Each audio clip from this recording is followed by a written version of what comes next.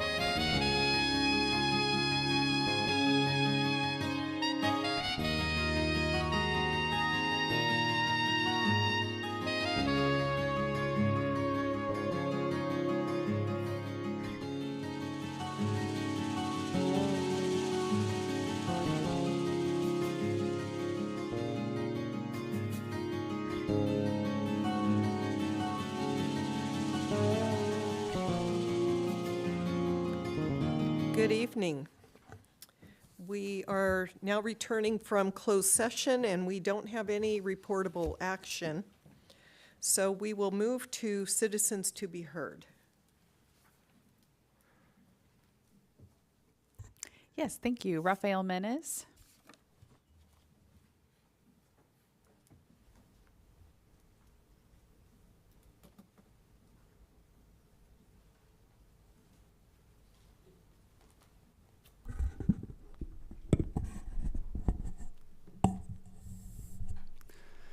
Good evening, Mayor, Council, staff, and members of the public. My name is Rafael Menes. I'm a resident of Pinole, and tonight I'd like to talk about two topics. The first being the current relative prevalence of COVID-19 within the region of Contra Costa County, since we don't really have Pinole-specific data these days.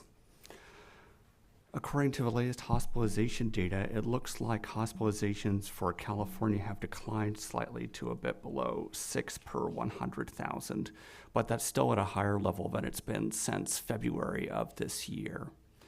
In terms of wastewater data, most of the sites that we currently track don't have data available. The one site that does shows a slight decrease, but at the national level, the symptomatic rate per 100,000 has gone up from 7.03 the last time I spoke to 8.82.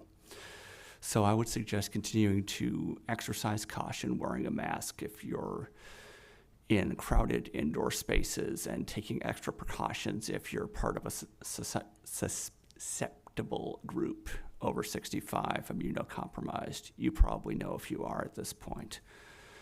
There's going to be a new round of vaccinations coming out. I don't believe they've been approved yet, but once they do, people should get boosted because this new variant has shown ability to evade the previous vaccines as the virus tends to grow and evolve. And the other topic I'd like to discuss tonight is to talk a bit about why I'm running for Pinole City Treasurer. I'm running because I think we need to protect Pinole's future by making the city's finances more accessible to the community, helping the community hold the city accountable, and taking actions to make that happen. The core reason why I'm running is because both in 2022 and now, 34% of the surveyed public says they don't know enough about the city's budget to have an opinion on whether we're doing well or poorly. We can't safeguard the city's funds, whether they be investments, whether they be through revenue sources, unless the community is aware of how we're using the funds we gain, what funds we have, how we're using them, how they're allocated, how they're expected to increase or potentially decrease. So I think the first critical thing is that we need to make the city's information, which is available, more accessible. I think the second important thing is that we need to work on holding the city accountable, having more routine access from members of the public to the city, having more town hall-like events. And I would go into more detail, but this is the end of my time, so I'll continue later. Thank you. Thank you. Thank you. Irma Ruport.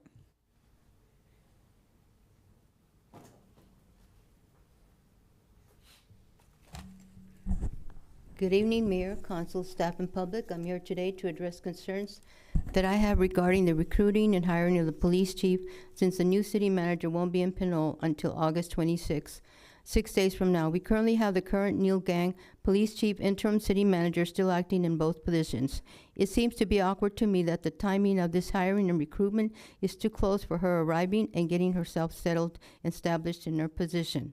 According to Chief Gang, recruitment had a total of 14 applicants received, 7 of which involve current or former police chiefs. 6 external candidates had been selected to move forward to interviews scheduled for August 26. This is contrary to what Stacy, HR director, said, which I have an email dated August 12, that said panel interviews will be held August 22nd. Mr. Helms, the consultant, will screen and evaluate the applications. 6 highly qualified candidates were recommended to the city for interviews with 3 separate panels. The consulting firm PSSC will manager Kelsey Young for hiring interview scheduled for September 5th. Stacy, the HR director, said Ms. Young has been proactive, reviewed, discussed, and received support for this interview selection process with HR. If this is the case, here are my questions. Why does a consultant get to select the top 6 from 14 candidates? Was HR involved in this process? Why this could not be held back until she is in the city? And does her full vetting process and not the consultant, including the city council? What is the rush for this selection? Has someone already been selected? This is not transparent to the public. Who has to live with this decision? 2 very important positions in the city are the city manager and city and chief of police. We need to make the right decision and choose a person that can work well with the community and not just collect a paycheck. Mayor and council, this choice and decision should not be taken lightly. This is very serious. I speak from experience in living in Pinole. When I moved here 48 years ago, in my neighborhood, we had the highest crime in the city, over 200 calls to the police, 4 vandalisms done on houses and cars, 2 parolees broke into 2 homes. This was just 1 year in my neighborhood. Also, there were 2 murders in the city in Fernandez Park. This is when I decided to get involved in a public safety, and council wasn't helping much. 2 city meetings were held at Senior Center, City Council. Over 200 citizens attended because of public pressure.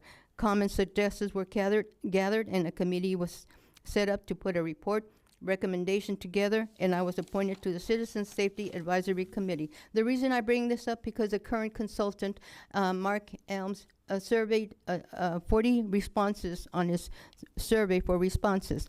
Well, guess what? If this report recommendation from the Citizen Safety Advisory Committee would have been available and read by all, which I have been asking the city to put it on the website, the responses from, may I finish the last paragraph? Finish. May I finish the last? Yeah, I said go ahead and Thank you, finish. ma'am. Which I have been asking the city to put it on the website. The responses from survey are similar to the report by the citizens group.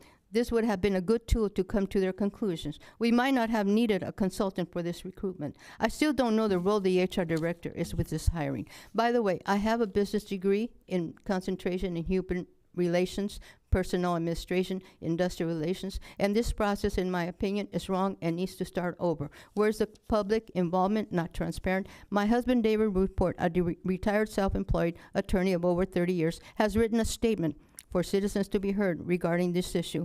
Please distribute to all. Mayor, I just want to thank the police chief and all the police department, and the staff, and everybody involved in this process.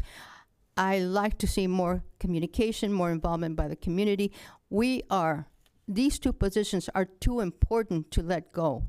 And I just want to say, Mayor, let's improve the situation and let's get everybody together. And I do have, by the way, the report.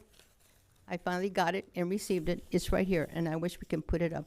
There were 8 people, citizens, that participated in that, and very independent. Thank you. Thank you. Any other speakers? No more public comments. Okay, thank you. Okay, we will move on to reports and communications, and August is a slow month, so the only thing I have to report on is the WestCat meeting of 2 weeks ago, and 2 items of interest that I'd like to report on is that we're preparing for Clean Air Day, which is going to be October 2nd, where there will be some incentives to use public transportation on October 2nd.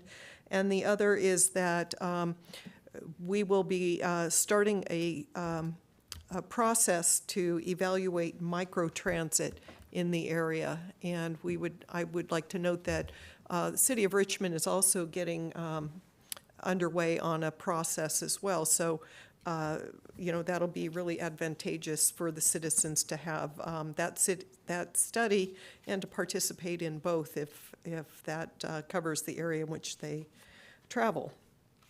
I have no announcements, so I will, and no appointments, and we can move on to City Council Committee reports and communications, and I'll start with our Vice Mayor. Nothing to report. Thank you. Okay. Councilmember Murphy? August was a slow month, but I always thank the community for your engagement and reaching out about different issues. I had a number of meetings with residents about many issues about our roads, but also just wanted to announce, if we hadn't, I missed our first meeting, about the construction of our East Bay Regional Parks Bayfront Trail. It is in full use now, so if you're a resident who likes to walk, you still have a lot of summer left. You got about this is the interesting part of summer where we have some rain a little bit, but you got a couple weeks until we get real rain. So just wanted to say thank you to our city staff as well as the East Bay Regional Parks District for your partnership in making that possible. The winter storms took us out for a minute, but we are back up. And so again, would like and encourage residents to take advantage of walking along the Bay Trail by Bayfront Park. Also, just wanted to send a major congratulations to another new business. I love sharing exciting news about new businesses in the city of Pinole. We have Good Vibes and Wellness Shop that just opened on August 3rd. If you're looking for some fun products to take advantage of, Good Vibes and Wellness Shop is right on San Pablo Avenue, right across the street from Vista Woods, which is the new affordable housing complex we have for seniors. So that'll be a really exciting new development for those seniors living there, but also for the folks who live in that area, and as well as Pinole and other visitors. So just wanted to congratulate the family and thank you to the Bayfront Chamber for inviting me to that event. And I believe that is, and just looking forward, thank you to, I think you mentioned it about the operational analysis that WestCat is doing. So that'll be interesting to see the new routes that come out of that and also the microtransit. So looking forward to more. Thank you. Great, thank you. Councilmember Tave? Nothing to report. Just had a couple questions for staff regarding some of the activity that's happening on the construction site at Appian. And if we can get possibly an update on the construction that is meant to happen with that. Storm repair? Well, no. I'm talking about the housing, like, expectations, as well as the housing development at Kmart. I know that was something that was going through the process, so. That's on our agenda. Right. Is, So yeah. it'll come out a little bit more, but those were the only things that I had, Great, so. thank you. Councilmember Martinez Rubin? Nothing to report, but some comments based on some communications that we received internally as council members, and one of them was a press release. They were both related. The thing that they had in common, those announcements or those communications, is that they were related to pedestrian safety and or motorcycle safety, or the lack of that in our town. So related was a staff member who experienced an accident on San Pablo Avenue in the corner of Tenant, a very busy intersection. And although the reasons aren't necessarily clear at this point as to what happened, in my opinion is that there was probably either distraction and or speeding involved.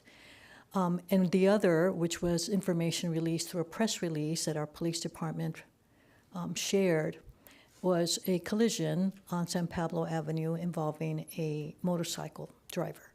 And again, the facts about that aren't entirely clear at this point, but when I read both announcements, although they're different experiences, what came to mind was the need to encourage ourselves and to encourage each other, whether they are our guests in our homes or whether they're visitors to our city, to slow down, to pay attention to the road, to pay attention to how they're driving, and to just beware that safety is first and foremost.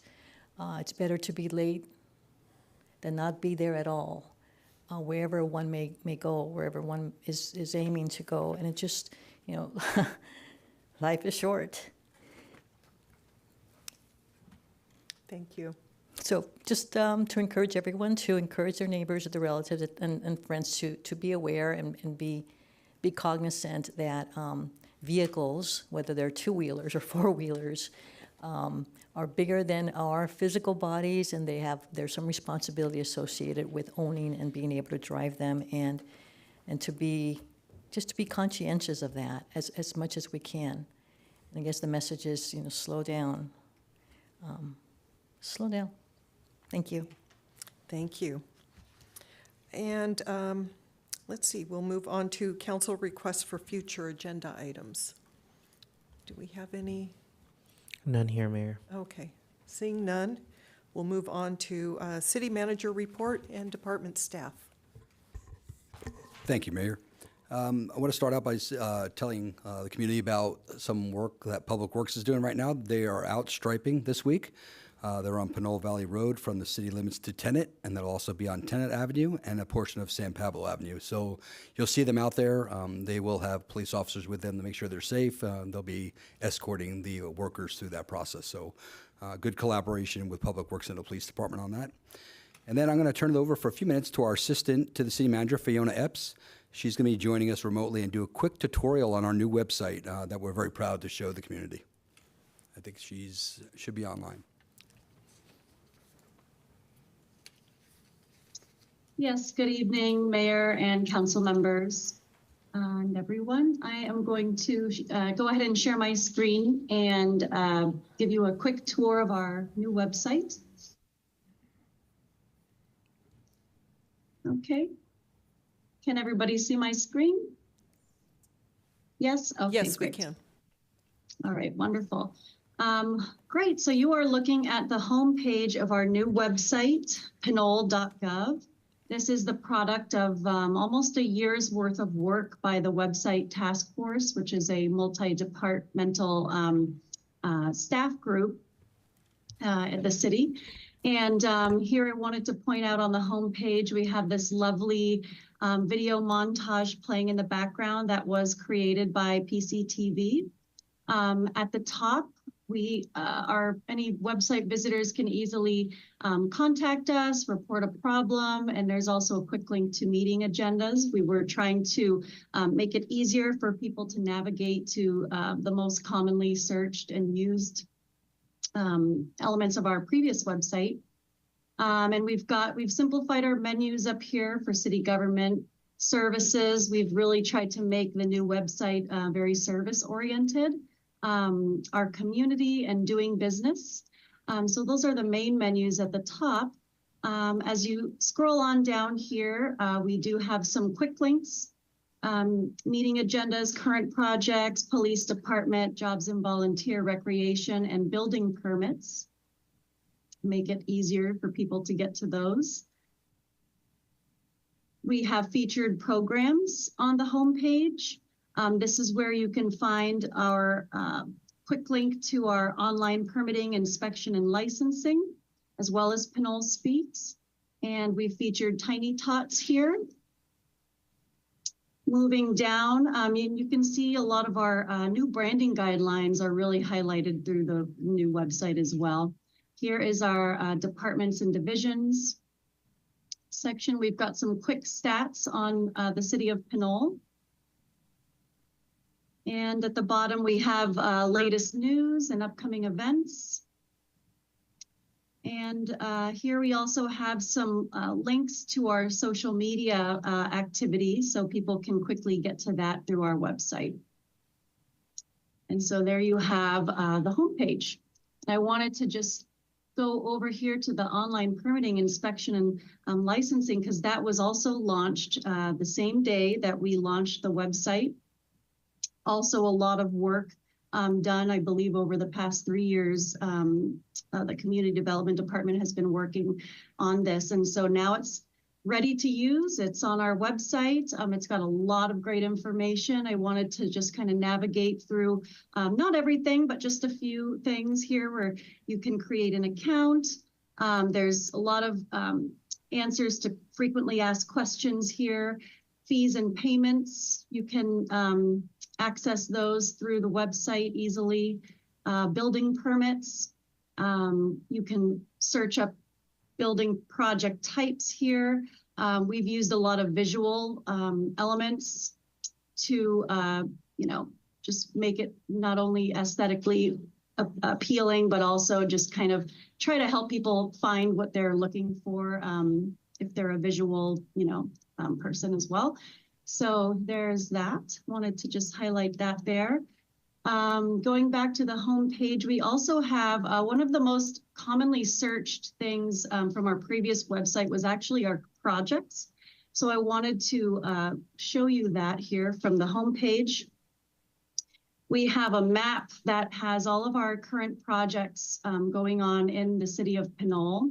And what's great about this is that you can actually filter here and search by category or by status. So if you want to look at, planning projects, you can narrow it down that way, see where they are here, pop it up like that, and then head to the particular project details by clicking through that window, or you can go down here and search this way and find your information there. Okay, so that is our current projects. And then I also wanted to give you a quick tour of our department pages. We've made a lot of improvements to those. I'll highlight Public Works here. We have put our department heads information, contact information to staff on each of our department pages so people know who they can contact and when very easily. Here's our department staff. As you can see here, their contact information is there. We have various resources on each of our pages. So this is a really nice department page done by Public Works. Also would like to show you our police department's page. So we made a lot of improvement. We've made a lot of improvements to all of the department pages, but our police department page now, you can get to information really easily as well. They have their contact information. And I just wanted to scroll down and show you, they've got their upcoming events here. As you know, the police department puts on a lot of great events throughout the year. And here you can see some really great pictures and know what to expect from the events and know what is up and coming for the year. Going back to police, they also have a really great resources page where the community can discover a lot of great safety resources, such as signing up for the community warning system. They can register right through our website. You can learn about, resources on identity theft and many great things that they have here. Also wanted to highlight Pinole TV. Here we've got, again, we have the department head, Dave's contact information there. We have, they have got their videos from the 2024 events here and ready to watch, embedded right in the website. You can visit their YouTube channel from their website here and gives you more information about PCTV, what they do, watch their channels live, and here's some more staff information there. So this is kind of the setup we have for each of the department pages. They're each unique and highlighting their own special services that they do. I wanted to navigate over to another special page that we did a lot of work on was recreation. Our community services department has created a really, they put all of their programs all in one place that's easily navigable for people, for residents to find information. They've got their own quick links here. If you want to find a park, you would go to parks and facilities or find a park. And it's designed very similarly to the way that the current projects is, where you can look at a map, bring up different parks. Let's say, I want to go to the coast today. So we'll view Bayfront Park, and you can see pictures of this beautiful park here and see what kind of amenities there are, and our park rules are located here. So everything is really comprehensive. We really tried to break down the information so that visitors and residents alike can find what they need and take care of whatever services that they need to access. You can also search for parks by amenities. So let's say I want to find something with a playground. you can search for parks with playgrounds in the city of Pinole. So there you go. Also wanted to highlight our senior program page. They've got a lot of great information here. It's organized really well where they can, find based on what they want to do. Our lunch program menu is on our website, has information about membership. It's got the forms right in here. You can view their senior center newsletter. You can find out when the food bank distributions are and learn about our centenarian program and fill out an application. And at the bottom, you can always come back and contact the city. By clicking on any of these links here, will send you to automatically be able to email us or call us with your mobile device or with your phone or with your computer. Going back to the homepage, I'll show you a couple more things real quick here. On our community, we've got several things that are for community members here. One of them, we've got a Visit Pinole page here. Just talks about goes over Pinole and how wonderful it is here and things that people can expect visiting our city. You can also find out about Parks and Recreation, which will link you back to the recreation page and finding a park, learn about our history, upcoming community events, dining and shopping.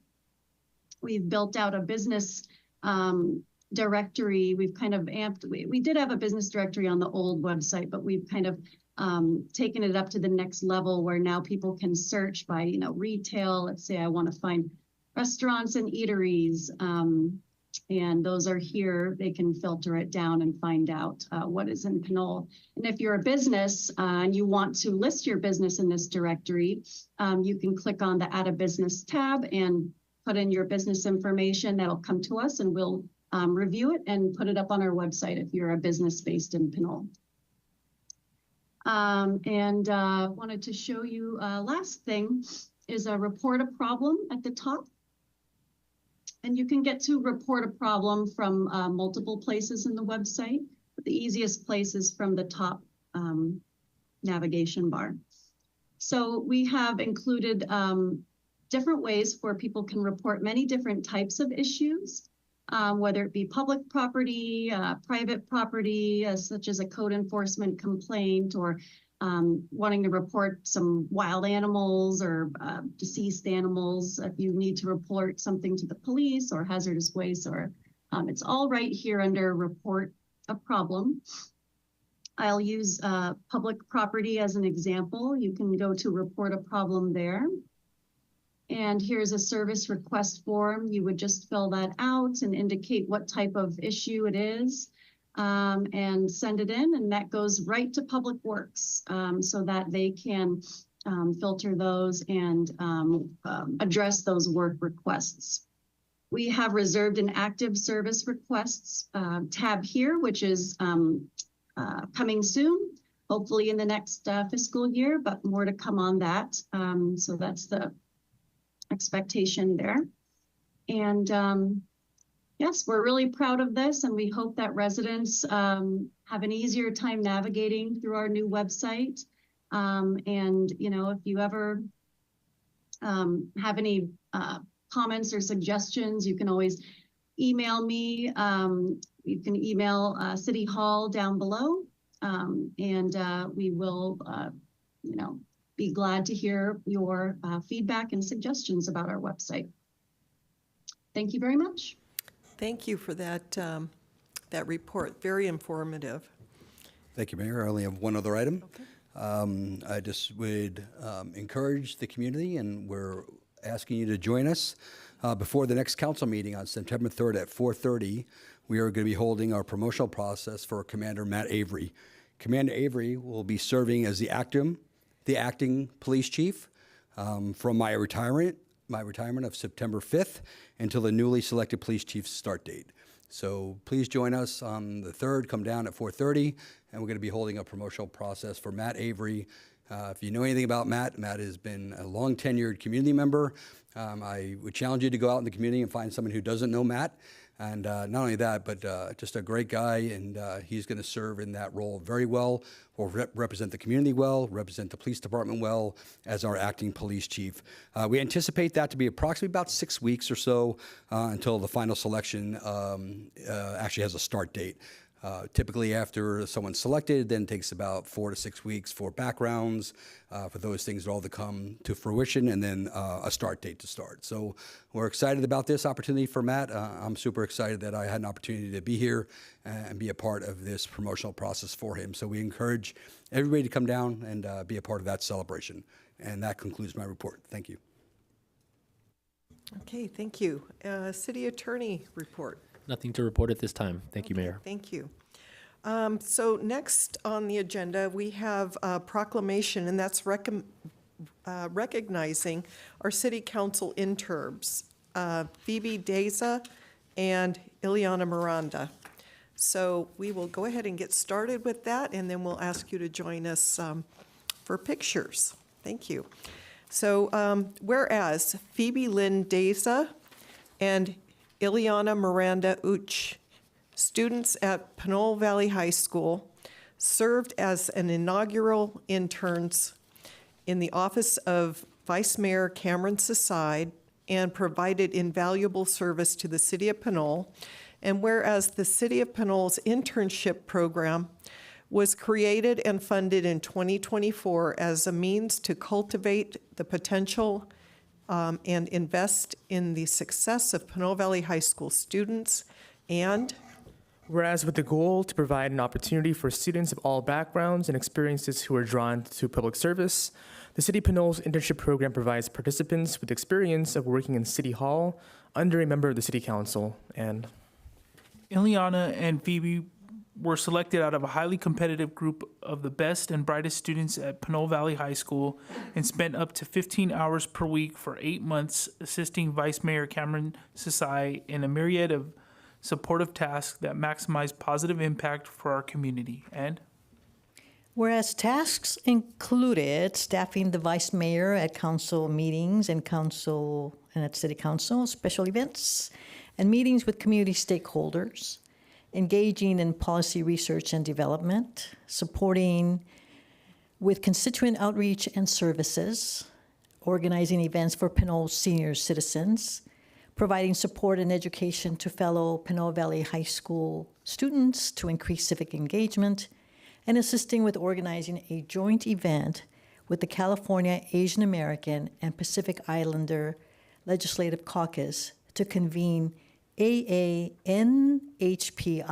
state, county, and local leaders in the East Bay area while highlighting our great city. And whereas Ileana Miranda Uch and Phoebe Lindeza have had the distinct opportunity to gain a deep and comprehensive understanding of the work of the City Council through informational meetings with the mayor, city staff, and esteemed elected officials in our region, and working regularly under the Vice Mayor while gaining knowledge and learning skills that are transferable to public service professions. And whereas Phoebe Lindeza is commended for, Phoebe Lindeza and Ileana Miranda Uch are commended for their positive attitude, professionalism, and willingness to go above and beyond their responsibilities, which have set a commendable example for peers and have greatly benefited our Pinole team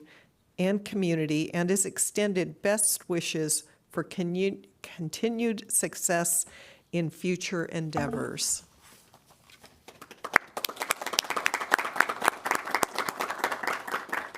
Thank you. So if you'll both join the council up front, we'll get some pictures.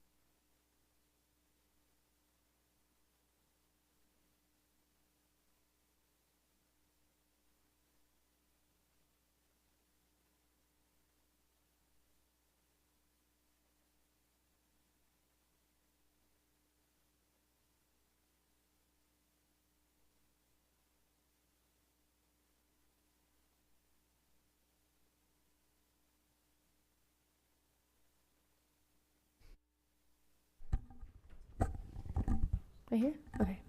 I just wanted to say thank you so much for the council and staff for giving us this amazing opportunity. And we're so happy and excited to finally present to you what we've been up to, all the work that we've put in. And yeah, thank you so much. Yeah, I just also wanted to show my gratitude and appreciation to all the council members and the staff for just giving us this wonderful opportunity to just keep learning. And yeah, thank you. And thank you.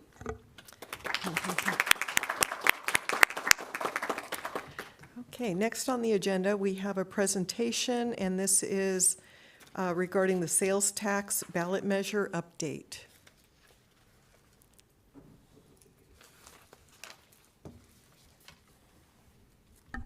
Good evening. Good evening, Mayor and Council, and members of the public. My name is Catherine Liu, and I'm the co-founder of the Liu Edwards Group.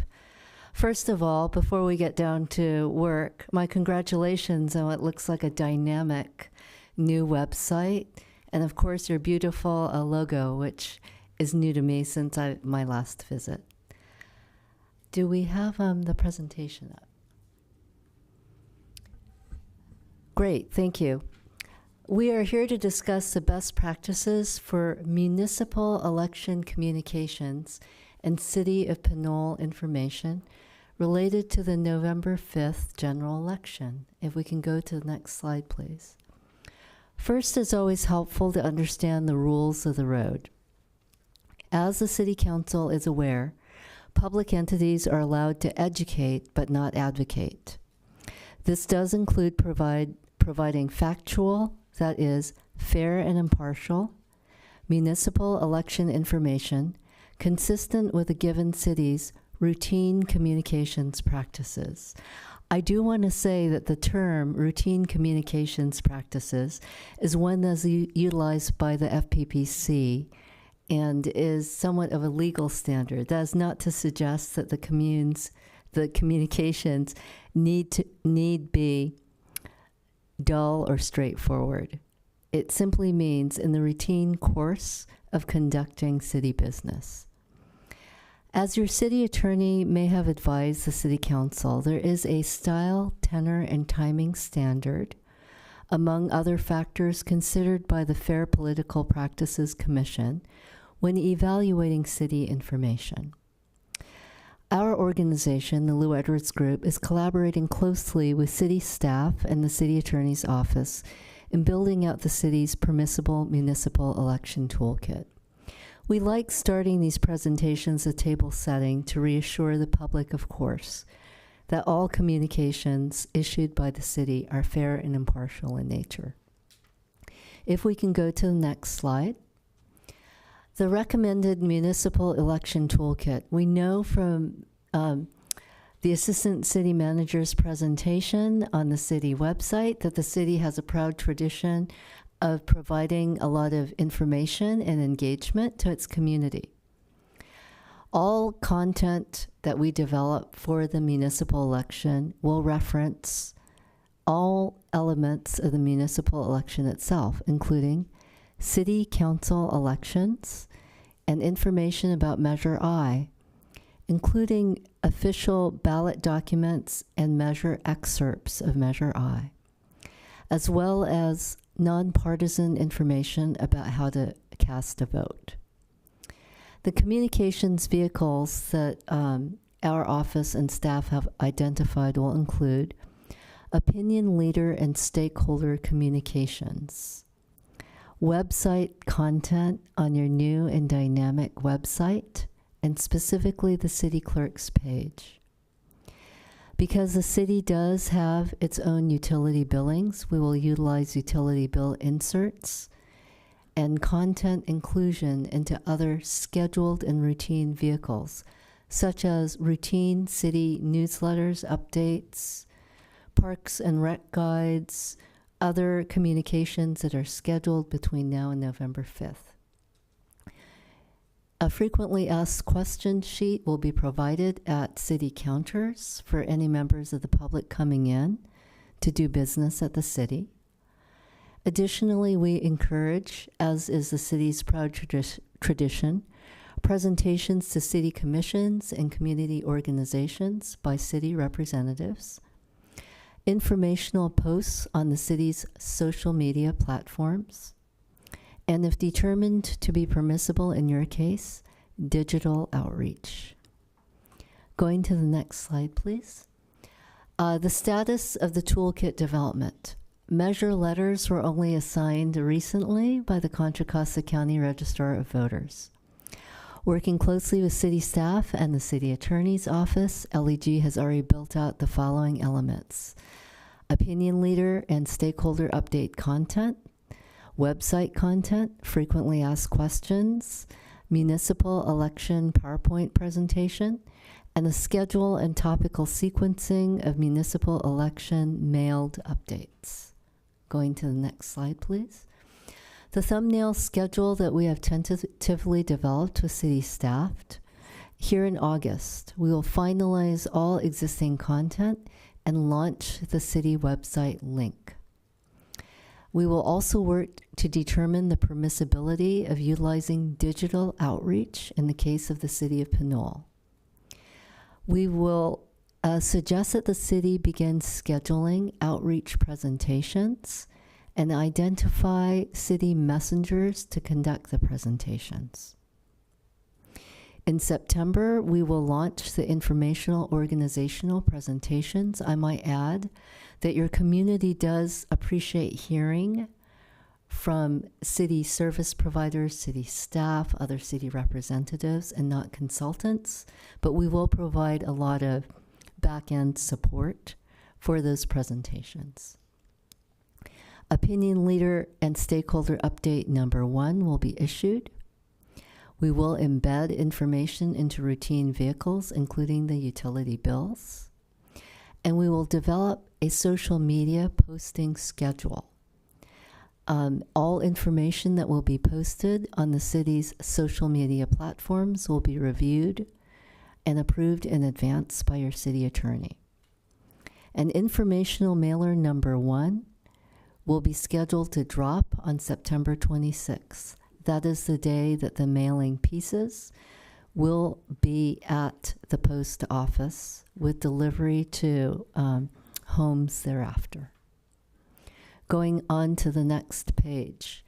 In the month of October, we will continue outreach presentations and social media updates, issue the second opinion leader and stakeholder update, issue additional municipal election information in the mail.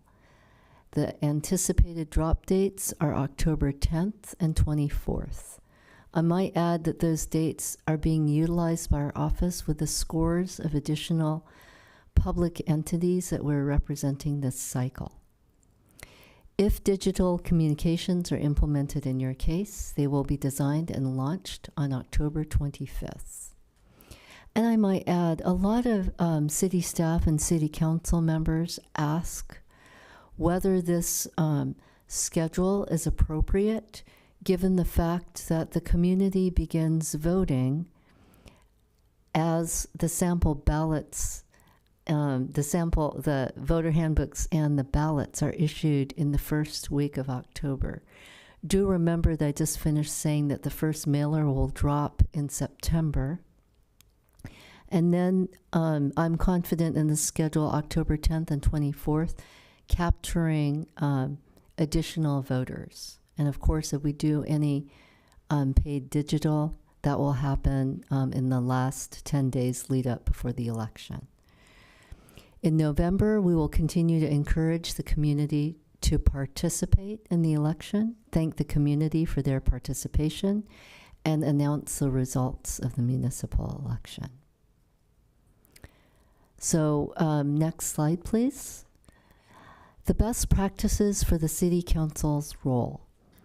A gentle reminder for the City Council that FPPC guidelines do expressly prohibit featuring elected officials in these types of communications, except in a very limited fashion. To the extent that there are any messengers, it is typically city staff. The City Council itself, as a body, may choose to take a position on Measure I. Counterintuitively, because that position itself is a partisan position, however, the city itself may not publish or disseminate that position. Obviously, your residents would be aware of that position if they were watching the meeting or assessing the meeting afterwards on the city's website. Individual council members may take a partisan position, provided that no city resources are utilized in taking that position. And finally, it bears noting that we not only welcome your questions this evening, but welcome the council's suggestions on organizations that staff should present information to. And with that, if it's appropriate, City Attorney, we will, and Director Guillory, I can take questions or hear comments from the council. Thank you for that report. Are there any questions of Ms. Liu? Yes, go ahead. Thank you for your presentation, Ms. Liu. This one was referenced in your presentation often, but I wanted to make sure. So you mentioned that the clerk recorder of the county has identified our measure as Measure I. Is that correct? That is correct. Okay. And so are we, is that like, are we already talking about Measure I, or are we okay to talk about Measure I? How does that work in terms of the city as it relates to conversations we have over the next few months? Yes, I'm going to unpack this methodically. So the city itself has a constitutional free speech right to issue factual and impartial communication about your municipal election generally and about Measure I. So the content that we've developed with your city attorney and city staff does have information about Measure I, frequently asked questions, the PowerPoint presentation.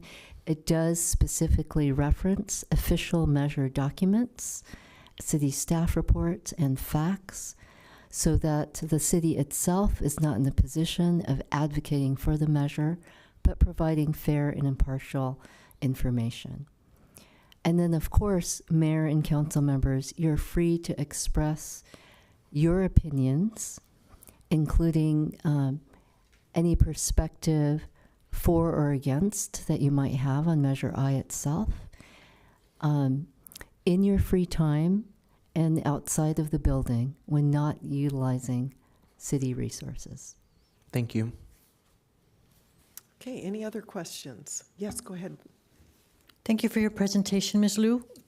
I think the last point that you covered may answer the question that I had on a slide earlier under toolkit status. There's mention of opinion leader, stakeholder update content. Yes. So my question had to do with who are these opinion leaders and stakeholders? Is that a group of individuals and or entities that has already been compiled, and is that list somewhere that we can have a view of? Your presentation includes the last point, we welcome council suggestions on organizations staff should present information to. So are those organizations those, quote, expected opinion leaders and or stakeholders? Are they the same? We're talking about the same? Yes, and this is a very timely question because we actually have a regularly scheduled planning session with staff in the morning.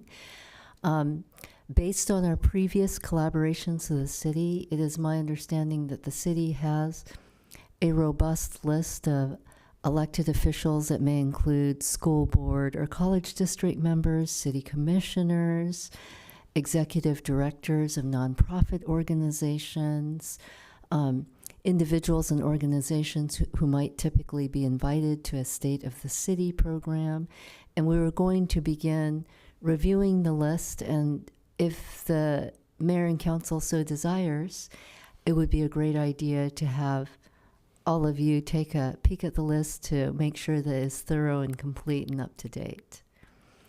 So there is a frequently asked questions sheet and a city manager or finance director correspondence that will be issued to these individuals as an update on the municipal election. And then the organizations that will be presented to, in addition to perhaps your city commissions, we will be brainstorming and looking over a community organization list that the city staff might have and determining whether it's up to date and current, and offering to provide municipal election information to those organizations. Thank you. So the idea here is that we are expanding the communications about this.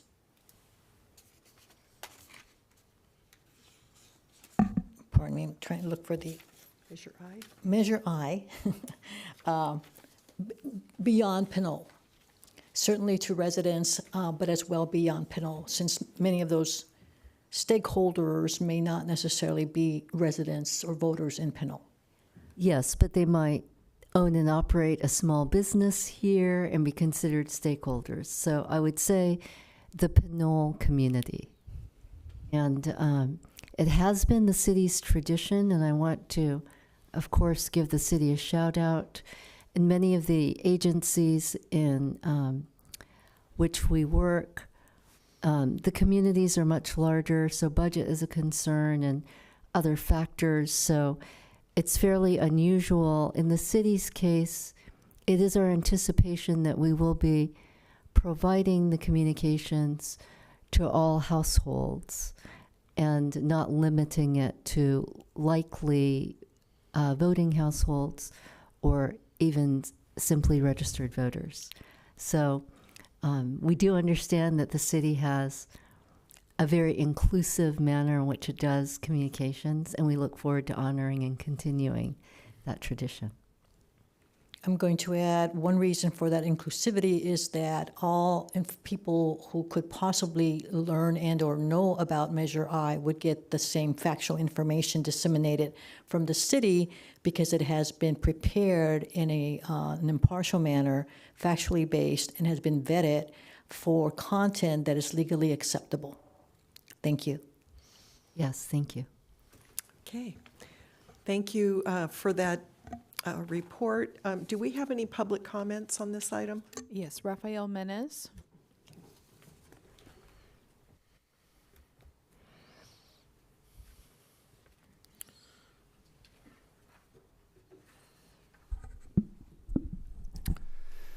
Good evening. Thank you for the presentation.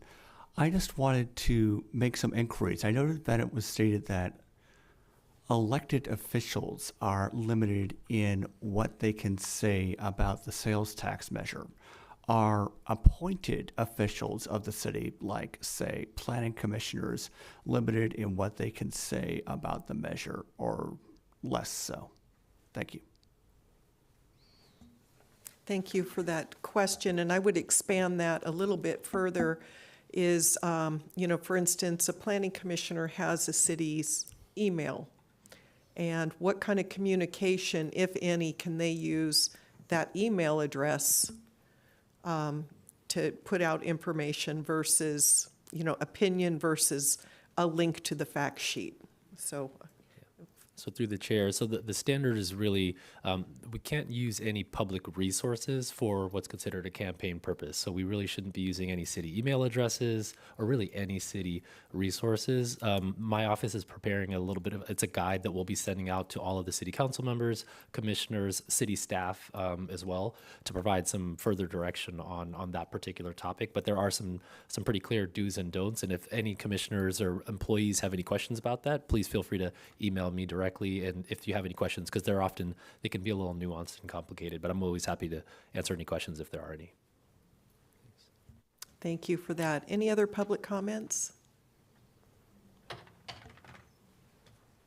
No other comments. Okay, seeing none, thank you very much, Ms. Liu, for your report. So we will then move on to the City Council Intern Program presentation.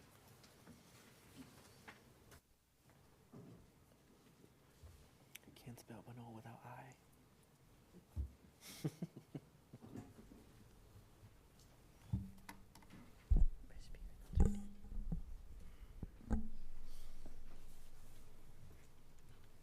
Okay, good evening. Did you want to do an introduction? Okay, all right, you go ahead. Good evening. If you didn't already know us, we're Phoebe and Ileana. We're the interns here for Vice Mayor Sasai. We were also Pinole Valley High School students.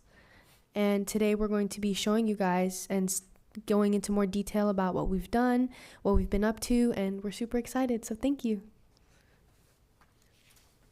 Okay, so here are some things we'll be going over. We'll be further introducing ourselves, talking about our experiences, weekly check-ins, events, outreach, and concluding everything.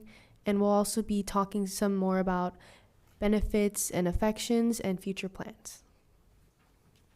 And then, so just a little bit about us. We are the first interns for the 2024 City Council Internship Program, in which, again, we just want to show our greatest gratitude for letting us be a part of this. And then that we also are Pinole Valley High School students. And yeah. Next slide, please.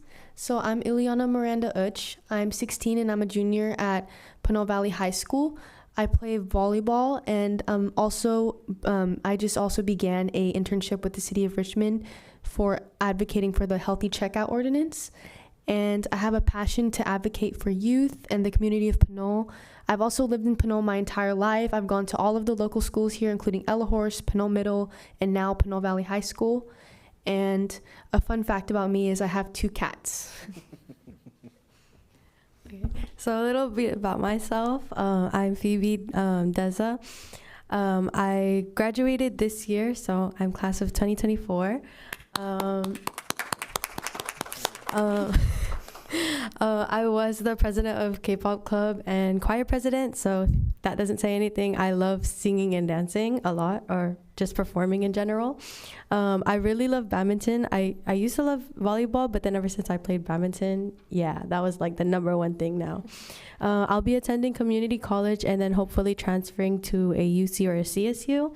My drive is connecting the youth through communal events and just, getting them to participate more in the community, and also just sharing and interacting with others through, similarities and also my culture. And fun fact about myself, if you can't tell, I really love dyeing my hair and just trying out new hairstyles. Okay, so this is our experience. So far, we've observed city council meetings and taken notes. We've attended municipal code meetings, and we've done various research on the topics mentioned. We've also attended committee meetings and taking minutes. Policy research and development. We've also scheduled meetings with the Segurity Land Trust. We've also done further research on the EV things mentioned at the municipal code meetings. And we've also done research on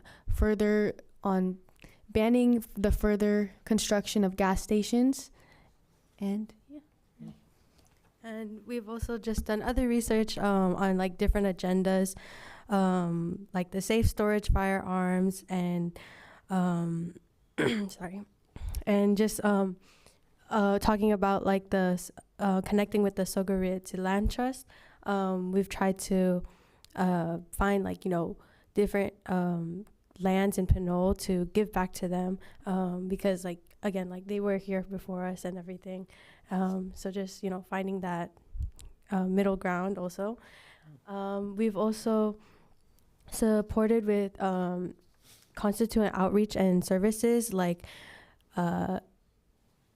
emailing and reaching out to staff to help us in our journey as interns, and also navigating Outlook and utilization, which I believe it was my first time, honestly.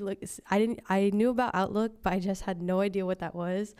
So just going through that was a little difficult, but I think we're masters now. Also staffing elected officials and events and meetings, just providing our services and whatever help that you guys need us to do, or if we can, just help in any way. and also engaging with the Pinole community at city events like business openings and just like the city events we hold at like Fernandez Park, and just being a part of and checking out like what there is. And yeah, and then also organizing events to engage senior citizens, high school students, and others, especially with the events we did at the senior housing, and also providing high school students the opportunity and knowledge to be able to speak up here at council meetings. Like when the students of API month had come here to ask, we provided our services, like how do you write a speaker note and our speaker card, and just, yeah. Next slide.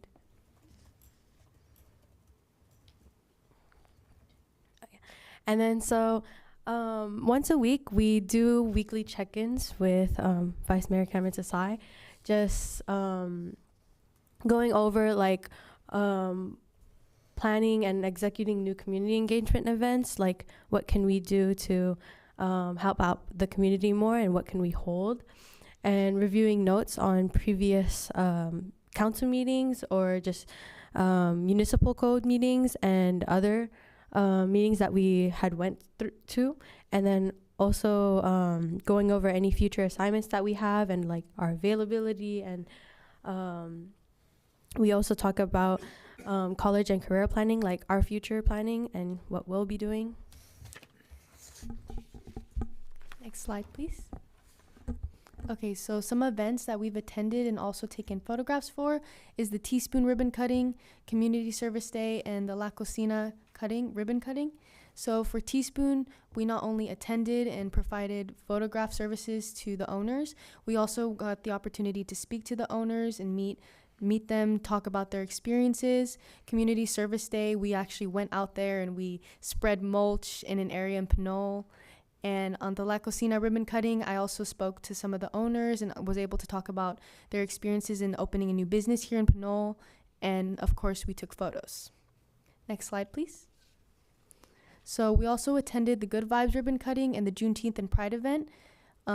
We also took photos for both of those as well. And we were super excited for the Good Vibes event. That was our most recent ribbon cutting that we attended, and it was really positive vibes. And I'm super excited for them. Next slide, please. Okay. So another event that we coordinated and hosted was a Valentine's card event for the seniors at the Senior Center, which is where we not only provided supplies and coordinated with them, but we also were able to write personal notes and leave on their doors so they could have a good Valentine's Day. And we basically told them that they're loved, and we made sure that they had a good day. And we were there for quite a while, writing the notes personally by hand. We also had a couple other high school volunteers who helped us put in the work and finally deliver them personally to everyone's doorstep. So just to explain like how our process like of doing, can we go back to the Valentine's? Yeah, just doing like the, this kind of coordinates with the Seniors for Seniors event in the next slide too. But our process was just pretty much emailing the heads of the people who run the senior housings and just asking if they have any availability and if they would want to help us do these events and hold them. So we pretty much just got in contact with them, set a date, a time, and just explain, what we were planning to do and how we were going to do it. And then through this, we were able to take lots of pictures and meet the senior citizens and just be able to help them. And I mean, we got a lot of good feedback from the senior citizens saying like they really appreciated, and so that felt like we did a good job. Like we're proud of our work and stuff. And another thing to add, it was also a really good opportunity to get some feedback from the senior citizens, because not only are we advocating for youth, but we're advocating for all ages and making sure that they're all educated on the fact that they have a voice that matters, especially in city council. And we also talked a lot about their opinions and maybe some concerns they might have had, and let them know that they're more than welcome to come down to the meetings. So next slide, please. And then so we also did this Seniors for Seniors event. We kind of made it a little like, senior high schoolers and then the senior citizens, thus for seniors for seniors. Yeah. But we did also include just high schoolers in general. The title's just for the ring of it. So what we did was we had senior citizens fill out this form where we asked what technological help do you need? Just because there's that very big age and generation gap between the youth now and then when the seniors were in their ages, right? But we have so much technology now that sometimes it can be confusing. So we just provided our help in what we can do to make sure that they can use technology smoothly. Again, this was also a really great event because I feel like we established a really good community and relationship with the seniors. We were able to communicate very well with them, help them on whatever they needed. And we also, again, let them know that they can also personally contact us if they had any concerns about anything having to do with the city. Next slide, please. Okay, so for another big event that we also had hosted and went to was the API Legislative Caucus event, which was on August 9 in Emeryville. And it was pretty much a gathering of different Asian American, or just Asian also in general, officials and council members and staff in different surrounding cities, just a gathering to help voice and also recognize the underappreciated and also not unseen group of people that there is in the Asian community. And we were also able to meet with Assemblymember Evan Lowe of Silicon Valley and also Assemblymember Phil Ting of San Francisco, which was a really great opportunity in which we also learned more about things that also we didn't know that was going on. And we were also able to get lots of the people who were there, their business cards. And that especially helped us with, for me, I was able to share about my school's API event that happens annually, and then, give them invitations to come to that and stuff. And then, Yeah, again, this was a really great opportunity, especially for Pinole, because we met with a lot of bigger cities like Fremont and Lafayette, and this was just a great way to represent Pinole and the Asian community of Pinole, of course. And we also pretty much hosted and set up cookies for all of the guests. And we made sure that we had different flavors. We made sure that we made everyone feel very welcome. And yes, and also the cookies were from our local Butter Pecan Bakery. So make sure you guys get cookies from there. They're very good. And that was also just a good opportunity to also let them know to come to Pinole for Butter Pecan and also for their local businesses. Yeah. Next slide, please. So another thing that we do a lot in this internship is outreach. So we have met with fellow students to demystify civic engagement and learn how to use their voice through the public comment process, as I had said before in the other slide. We were able to host a little small gathering in a classroom, and we were just able to explain this is how you fill out the speaker card, and on the day of, this is where you turn it in, and just help them also with their speeches too. Because a lot of them they were oh my gosh, how do I talk to the council members? Yeah.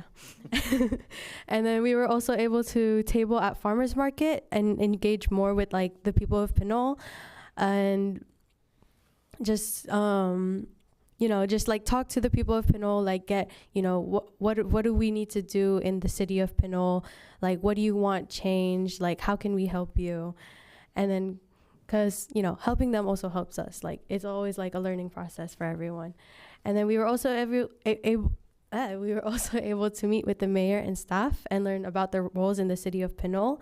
So shout out to also the staff and the mayor for taking your time in meeting with us and just, giving us all the information and just how you also help with the city of Pinole. And then we've also emailed local organizations and locations to highlight their work and also help organize and support our events, like contacting with Butter Pecan, to help fund or help, get the cookies for the API event, and then also for like reaching out to like the senior housing to help put the senior events that we made. Next slide, please. So in conclusion, this internship overall was very important to us because we were so happy to be able to finally include our fellow high school students in their voices, and we were able to educate them. As Phoebe had mentioned, we held a little meeting on how they can utilize speaker cards and, attending city council meetings. And as I said before, the senior events also helped because it's not only about the youth. Everyone in this community has a voice. And to us, it was really important that to make sure not just people our age know that, but also the seniors, if they ever felt like they couldn't use a voice, we made sure that they knew they can come. And it's also just really important for them to, when they have an opinion, they need to say it. It has an impact on everyone and how we can improve as a city. So on how the internship has benefited us, we've not only learned and improved on communicating with city officials, on, of course, talking to people, presenting, also using our voices, communicating with people our age, as mentioned. We've also improved on technical things like utilizing Outlook, because I also didn't know what that was before. So that's just been a very useful tool. And we've just gained a lot of experience, and we hope to further help the community of Pinole through this internship. And then hopefully, continuing with the internship, we hope that also other students may be able to, maybe in the future, do this internship too, because I think it really helped benefit our knowledge and just learning how a city government works in general.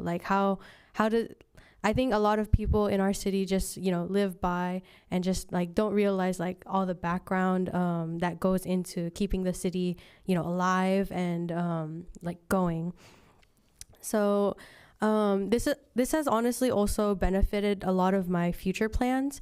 So before, I kind of I was morely reaching towards going into a veterinarian path, but I think after doing this internship, I think I've gained a lot of passion for communal works, and just I don't know. I really like how the city works, and a little on politics. So it's kind of just changed my career mind on what I want to do in the future.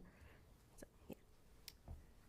And for me personally, I've also, because of all the knowledge I've gained from all the staff, which again, we really appreciate, that's also further allowed me to be more educated on what I might want to do as well. Since being a junior in high school, I've given a lot more thought, and I would like to continue my work in just city government. And I hope I can continue to contribute to just building our community and continuing to make Pinole a better city for everyone.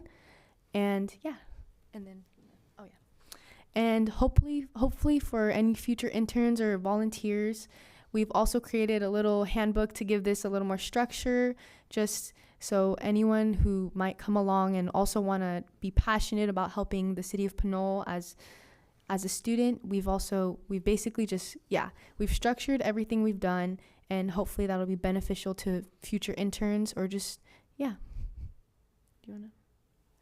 Okay. Thank you so much. Of course, if you have any questions, please feel free to ask away. Okay. Thank you. Thank you for that presentation. Any questions? Yes, go ahead, Vice Mayor.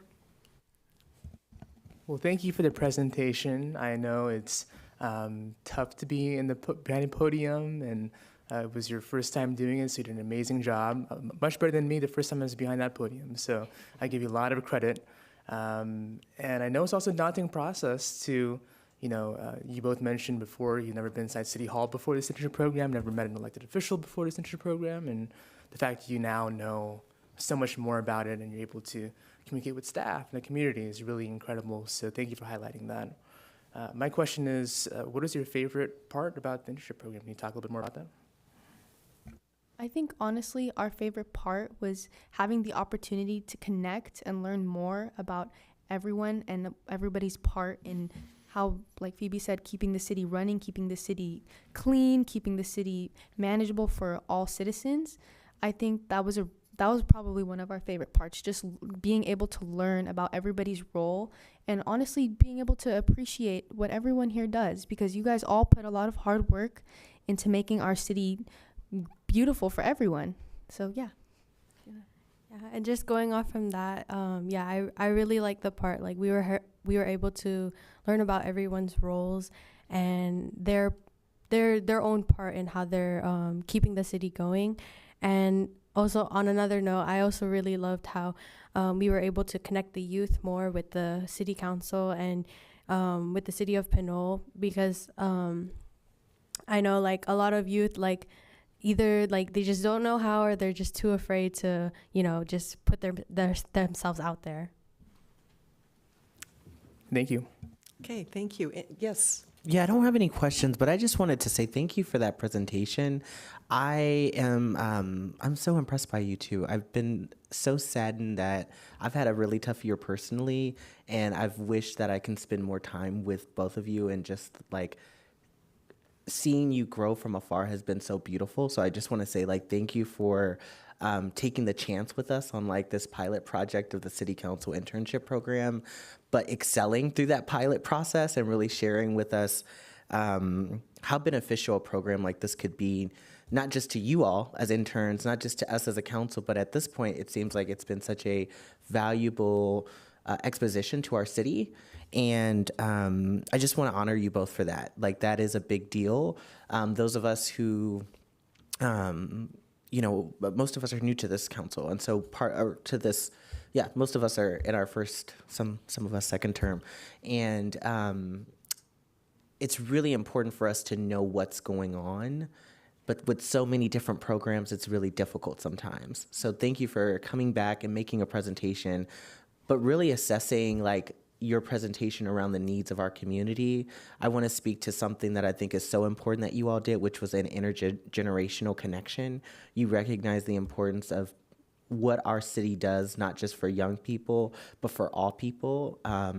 And I also just want to elevate like the fact that you all built an internship handbook for us, because like that's work that is so necessary and so needed. And we are so grateful for that type of leadership in our city. You are really creating an echo chamber now for future generations to come, to say that doesn't matter what age you are, you can be a part of this community.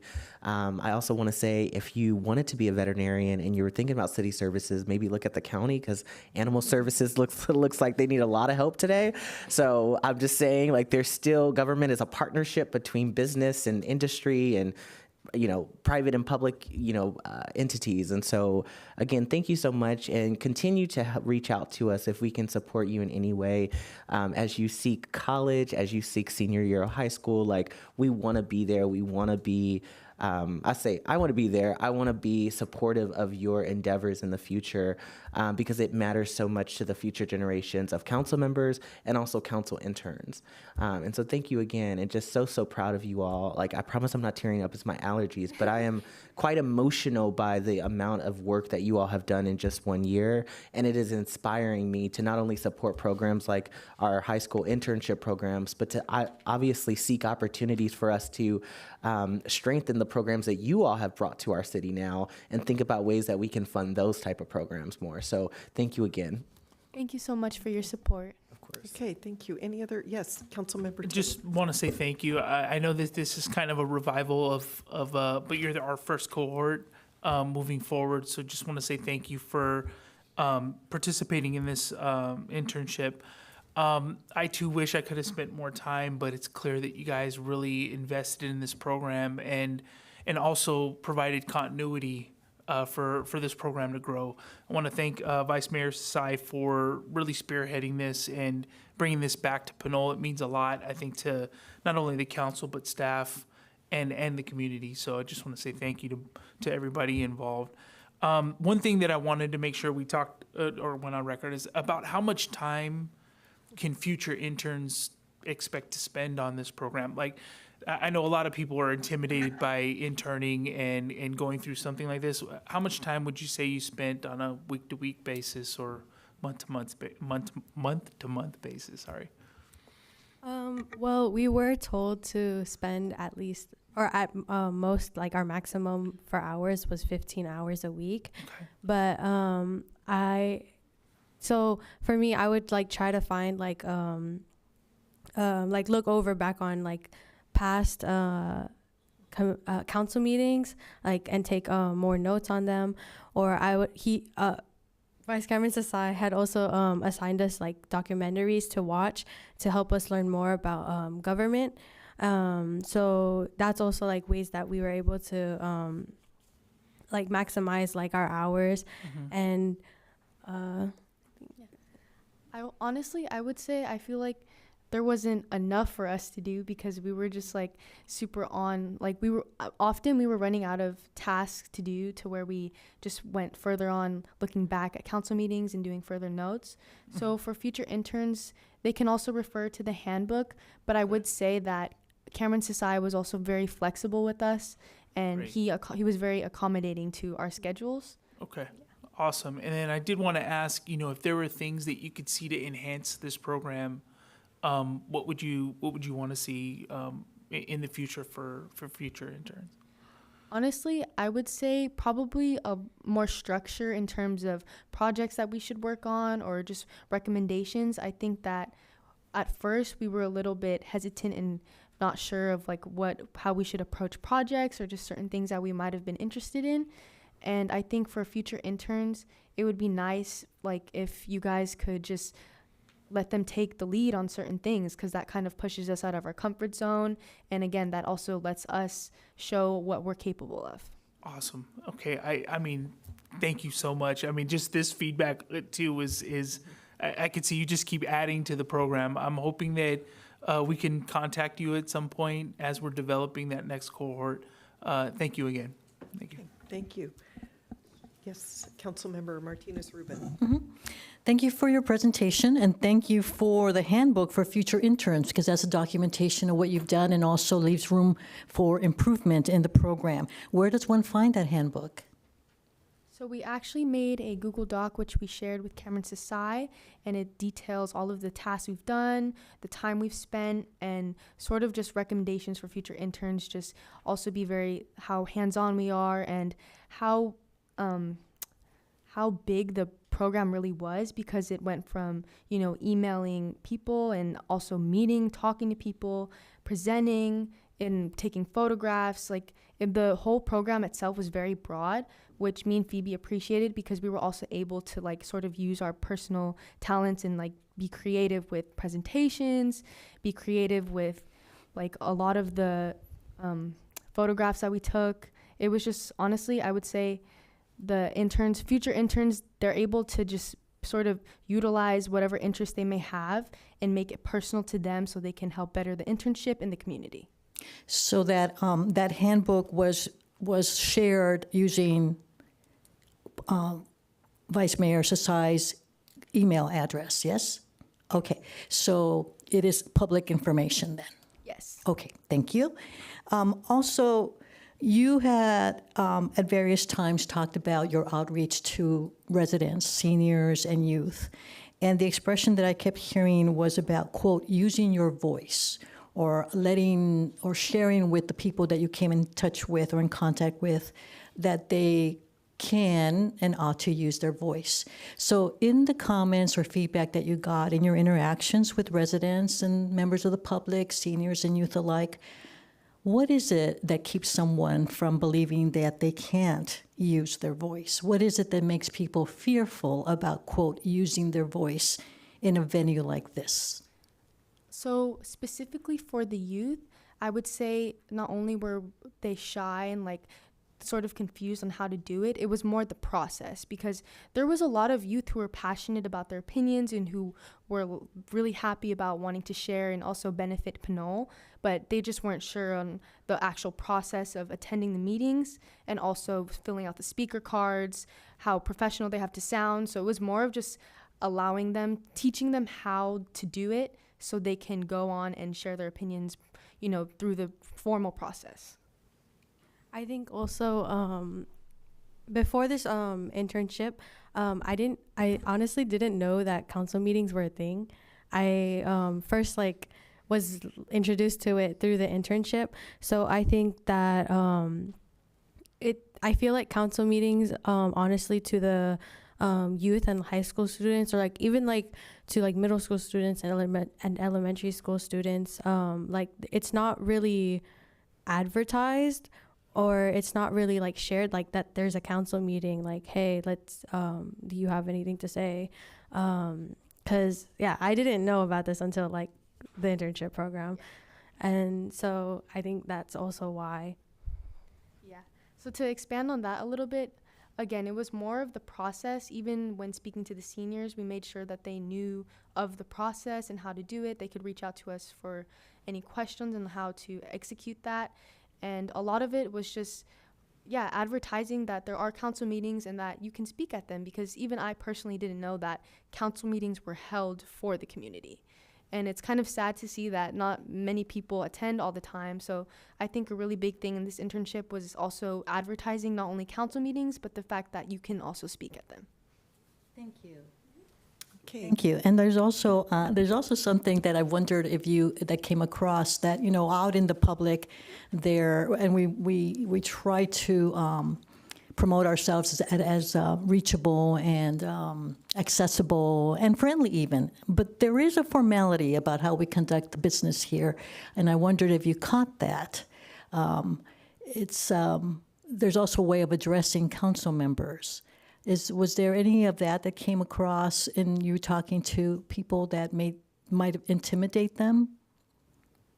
Or maybe the length of the council meetings? I mean, you were here as interns, paid interns. You stayed for the duration of the meetings, but many of the meetings are more than a couple of hours long. And so I think that sometimes people tend to stay away from them because they are so lengthy. Do you have any suggestions, or did you hear suggestions from the public about how we might make them a bit more attractive? Well, because there is the public comments and the citizens to be heard in the very beginning. So I think advertising that part is very or would be very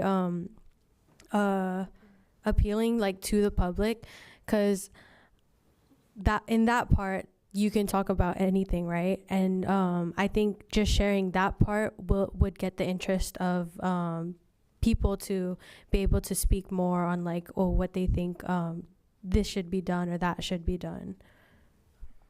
Yeah, and I think you're right. I feel like most people's original opinion or thought on council meeting is that it's long and that they're not sure when they'd be able to speak. So basically, off of what Phoebe said, we should make sure that people know if they have something that's not related to anything on the agenda, you don't have to read the whole agenda. If you have something to say, you can come and speak at the beginning when you need to.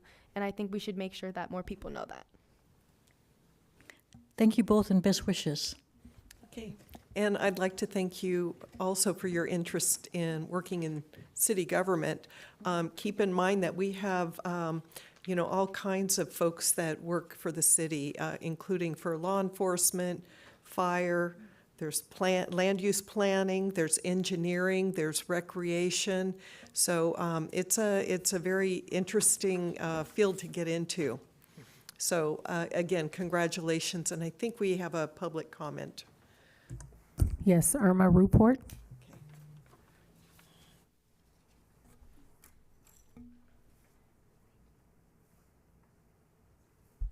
I just want to thank Mayor Pro Tem Sasai for bringing this internship program to the city. I think you guys were great. I see him all the time at the council meetings. And I just want to say, Mayor, in terms of the intern program, I'd like to continue it, and I also would like to see it expand. I'm a community services commissioner currently, and I've seen a couple of the student body presidents come to our commission and speak to us. If we could have that presentation to our commission meetings at the next, I think it's about a week from now, if they could come and present it to us. And also, I know the city of San Pablo has a junior student body council. Maybe I'm interested in starting something like that. I've met some student body presidents out there in some events. They need something, they want something, they want to talk to the community. And I think you guys would be like a role model if we could use your name and bring you on board in terms, just to come speak to us. We have once a month meetings, and they don't last 5 hours. They only last an hour. So, Mayor, if we could do that, I'd appreciate it, and offer their presentation to us. Thank you. Well, I just want to thank the council for supporting this first internship program for the city of Pinole. Thank Councilor Martinez-Rubin for requesting a presentation as well. And the beauty and the challenge of this program is that it's the first time, at least as of recent, that it's happened. So lots of room to, like you said, and grow more structure, so expand impact, all those different things. I want to thank, of course, Supervisor Joya's staff for meeting with me. I mean, the structure that we sort of drafted out for this program was based on what they were doing. So we would talk with staff and see what daily tasks they were doing, how were they involved with board of supervisor meetings, and so lots of room to grow. I want to thank you both for your initiative and stepping into this space, and also using your voice to sort of voice what ideas you want, in terms of projects that you want to see and carry through. So thank you for your leadership, and again, I'm very proud of both of you, and excited to see what you do in the future. Best wishes. Thank you.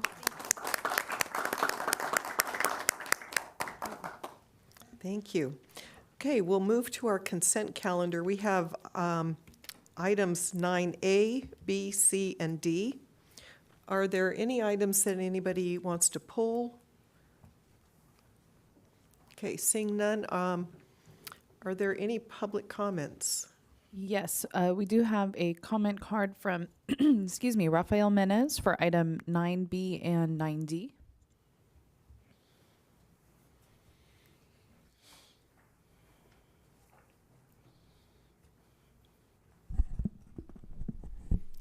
Good evening again, Mayor, Council, staff, members of the public. My name is Rafael Menez, I'm a resident of Pinole, and I'd like to start with item 9B, the city's warrants.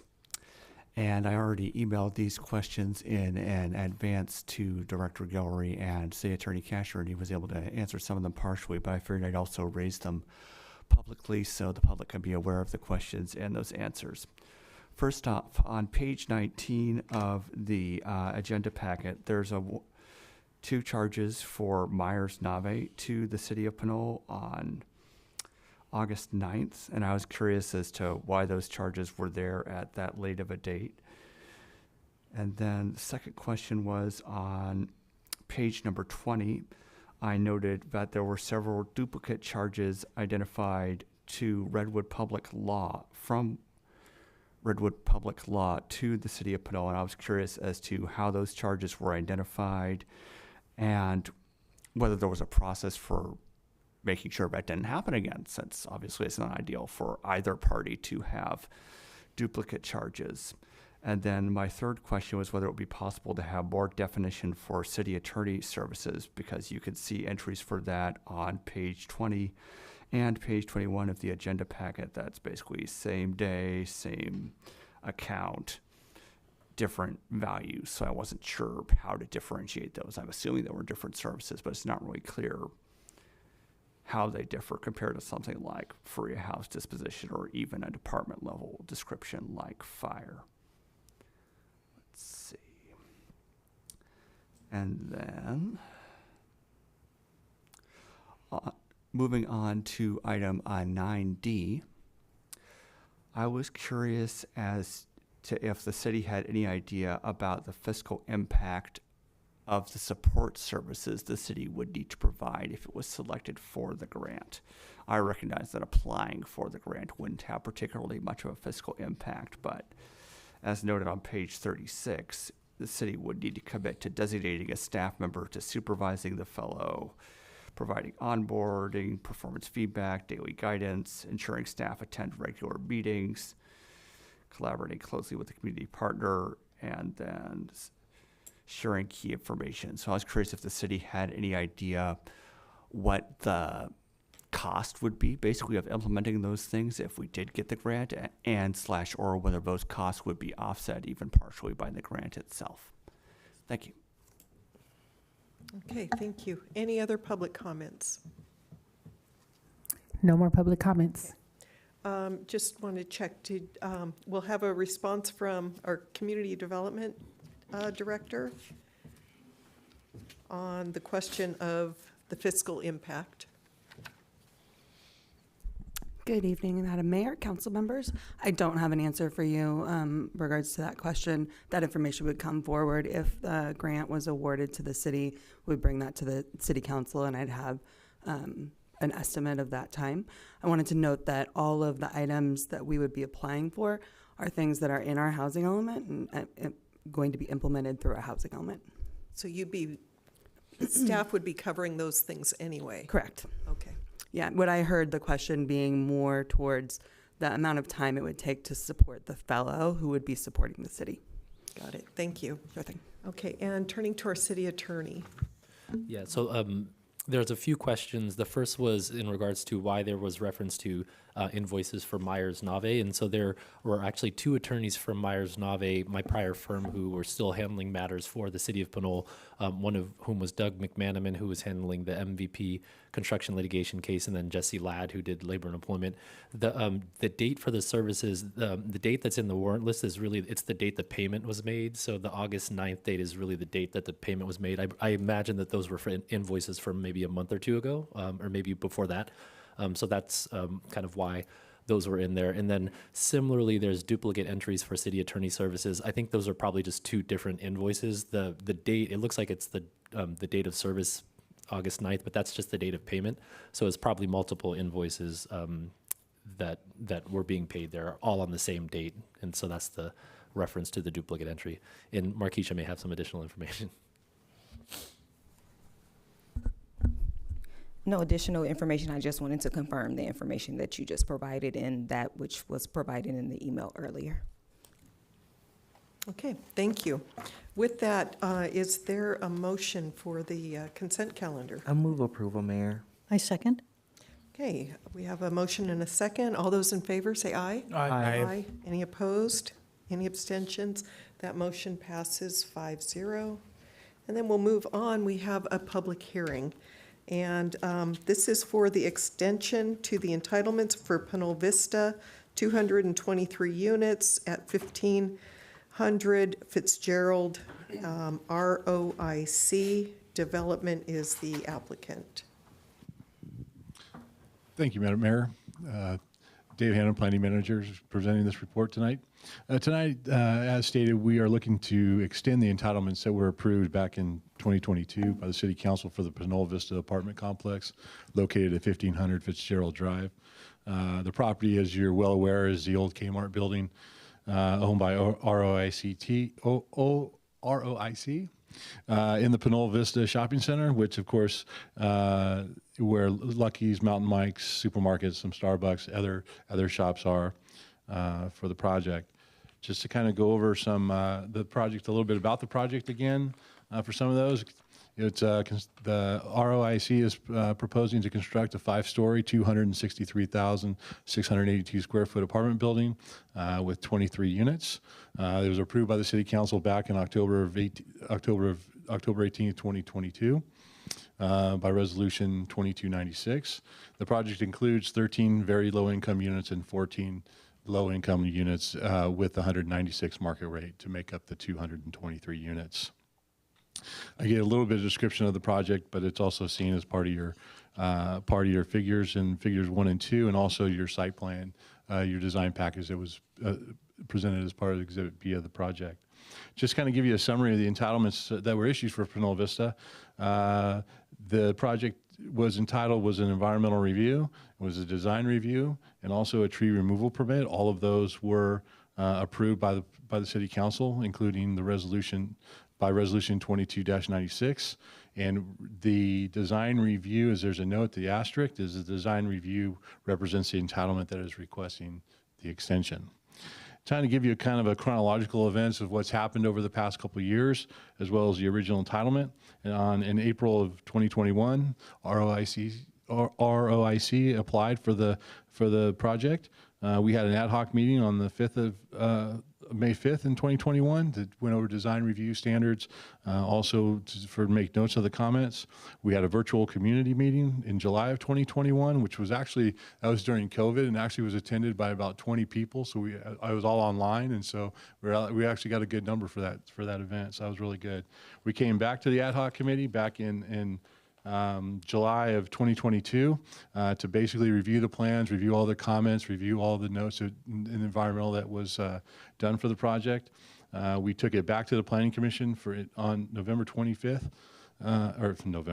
25th, 2022, which the Planning Commission approved Resolution 2205 recommending approval to the City Council for the comprehensive design review, the environmental determination, the tree removal permit, and of course the density bonus that was for the project. And then, of course, on October 16th, 2022, the City Council adopted Resolution 2296, approving the entire project. In terms of up until now, April, the city's been working with the applicant on doing some lot line adjustments and working with them on other portions of the project. The applicant applied for an extension of the entitlements in April of 2024. For the 223 unit apartment complex.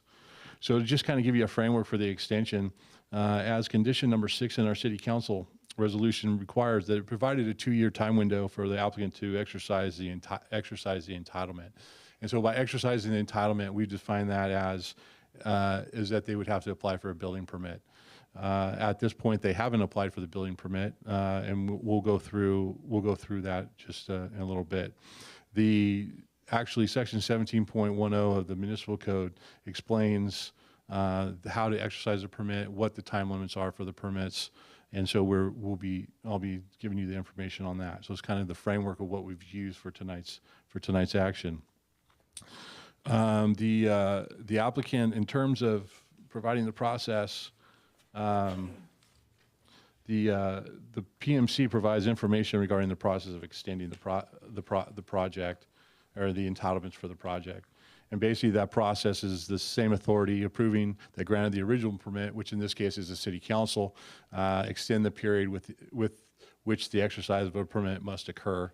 The notice or public hearing shall be provided, which that's what we've done, and we did our proper noticing of this project, as well as that has to be filed. The application for extension has to be filed 30 days prior to the extension expiring, which in this case was October of 2024, which they did in April. They met that guideline. The process for the extension requires a review authority to extend the request for an extension. The original body, during the consideration, the extension request, the permit may be conditioned to comply with any development standards that may have been enacted since the permit was originally approved. Additionally, to grant approval of time extension, the council must find that the original permit findings can be made and that there were no changes to the circumstances or there have been diligent pursuits to exercise the permit that warrants such an extension. So as we went through this process and started analyzing the permit and what we needed to do for the extension, the applicants submitted materials for a formal request for an extension, which I've included as attachment D in your packets. The request indicated that basically market conditions have prohibited the project from moving forward at this time. The conditions that includes abnormally high interest rates, extremely high construction costs, lack of developer interest in a project with a labor union agreement, and rent escalations not matching development cost escalations. The council can approve the extension based on the finding of fact that the original permit findings can be made and no changes or circumstances to the project. And at this point, there has been no changes to the project. The project is what is being proposed is what they want to build. So there have been no changes to that. And also, while delays of the projects are unfortunate, it's not uncommon for projects of this size. And this is a big project. This is the biggest project that we have right now in terms of unit count, acreage, the whole 9 yards. And as a result, with the last 2 years with COVID and pandemic, the related impacts, supply chain disruptions, and difficulty with financing, the project has stated that these challenges, they remain committed to the completion of the project, and an extension will result in the best chance of a much-needed housing built at the site. So in terms of the fiscal impact of this extension, all permitting costs were borne by the applicant, so they've paid for that all. The applicant approving the extension will not have a direct negative fiscal impact on the city, and in fact, when approving the project could lead to indirect fiscal benefits for Pinole if extended and completed, including, of course, increased property tax by tearing down the old 91 square thousand and adding the new building. There'd be some adjustments there, and of course, potential and sales tax revenue up to 600 new residents living in the facility, as well as construction activities over the 2 to 4 year that it's going to take to build the project. So, with that, staff is recommending that the City Council hold the public hearing and adopt a resolution to extend the entitlements approved by Resolution 2296 for the Pinole Vista apartment complex located at 1500 Fitzgerald Drive through October 18th, 2026. So with that ends my presentation. If you have any questions, I'll be happy to answer and move forward. Thank you. Thank you. Any questions of staff? Yes, Councilmember. Oh, I was going to say no questions, Mayor. Thank you. Okay.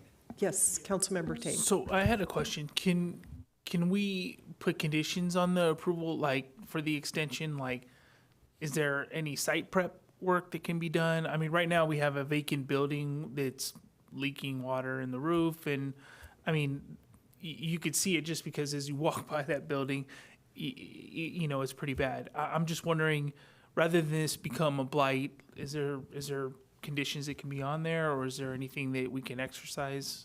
Well, what we can do is we can have our building official go out there and take a look at the building, our building department take a look, and then they can make either improve the building to where it's not leaking or it's not becoming blight. Mm-hmm. They've done that over the past where some of the woods come off the doors, been taken off the doors. They've gone back and reapplied. So those are things that we're doing we're working with them right now as we're going through the project. We were hopefully they'll be going through getting a demolition permit here very shortly within the next year, getting plans to us and that. So they're working on those things to get that completed. Okay, so it just sounds like they need an extension to get to that point. Yeah. Okay. If I can too, Councilmember Tave, we have been working with them on some other work that needs to be done on the property. So Dave can go into more details, but we work with them on a lot line adjustment that was necessary. So they got that completed. And then my understanding is next they will pull a permit for a demolition permit. Okay, great. I just wonder, things happen. People throw, broken glass, the plywood.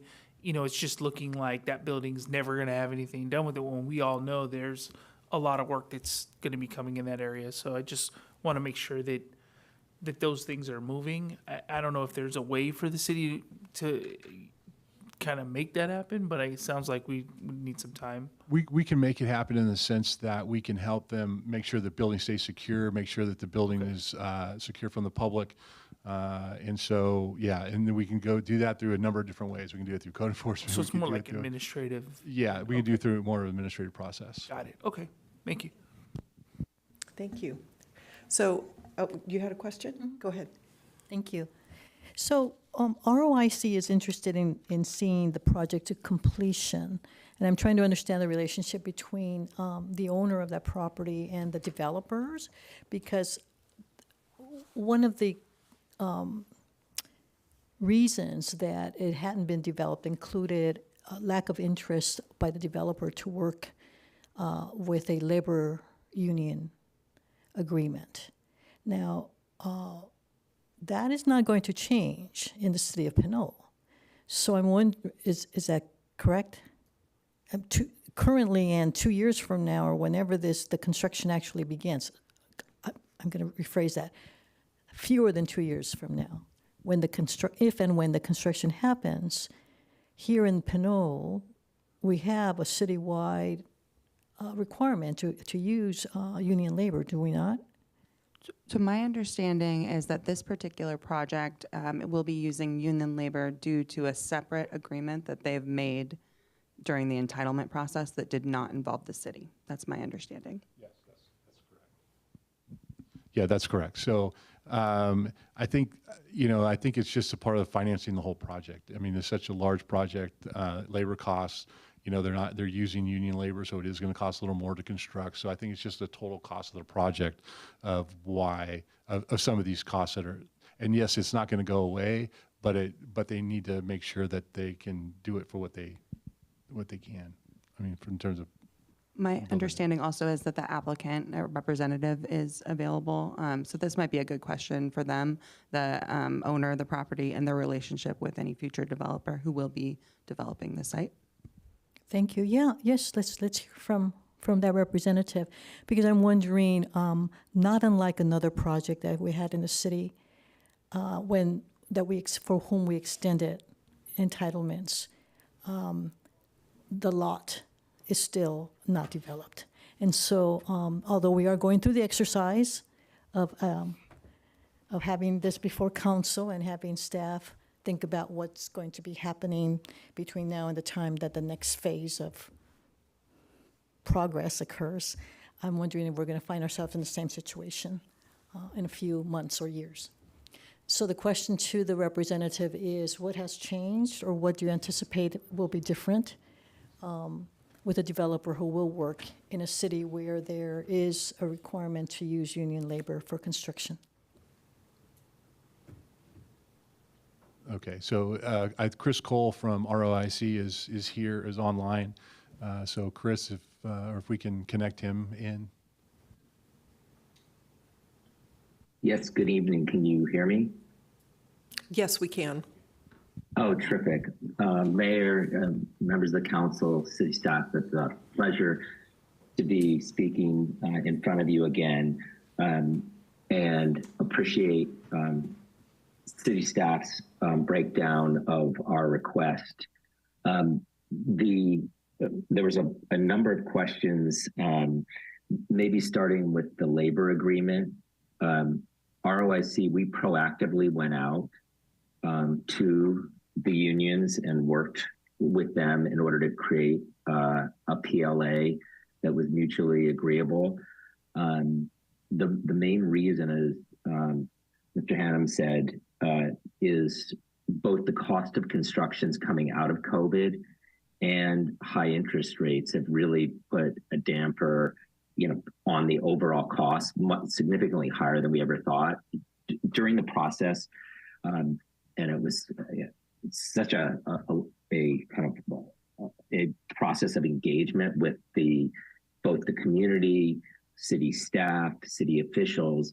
We took a lot of pride and thought and collaboration in working with the community in order to create a building that was an asset to the community. So with that, there was certain costs with that, and we want to keep that initial design. So what we're seeing is construction costs are now starting to level off.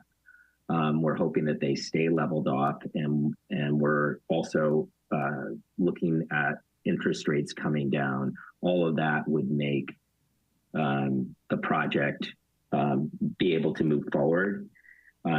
We have a developer we're working with in the Seattle area, which we're talking to about this project and another project we have in Novato, but we have not selected the developer yet to work with us. I think that answered all the questions, but if there's more clarification, I'm happy to provide that. Yes. So of those two developers with whom you are, quote, working with, Seattle and Novato, are they willing to work with a labor union agreement? The agreement that we have with the PLA that we have goes with the property, goes with the entitlements. And so the answer to my question is yes. thank you. Okay, thank you. I have a question, and that is related to fire's review of a 5-story building. Since this was entitled, we have worked with Confire. We're in contract with them. Are there any concerns that they have regarding being able to serve and respond to a 5-story building based on the fees that we would collect, for at building permit stage, or are there any additional equipment that they would want to see to be able to respond to a 5-story building that we currently can't address? So yes, we are working with, I'll back up. We are updating right now, or we'll be bringing an update of our development impact fees to the council. We're hoping this fall. And so we are working right now with Confire for the fire fees and needed equipment in the future, which would include a new ladder truck. And so we will be working with Confire on what the appropriate fire development impact fee will be moving forward in the future. Okay, so they'll pay the new fee based on when they pull their building permits, correct? So that addresses their concerns. That's correct. Excellent. Okay, with that, are there any public comments?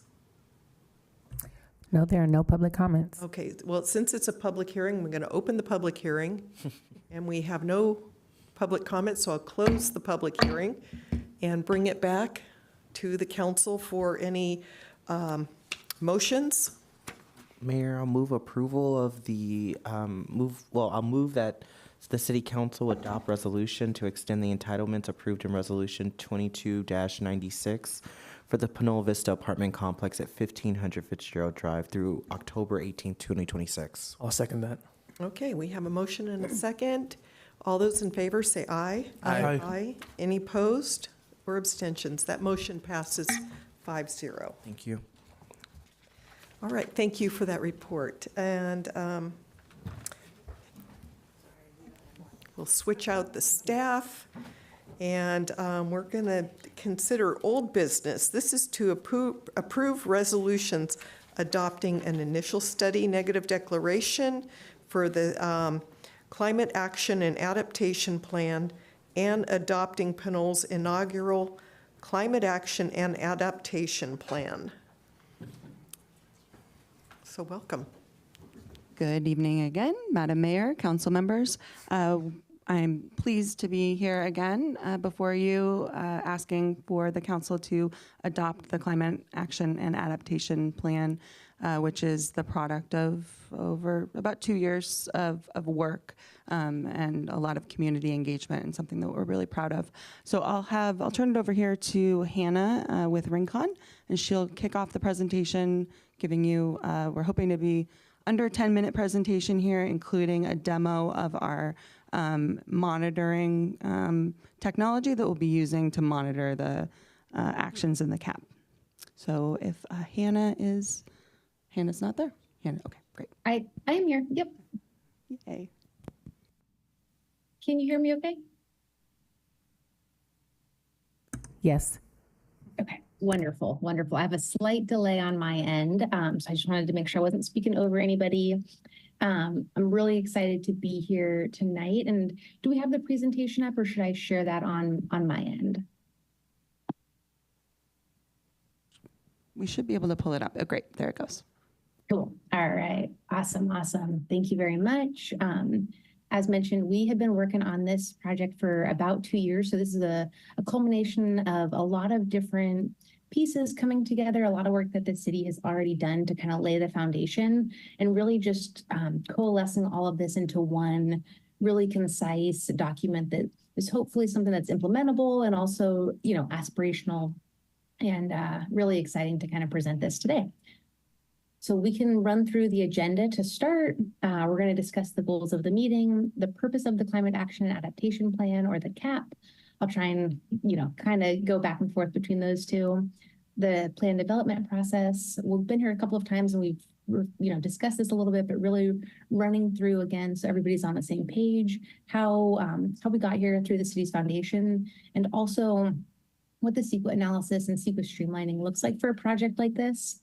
We'll also discuss some additional outreach that was completed since our last meeting. This has been something integrated throughout, but want to touch a bit more on that and then run through next steps, as Lily mentioned, which will include a brief discussion on implementation and then a demo of our monitoring tool, which we're really excited to share. All right, goal of the meeting. Today, we're looking to approve the CEQA initial study and negative declaration and adopt the Climate Action and Adaptation Plan. This has been, as mentioned, a really collaborative effort. I think everybody has had a chance to provide some insight and feedback on this. And that's one of the things I think is just so incredible about this project. It really reflects the voices of the community. And I'm excited to kind of see how far it's come with the team today. Next slide. Awesome. Thank you. We're looking for the purpose of the Climate Action and Adaptation Plan. Really, our vision for this was to develop a plan and really a framework. I would say it's more than a plan. I know there's always that kind of sitting on a shelf idea. That's something we really want to avoid here and have something that's a living document that allows us to protect and safeguard our environment, enhance the quality of life for all of those who live, visit, play, work, enjoy the community. We also want to increase equity in the decision-making process. That's something that, we've heard throughout the night, I think is really important, having different voices in the conversations and really making sure that everyone is kind of has a seat at the table to provide that opportunity. Last one, to reduce emissions in line with the state's goals. Going to be kind of, the more regulatory side of things. And in tandem with that, really trying to increase adaptive capacity and allowing us to, as the climate does change and things shift over time, really adapt to the world that we're living in. So kind of a whole cohesive plan. All right, development process. So this is a really cyclical process. As mentioned at the beginning, this is the city's first climate action plan, but that doesn't necessarily mean that is, by any means the first initiative on climate. There's been a lot of work done and there will continue to be a lot of work done. And so this is just the establishment of a baseline at this kind of current timeframe that we're at. We share that out to the community, start to provide insight on where the emissions are generated, what the risks are to the community, and then really ground that in truth and reality and lived experiences to see what people have experienced and if that resonates with the data and if, where we can kind of update information, really trying to base it on, as mentioned, science, but also these kind of experiences of folks. And then we take that feedback, develop strategies, take those, share those out to the community again, and identify hurdles and concerns. This was a really iterative process. We had open house events and games and surveys where we had folks just provide as much insight and feedback as possible and really try to refine the measures and actions in such a way that they're doable for the city. From there, we drafted the climate action plan and CEQA document, gathered some more feedback. That was kind of the review process. Took all of the initial items, the inventory, the vulnerability assessment, the measures, compiled that into one document that really summarizes it all, and then really presented that in a visual way. And then here we are today, the final climate action adaptation plan for adoption. We'll talk a little bit more about the framework for monitoring and implementation, but essentially this really is this cyclical process where once the final cap is adopted, we'll start to implement, and gosh, the city's already on that. There's grants awarded and things moving forward, and it's just incredible. So that's already happening in the background. How does that monitor? We'll track that over time, see where that progress goes, and continue the cycle. Next slide, thank you. So for this one, really wanted to take one step back and recognize that really the crux of this, the reason that the city developed a plan, not only because it's exciting and it's important and it really, I think it's quite a pretty document, but also has a lot of science foundation in it, is this kind of idea that this was a direction from the city council, and resolution number 2021-93 directed the city staff to do certain actions, one of which was creating a climate action plan. It also integrated adaptation, again, recognizing that these two components come in tandem, and you know, mitigating emissions is very, very important. And we also must understand that as things are changing, we have to adapt as well. So took that city council direction, ran with it, and here we are today. For the CEQA analysis, this is something that is done on all planning documents. I know folks are very familiar with this, but just to provide context for this plan specifically, we completed an initial study, negative declaration across the board. You know, climate action plans or climate action adaptation plans generally have pretty positive benefits or impacts, if we use that term, and there's not a lot of you know, huge projects or any sort of development that's actually part of the plan. It is a long-term plan that helps us get to the state's goal. So again, no mitigation required. This was released for public review. There was an original time frame about a month from middle of June to July. We extended that and, you know, took extra comments just to have additional time as we got through the city council to the meeting to allow folks to provide insight, you know, if there was comments or different thoughts. This was both on the climate action plan and the initial study. Got a couple of pieces of feedback, which we integrated, and we'll speak a little bit more to that. But on the initial study, no major feedback was received, went ahead and moved that forward. Additional noticing was provided. And the benefit here of having a CEQA streamlined plan, which essentially is what we landed on here, is having a document that meets those state goals. So SB 32, reducing emissions 40% below 1990 levels by 2030, not too far off. But that allows climate action, or allows development projects within the city to streamline off the climate action plan.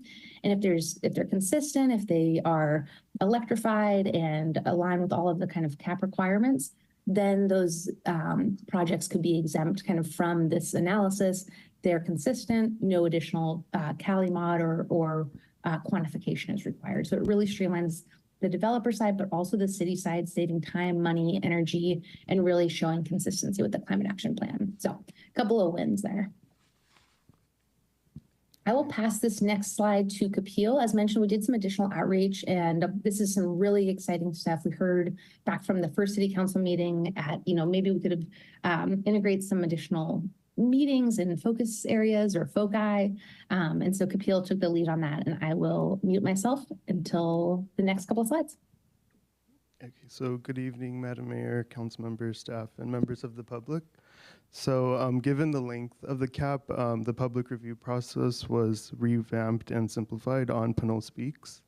Review was broken down into comment boards by CAP sectors and was accompanied with key actions in those sections. The link was disseminated to our traditional channels as well as to public agencies and other CAP partners.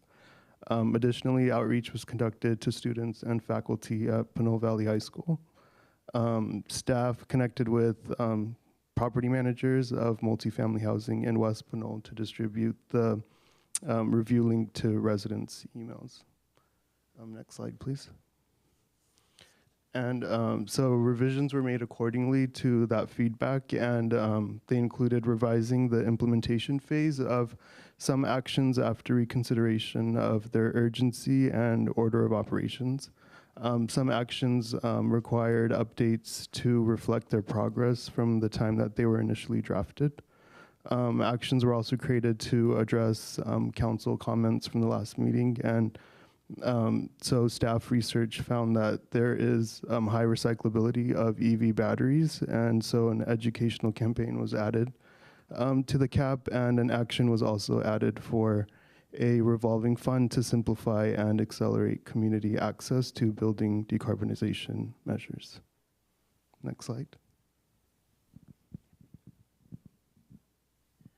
We'll hand it off back to Hannah here. Perfect. Awesome. Just wanted to make sure, again, I wasn't over speaking anybody with my delay. So implementation timeline. This is, again, we mentioned at the beginning, a really cyclical process. I know we're looking at it in a line here, but wanted to show that on a time frame and essentially show, you know, we're at this kind of nearish 2025 phase. We're really going to start implementing it now. I did mention at the beginning of this that there has been some grant awards already coming through. And so just major congrats to the city. I think that's incredible. And this has allowed kind of a a coalesce of that to happen and move forward in so many directions. And this, as we're moving the different implementation pieces forward, we'll start to see some of the reductions over time. And there'll be a city council report that comes annually, kind of summarizes the emissions, the measures, the implementation status of each of the measures, and gives just a general update on any additional outreach and overall progress. And then every 5 years in that kind of interim timeframe, we'll have an updated climate action and adaptation plan, recognizing this 2023 year is when that first state's goal allows for CEQA streamlining. So it gives us a chance to, do a check-in, make sure everything is still moving in the direction we want. And one of the really cool things about climate action plans is it is this iterative process. And it's something where, there's all these amazing ideas and cool processes and stuff that we can do. And there's also a lot of things that maybe are, we're not aware of yet, or they haven't even been, totally shown to the world. And so I think that there's technology that's coming, that's available, or that will be available, that we can start to integrate into this as we understand more and more about that. And that'll be this process where we update the climate action and adaptation plan and really show that out clearly. So with that, I will pass it over to Emily to do a quick screen share on CapDash.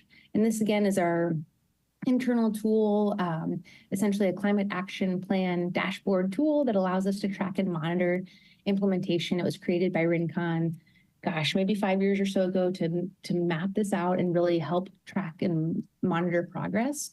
So because there's one inventory, it's going to look a little bit different. And as it gets updated, you'll see some more progress. But Emily, I'll let you run through all of that. And I don't know if you can share your screen or if we have to stop and then you can share, but. Yeah, thank you, Hannah. First, I will just check to make sure that everyone can hear me. Yes, we can.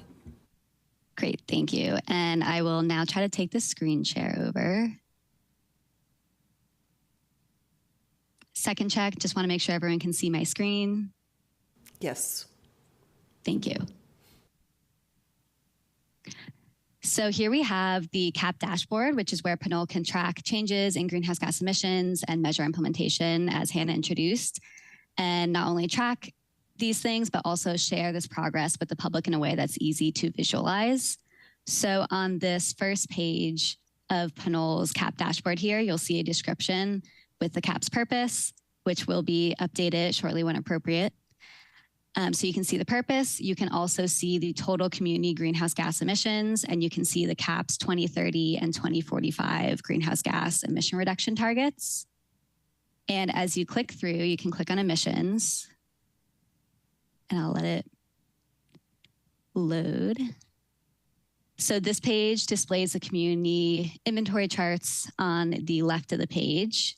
And you can toggle between the pie chart displayed here and also a bar graph. And as you hover over the graph, you can see additional details on each sector within the community greenhouse gas inventory. And on the right, you can also see all of the inventory data, the activity data laid out. And on this page, you can also switch over to see the same charts for the municipal inventory. And as Pinole completes additional inventories, this dashboard will be able to show and visualize changes in emissions over time. So I'm going to pull up a different dashboard that has several years inputted, just so we can see what that is going to look like for Pinole as more inventories are added. So I have the dashboard, the existing dashboard for Metropolitan Water District, just pulling it up as an example. I might be having some connectivity issues, so bear with me while it loads.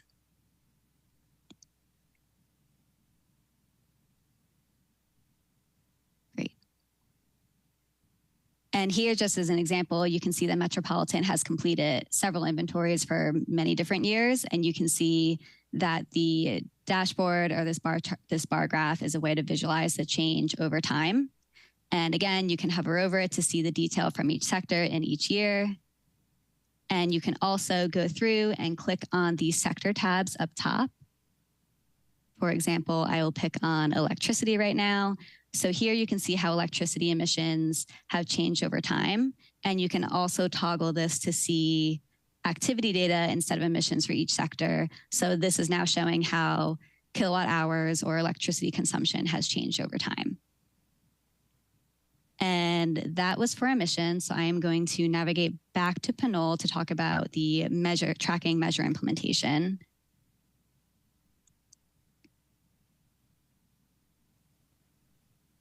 So this page on the right lists all of Pinole's measures from the CAP.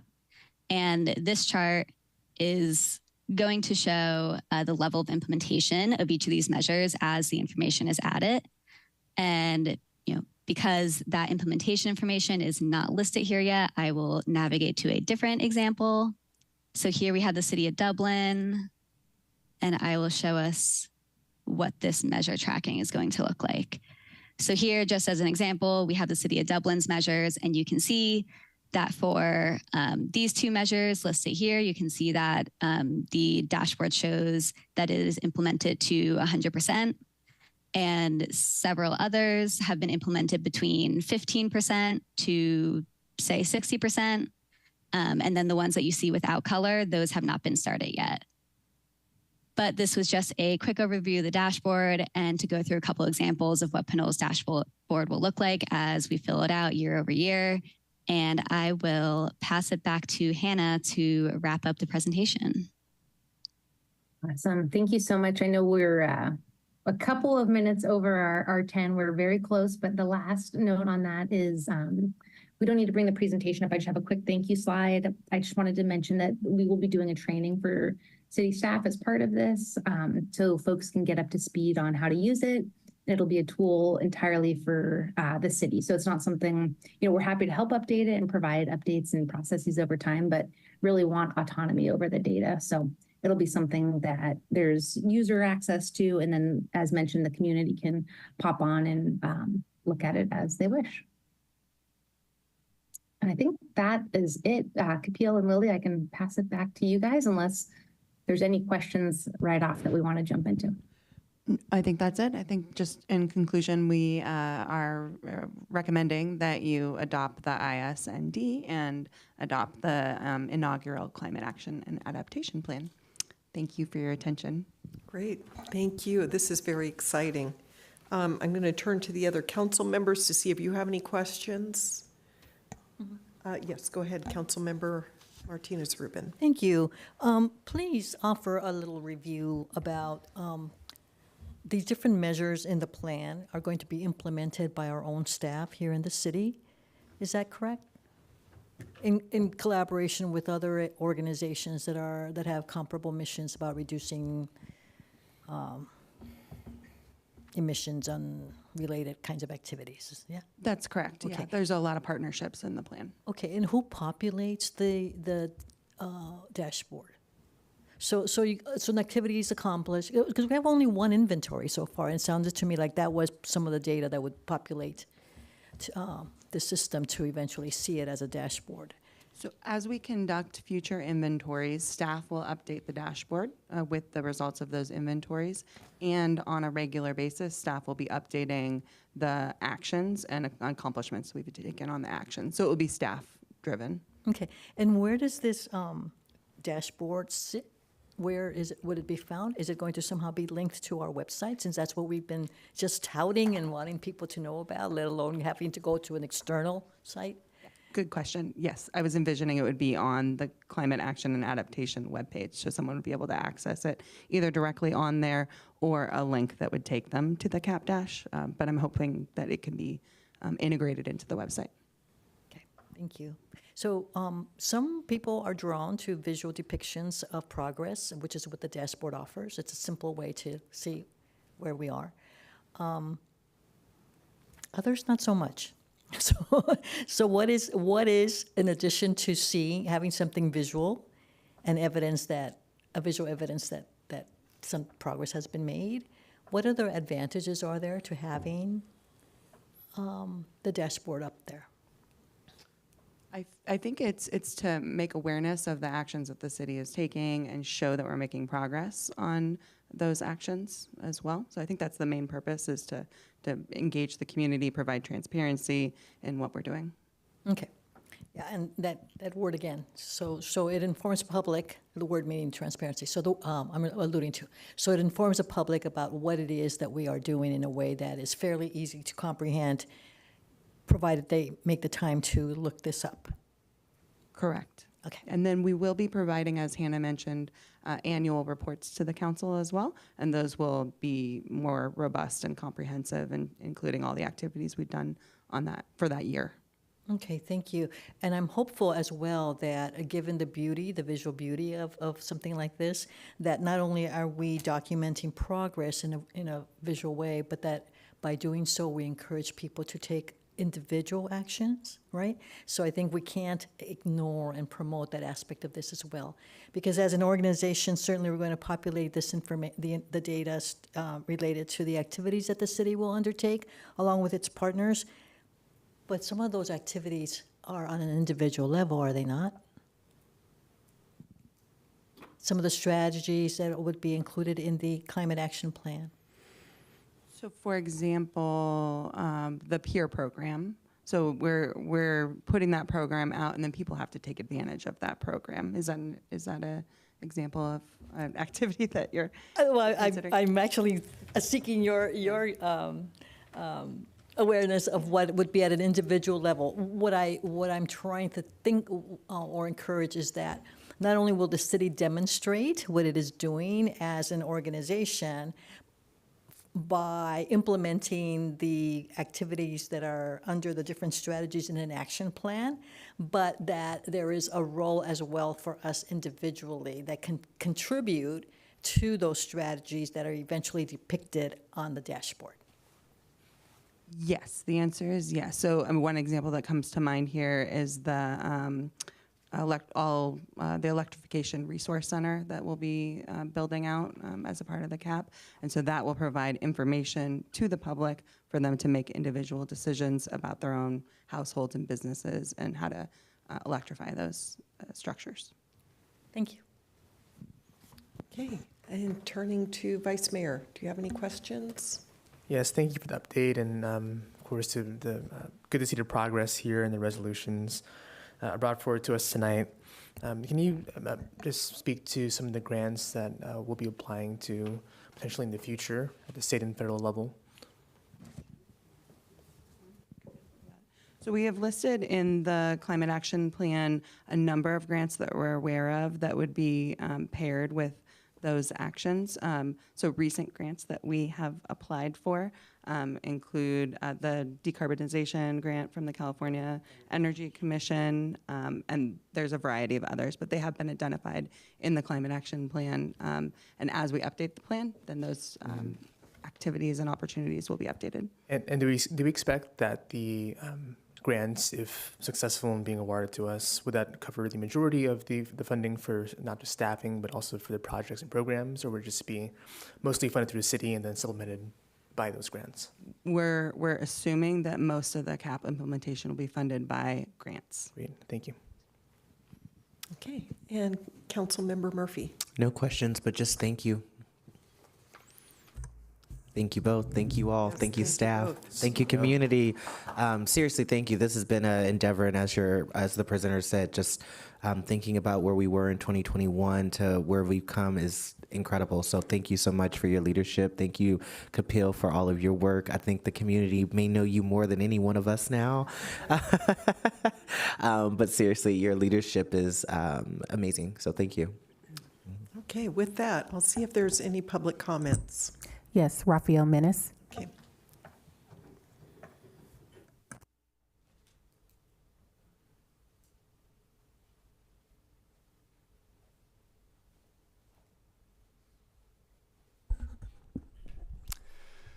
Good evening again, Mayor, Council staff, members of the public. My name is Rafael Menace. I'll try to be brief in my comments to get through them all in 3 minutes. Let's see. So on page number 158 of the agenda packet, it notes that several actions were moved from implementation phase 2 to implementation phase 1. And this is also shown in attachment F over on page one of them. Oh yes, 827, I think. The problem is that when I go back and look at the actual final CAAP plan itself, I don't see the phase changes. It always shows up in the basically attachment F. So what I'm wondering is, are the changes going to actually be made to the final document? So that's my first query. And then secondly, on page number 186 in the CEQA document, it says that the city is planning to adopt a single margin source energy score or more stringent ordinance in 2024 to avoid new natural gas construction. Is the city actually on track to be able to adopt this ordinance in 2024? On page number 188 and elsewhere, there are a few items talking about feasibility analysis, reach codes in 2024, BE-3A, BE-3B. Are we actually on track to be able to accomplish these items in 2024?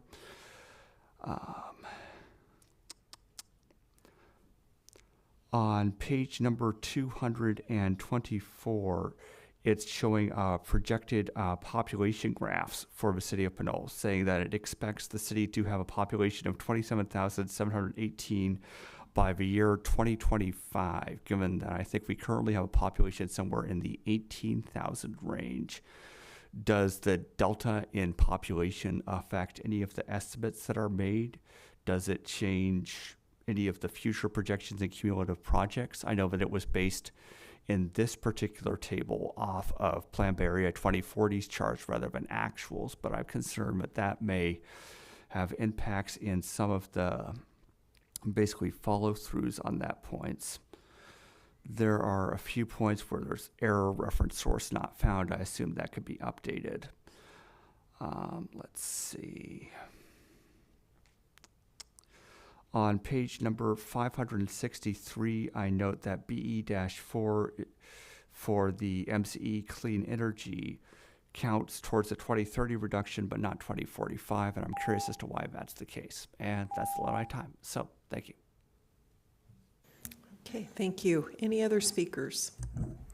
Yes, we do have a telephone caller online. Last four numbers 5748.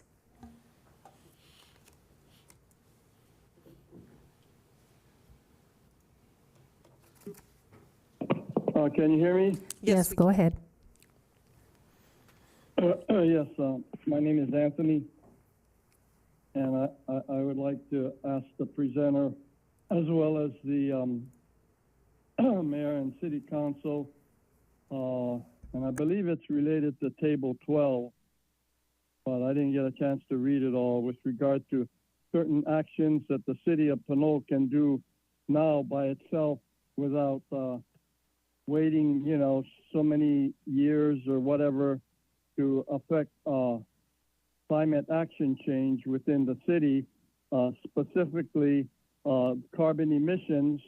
And you people already did that by putting the kibosh on the gas stations, but we can't just stop there on new gas station build-outs, which Union 76, by the way, is not going to open for a long time, thanks to somebody's approval from the Planning Commission, or disapproval. But I'm talking about up and down Pinole Valley Road. There are 4 or 5 stoplights that don't have to be on 24/7, which causes high emission rates when people go up and down Pinole Valley Road and accelerate and decelerate at stop signs and the stoplights, specifically from the Red Onion Library, Pinole High School section of Pinole Valley Road, going up to, I think it's Shea Drive or Granada Court.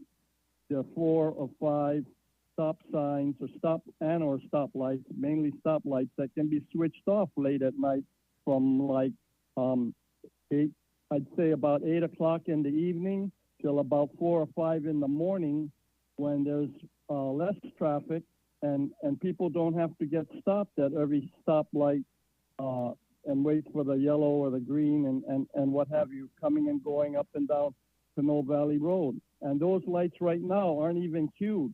So you're contributing to that emission standard being raised. And there are several tests, both statewide and federal government. Sir, you have tests 45 and seconds. environmental action groups throughout the country that have proved that you can save anywhere from 10 to 20% of carbon emissions, eliminating stop-and-go driving or curtailing it or modifying it, like in the city of Pinole, up and down Pinole Valley Road. I recommend that you implement a 6-month study or test and do it like yesterday, if not next month. Thank you.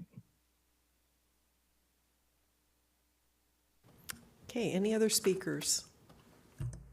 No more public comments. Okay, thank you. I'll turn it back over to staff to see if you can address those questions. I'm hopeful that Hannah was able to follow the majority of them. I took some notes, but the the move from the phase 2 to the phase 1, Hannah, if you could address that. Yeah. Absolutely. I can address that one, no problem. I totally see that there could be some confusion there. What we ended up doing, and this might answer some of those questions, is if we changed something to phase 1 from phase 2, we renumbered them. So all the phase 1 items went sequentially, and then phase 2 after that. And so some of the numbering got shifted around. I'm looking at them, the items that we had mentioned we were going to shift, and it looks like all of those were updated in the final document. I do, however, see, like you mentioned, Raphael, the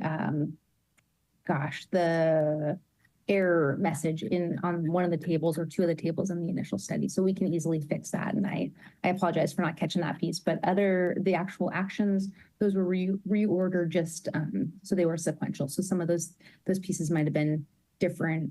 Like W2E might have been W2D prior or something, if that addresses the question. Thanks, Hannah. With regards to the question about the electrification ordinance and that being done by the end of this year, I think that we can keep that on track for the end of this year. The REACH codes, though, will probably slip into next year. Hannah, are you able to address the question about the population graphs? I think Emily can jump in on those. Emily, do you have an answer on that?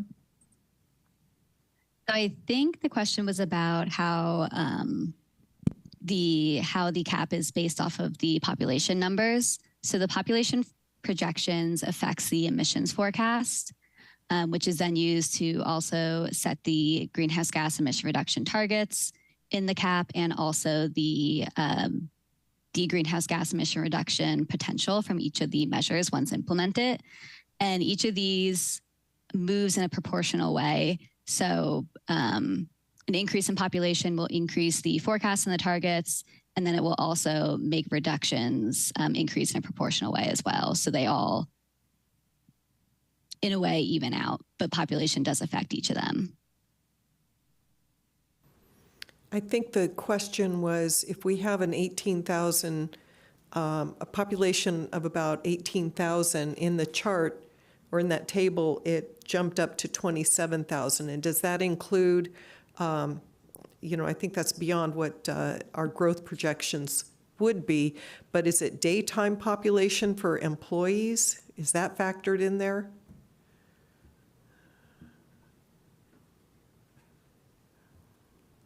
That could have been a table that was referencing service population, which would be the population as in the residents of Pinole and also the employees of Pinole. Okay, thank you. There was one last question. I can't read my notes, though. It was about 2030.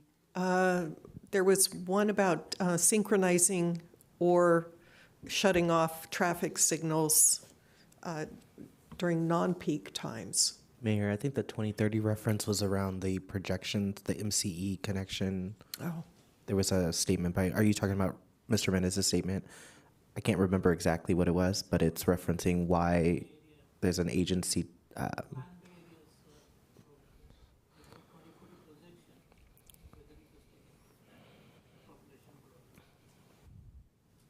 Those are 2 different items, Director Mishra. So, Madam Mayor, I'm not sure if I captured that last question from Mr. Menes. Perhaps we can just get back to Mr. Yeah. Menez about that one.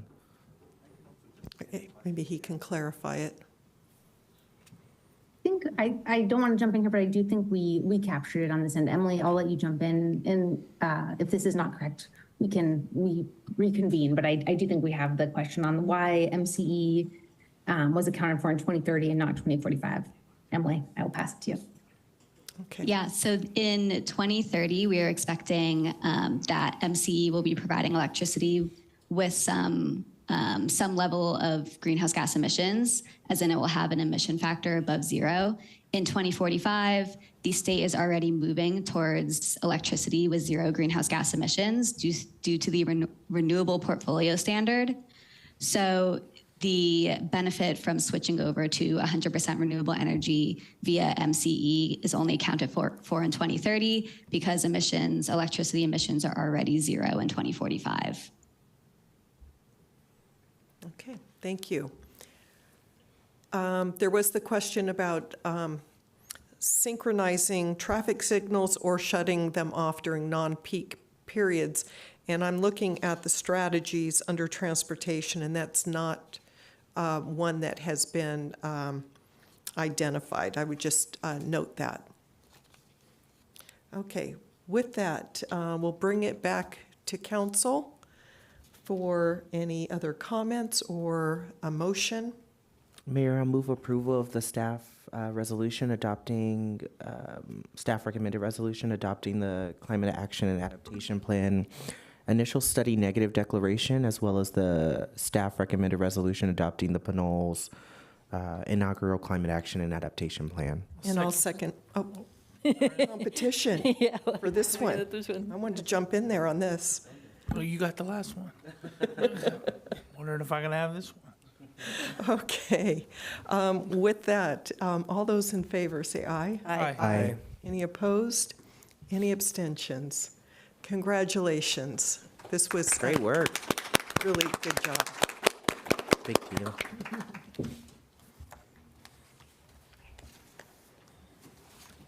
You can always tell when it's a good job if it's a short item because you did all of the upfront work.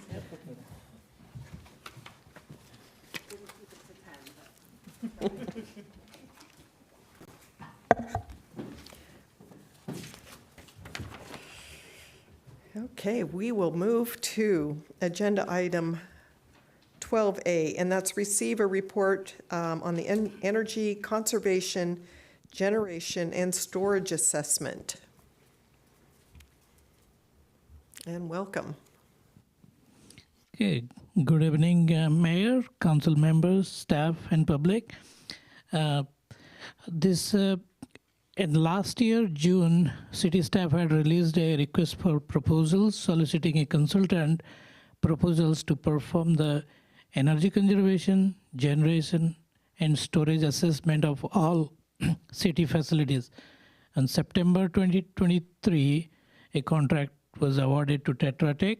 The scope of this project included energy efficiency and resiliency trends review, conditions assessment, opportunities analysis, and recommendations. Today we have a Tetra Tech team, Brennan and Christine online here to provide an overview of the study and will answer questions the council may have. I'll let Brennan take over from here. Great, thank you, Sanjay. Well, what a great transition. We just heard about the Climate Action Plan, and Tetra Tech conducted a study looking at city facilities, trying to identify cost-effective projects that can be accomplished in the near term to make a real impact on Pinole's carbon emissions. So let's jump into it. Next slide. The project goals were divided into 3 parts.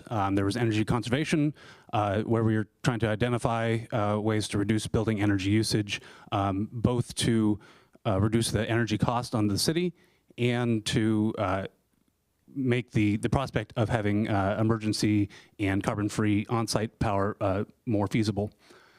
We took a look at the energy generation and storage options. The primary site identified was the senior center as being a potential site in need of emergency power to serve as a resilient cooling center for the community and the seniors of Pinole. And then we wanted to take a look at other facilities that might have cost-effective ways of installing carbon-free energy and storage. So we'll get into that. And lastly, we want to take a look at the plans to install EV chargers around the city and the impact that might have on the building usage. So we can move to the next slide. Quick introduction to our team. Project manager is John Havens with 40 years of energy resiliency and energy auditing experience. I'm Brennan Hurt. I was the lead auditor for the study, conducted all site work and analysis for the energy conservation measures. Kristen Webster is our on-site generation expert and took a look at sizing solar and battery storage for your buildings. And Neil Morissette provided electrical engineering support and took a look at the EV. As a team, we have worked on microgrid studies for a wide range of agencies, including SMUD, U.S. Coast Guard, Army National Guard, and Air National Guard. We have provided these kind of services throughout the country, and especially in California. Next slide. So we can start off now at the Senior Center. This is a building that we wanted to take a look at, providing that resilient energy support. And first, we were taking a look at ways to reduce the current energy usage. There were a number of recommendations in the report, but the highlight was the reduction of ventilation rate in the main center for the building. Currently, Senior Center uses most energy on hot afternoons, like most buildings, but unlike most buildings, it's not occupied during the afternoons or lightly occupied. So reducing that ventilation rate can really cut down on the peak usage for the building when energy is most carbon intensive and most expensive. This also provides an opportunity to reduce the greenhouse gas emissions directly on site of the building by converting the gas packs on the roof of the Senior Center into heat pumps. And then we dove into some options to provide that resilient carbon-free energy. Next slide. So now to the fun stuff. Installing solar and battery storage at the building. The city had received a proposal from CSW Engineering that proposed a 110 kilowatt carport array in the parking lot and several EV charging stations. We took a look at it, found that the 110 kilowatt system is adequate for handling the building's existing load, but the added load from EV and additional load if the site was to be serving as a community cooling center, bringing in a lot more bodies to cool down. You'd want to see more load, more PV there at the building. So we recommended 123 kW PV and 279 kWh battery storage system, which can then cover 150% of the current building load and a large portion of the building and EV load into the future. To make the building operate resiliently going forward without interruptions, if there's a power interruption, we also recommended installing a 30 kW natural gas generator to handle load when at night when the battery is depleted. Next slide. So the other site we looked at for energy generation was the wastewater treatment plant. Generally, California utility rules limit the size of PV based on the current usage for a site. The wastewater treatment plant is by far your largest user, and therefore the site where you're able to provide install the most PV. It also has a higher energy rate than some of the other buildings, so it makes more financial sense to install it there. there's an existing cogeneration plant at the site, which runs essentially continuously 24/7. A battery system would also allow that cogeneration plant to use its power when it's most expensive and carbon intensive. So including that battery storage enhances the sustainability of that cogeneration plant. As I mentioned, usually the size of PV is limited by the current load for a site, but here the only limitation really is the land. So wherever you can find to install PV at that wastewater treatment plant, it's going to make financial sense, essentially. Next slide. At the City Hall and Public Safety Building, we took a look at the existing HVAC equipment. Much of it is aging and in need of upgrades. In the interest of time, won't kind of run down the whole list of opportunities, but the big one is, again, in ventilation controls. This City Council chambers is ventilated at its full rate 24/7, as if this auditorium was packed. And that on hot days just brings in extra hot air that can be removed by cutting down the ventilation rate. Solar power generation isn't quite as cost effective as on the other sites here at the City Council building, but it could be integrated in other projects, such as a roof replacement at the Public Safety Building. Next slide. The other big user is at the swim center. Pool pumps and heating systems take a lot of energy.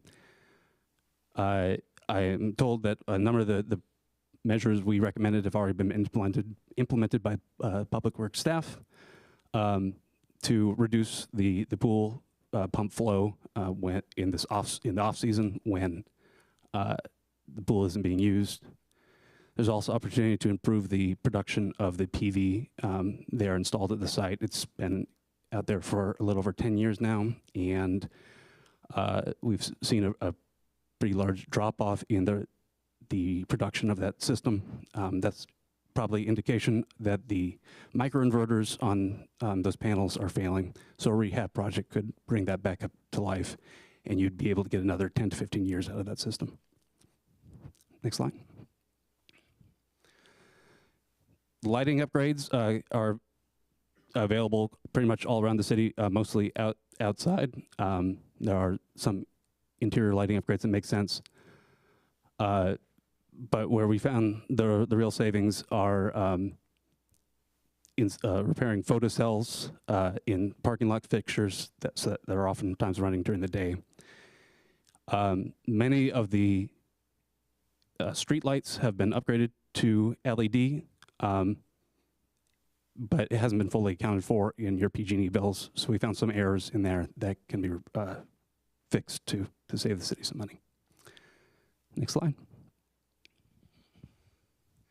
One of the items that came up in our kickoff meeting with the Public Works Department was the need for an energy dashboard so city staff and the public can see the usage of its buildings throughout the day. We set up a couple priorities for that kind of dashboard to be able to look at the data for the public works staff to be able to monitor equipment operation, and then integrating that with new renewable and battery storage assets to properly manage the discharge of battery storage to make sure that there's always enough energy available in the case of an outage to provide that emergency power.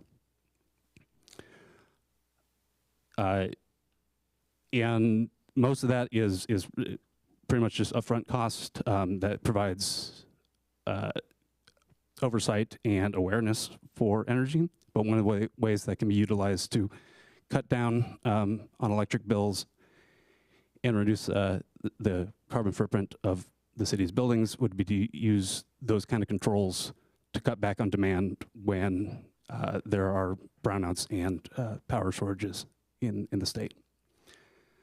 Next slide. The city's already started down the road of installing EV charging stations for public use. We want to take a look at what kind of effect that would have on building load and strategies the city might use to recoup some of those funds. A charger adds about $1,250 per year on the electric bill. And based on the usage we've seen from similar charging stations in the area, we'd need to be charging about 30 cents per kWh to recoup those additional costs. As with the senior center, we took a look at the additional load that would put on city facilities, and found that both the swim center, youth center, and senior center could handle that kind of added load. Next slide. And lastly, we want to take a look at ways the city can fund these kind of efforts. There's a number of new grants and low-interest loan programs available to cities like Pinole to target exactly these kind of upgrades. The SGIP program can offset a great deal of the battery storage cost, and for sites like the senior center that provide essential community needs, those grants and rebates can go up. A big one is the funds made available in the Inflation Reduction Act, where non-tax-paying entities like the City of Pinole can submit tax rebate claims to the IRS and receive those rebates as if you were a private citizen. There's also the Energy Conservation Assistance Act, set up by the state of California, which can provide 1% interest loans for microgrid work and the EV work. There are a number of other programs in there that you can read through. If there's any one takeaway I'd say on this is there typically hasn't been this kind of financial support available in the past. And rebate programs and grant programs do run out of funds. So as you're pushing forward with your climate action goal, your public works department has been putting incredible work to maintain buildings and take step forwards in reducing energy costs. But to achieve these larger goals, you're going to need to seek those outside sources of funding and give them the support they need to get it done. Next slide. I pretty much went over that it's the time to act is now. The city has, the Public Works Department has taken a lot of the efforts that make immediate sense, like replacing those street lights, like making those upgrades at the pool. But these funding sources really make it possible for them to dramatically cut greenhouse gas emissions for city facilities and add new benefits and services for the public. So with that, I will open up to questions, and thank you for your time. Thank you for your report. I'll start with Councilmember Murphy. Yeah, thank you for the report, and glad to see this in front of us. I appreciate it. I think this is great. I looked through the report and saw that each project itself, the staff report, of course, has more details than the presentation. The staff report gives details around project costs for each project you reference, as well as the project savings, which I think is really important as we consider to develop a criteria for the entire kind of assessment itself. Do you have the estimates on if each project was approved and moved forward by council, what's the amount for that? And then also what's the amount for project savings as well? For the most part, projects can be bundled by measures. We tried to break it down into sections of projects to allow the Public Works and yourself to make decisions about which components to include. But on the whole, piecing together measures, you can kind of formulate a project cost and total savings based on that. And what's that amount? Oh, the total amount. Yeah, there's pull it up here. a huge portfolio of projects. So, I mean, I can look at each project individually, but I just want to know the total amount and also the project savings. I think there is a table in the report which consolidates all those amounts, the total project cost and savings. There's one table in the report there. That's right. At the top of the report, we provide a breakdown by measure and total project cost of almost $600,000 to do the energy conservation measures. And then there's further breakdown. Is that the page 58 of the page 58 of the report and 894 of the agenda? Because that's the one I was looking at, but I didn't see. I'm looking at The table number. table ES1. E, okay. I think there's a third Page 5. Page 5 of the report itself. Maybe I jumped in too quickly. It is right after the table of contents and the list right there.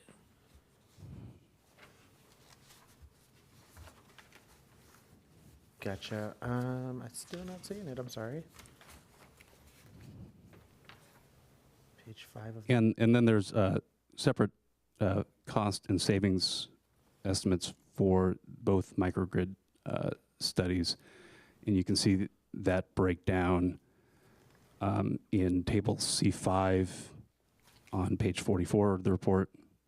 Gotcha. Oh, so page 5, which also includes the post office? Is that the table that includes the post office? It includes all the buildings. Okay. Yeah, yeah. Perfect. So what I'm seeing is, just to be clear, the project cost of all projects are $592. Okay, cool.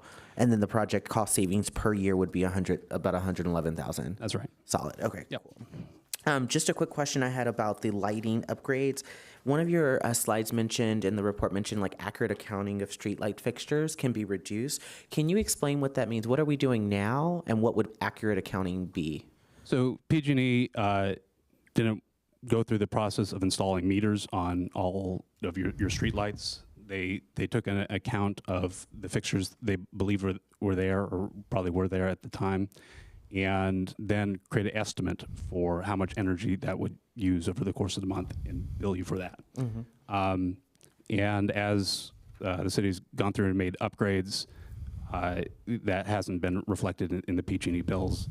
It is an odd way. It's not the way I've typically seen street lighting billed, but making those updates, submitting invoices to PG&E to demonstrate the fixtures that are there currently would bring down that cost based on just their estimated usage of those fixtures. Okay, so what would that look like in practical form? Like, is that our public works team doing accounting, or our financial? After this study, what we realized is that PG&E is actually charging us more for the LED lights that's already been installed. Okay. So there is a process to actually go ahead and ask them to refund us the money, whatever it is. We have to go to their website. There is a way to claim that, okay, these are the street light numbers which are actually upgraded to LED, but they are shown in the bill itself as if it's a sodium vapor lamp, which consumes more power. And as their billing is like whatever a particular number, designated number, HP5, okay, the sodium vapor lamp or hydrogen. So those are the numbers they had, and they have never changed even after they replaced those lights to LED. Those accounting never changed. So we are paying for as if we are using electricity for a sodium vapor lamp rather than a LED light. Okay. But we have to approach them to correct that. So we have started the conversation, but we have, because of the staffing tight, I have not been able to complete all those. But there is quite a bit of savings there, close to $30,000 a year. Okay, that's important. So that means that some of these items staff is already moving forward with. That's correct. So yes. this is a report. So I would ask I would ask that maybe we can come back and clarify, maybe this report can come back and just clarify which projects are kind of moved and what's not. So my next question was actually around the wastewater treatment plant. So our last committee meeting for the wastewater treatment plant, we talked about some upgrades. We implemented that into our CIP project or our CIP program. We approved the recent CIP program. So some of these wastewater treatment plant projects, are they all integrated into our CIP already? And not all, but the major ones. The PV was already integrated into our CIP. If you see that, we took the direction and recommendation from here, and that's how, when I was working with the CIP, I included that project as part of our CIP. So, which ones are not? Which one is not included in the CIP? Because the boiler installation, the solar, and storage were, I believe. yeah, I don't believe the boiler we have. That may be an operational improvement. Okay. It's not in the CIP. But those recommendations we're actually taking into account. Wastewater treatment plant manager is looking at it to see how we can reduce the energy there. But it is not part of the CIP. CIPs are the bigger projects that we have included. Okay. Well, it's late. I want to keep it short. I would ask that we come back. This is great to see kind of the total cost of these projects. Certainly great to see total savings and seeing if we can track those savings over a period of time would be very helpful. I'd love to just, again, see how we can budget this in over, 5 years or 10 years, whatever that looks like. One of the questions I did have was around the funding sources for the MCE Commercial Flex program. I'm really glad to see this on here. It's an amazing program that just really provides incentives for cities and businesses. You do have to start the application process. Well, you have to basically sign up on Flex Market. Have we done that as a city yet? So I'm not sure about if anybody else has done, but not from Public Works. We haven't done that yet. Okay. No. And I believe there are still equipment upgrades that would need to happen to sign up because they need to be able to talk directly with your thermostats and lighting controls to be able to control the demand. MCE. Yeah. Yeah. So that's why I think we need to sign up for that. We need to sign up on Flex Market or I think it's flexmarket.com. I think it's in the staff report. And then that process allows them to start approving certain projects that we have. So I think that's like that's kind of low hanging fruit that maybe we can tap into, certainly to kind of get the support. I didn't realize we weren't signed up for that project. So I'm glad to kind of see that integrated. And then one of my other questions was around the CEC loan, the California Energy Commission's loan. My understanding is that funding has stopped. Or that the funding has not stopped, but basically they are backed up in request. And so they basically have promised more money to agencies and places than we have money for California. So have we talked to our grant writer about that particular, that's a great loan program. And I know City of Clayton is doing something really cool with that money for a very low interest. I just want to make sure we've talked to our grant writers about that program before putting it on a... Yeah, I mean, we are talking to our grant writer for most of the grants that's available. I think I don't know if it was really announced to the city council's knowledge, the decarbonization program that the grant that we actually applied, we got money for more than what we asked for. And for that, we are able to, that grant, we had asked for about $350,000, and they were giving us $760,000, I believe, and asked us what projects that we can do, and that allows for system design work too. So then our PV at the wastewater treatment plant will be eligible for that. So we'll be spending that money to complete the design work for that PV system at the wastewater treatment plant. So we are working with as much funds we can get, leverage all those funds, to do all this work. What agency is the decarbonization? That's a CEC grant too. Oh, that's a CEC grant. Yeah. So, but for the specific reference grant with the CEC ECAA, have we looked into that grant with the grant writer? No, the ACCA, no, okay. I haven't. I haven't attended the meetings every month we have with the grant writer because of other meetings that conflict. I can check with what I get a report from that. I haven't gone through that, whether they have actually said that whether we are eligible for that or what projects would be beneficial, which project can actually apply. Okay. I'll review that and let council know about it. Okay, thank you. Thank you again. Okay, any other questions? Seeing none. Oh, go ahead, Councilmember Martinez Rubin. Thank you. Oh, pardon that noise. Okay. I'm thinking about, pardon me, I'm thinking about the capital improvement plan and the item related to the senior center, and over $1 million allocated to projects on the CIP for the senior center. Do those projects coincide with what's being recommended here for energy conservation and reduction of the energy that we should not be emitting? Those are my words, sorry. I believe the only problem is the recommendation actually says that we should be having more PV there. But during our discussion in the CIP, there has been suggestions by the council to reduce and not use the adjacent lot to, so that would actually not be in the same, that would not benefit. The recommendation says we have to have more canopy structure to have enough power for the facility there so that we can actually run the facility if there is no power, and it can 100% contribute to its usage.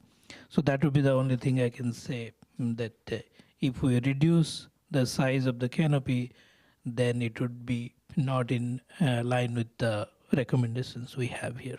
Okay, why is the canopy as recommended now? Why is the canopy that size? What was the basis for that recommendation? Because we are using every available area. That's what we had total. That's what we could put. But I believe if a canopy is redesigned with maybe the new solar panels are higher wattage, maybe we can go for to the recommended size of 123 kW. And the initial design was for 110 kW. Mm-hmm. Okay, so would this be the time to discuss, to offer direction? We're merely accepting this report tonight, right? Or will you be taking direction as well as to what to do with this? Yes, I would be taking directions. I believe Christine from Tetra Tech want to comment something on this. Thank you. Hi, thank you. I do have a bit more information, if now is the appropriate time, to provide you on the load design for the senior center. The net zero capacity for PV for the senior center with the loads as they are today is 82 kilowatts. PG&E will allow for 150% of design capacity, meaning you could go up to around 120 kilowatts. When EV charging is added to the site, we expect that the additional 40 kilowatts of PV would be required to cover the additional load from the EVs. But as it stands today, 82 kilowatts would be the design capacity for PV to cover the net zero load at the senior center. So hopefully that provides more insight to your question. Thank you, Kristen. Thank you. I am not going to remember those numbers, but what I do have in mind, what I've been trying to keep in mind, is how do we reduce the amount that's been allocated if we don't really need that much money and place it elsewhere for something that has been identified via this assessment in this case tonight. So I'd like to see that happen. We don't need the $1.some million for something that we don't need entirely, given the findings of this assessment. If I heard correctly, earlier, the total cost or estimated cost of the projects that are identified via this assessment is $592,000. Is that correct? That's for the energy conservation measures, not Only. the generation or storage components. Okay. Oh, darn. All right. Okay. So, so those are my comments related to the senior center. So we can have at least this much done, knowing now that we have these findings, and before there are additional increases just due to supplies and all of that. We could see that in this fiscal year. That would be great. So I would offer that direction as part of tonight's presentation, that we take a look at the amount that's in the recommendations for the dollar amount allotted in the CIP for work at the senior center that was initially proposed or presented as a need a couple years back, but now given the findings of this assessment, that we have some factual information to support the direction that we would take to see the improvements as suggested here. And then I have a question related, so that I can understand better, the funding for the wastewater treatment plant can come from the rates that we have now in place to cover the costs associated with what's being presented here? Yes? That's correct. Yeah, the construction cost can come from the sewer study and the sewer rates, the sewer enterprise funds, and because it's going to serve mostly the plant there, most likely we would have a partnership with the city of Hercules as well. So. Thank you. Okay, and then if you can help me understand, there's a table on the presentation or the page, the document that we have here, related to electric vehicle charging, and I'd like to understand what the numbers under the column that's titled or that's labeled "Simple Payback" represent. Simple payback is a measure of the financial. A financial measure of the project, essentially how many years it would take to pay back the initial investment. So if a project costs $1,000 and pays back $100 a year, that would be a 10-year payback. So the numbers that I see here are years? Or years. Calendar years? Yeah. Yeah. Return on investment. For RI, okay. Thank you. That's it for me. Thank you for this. Assessments are the way to go. Thank you. To guide our plans. Thank you. Okay, and I have a question regarding the senior center microgrid. And just looking at the last bullet point about an additional 30 kilowatt generator would be needed for full islanding, and natural gas is the preferred fuel source. Wondering if the generator is to provide energy for the off-peak period, or if it's just for emergency. The proposed system uses it for emergency. For emergency only? That's right. When the microgrid is connected to the larger grid, if there's a deficiency in battery storage or production, you would simply draw that energy from MCE.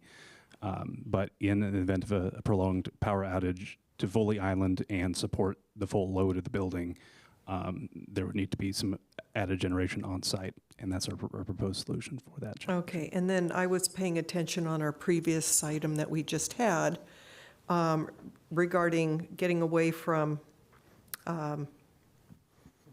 natural gas, fossil fuels.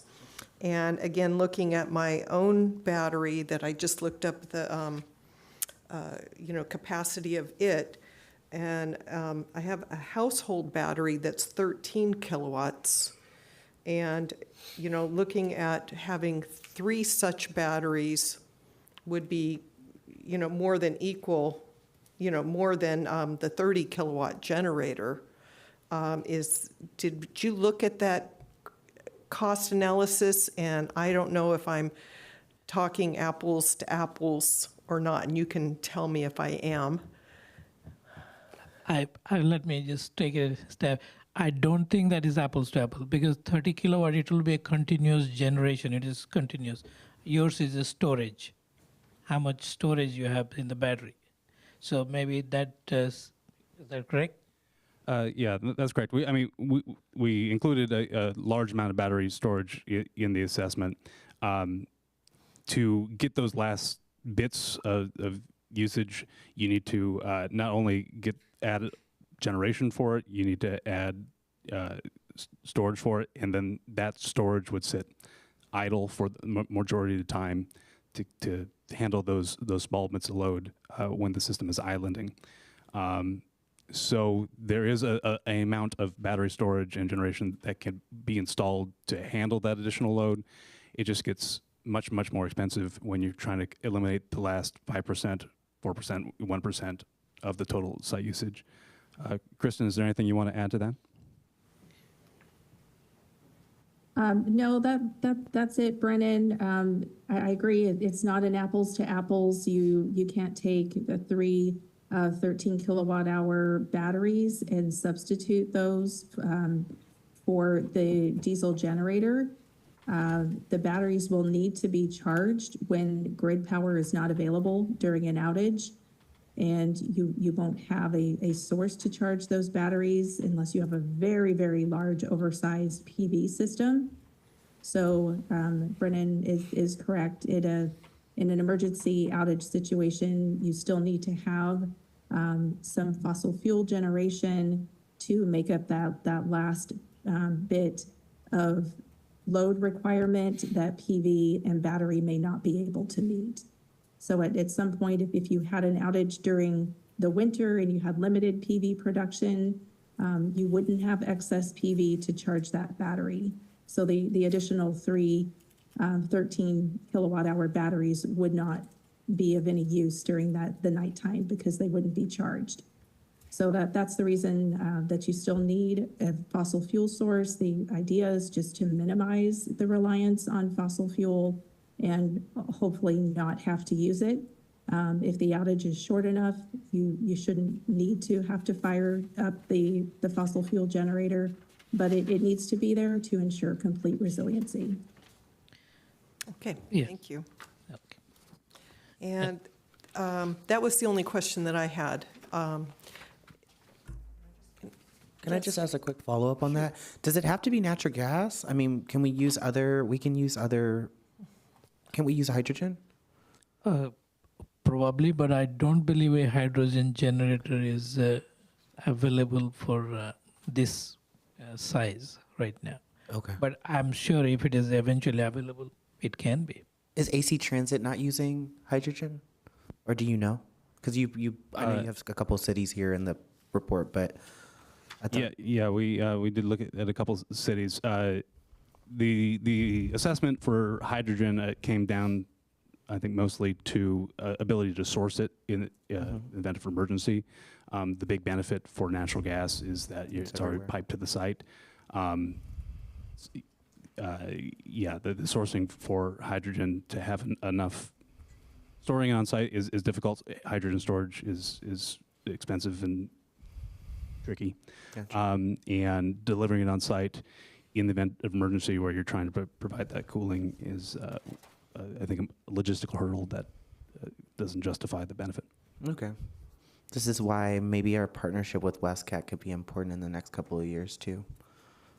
But yeah, natural gas it is. We're having this problem, I think, with a lot of cities and agencies. Yeah. Thank you, Mayor. Yeah, thank you. Okay, if there's no other council questions, I'll open it up to the public. Yes, we have Rafael Menace.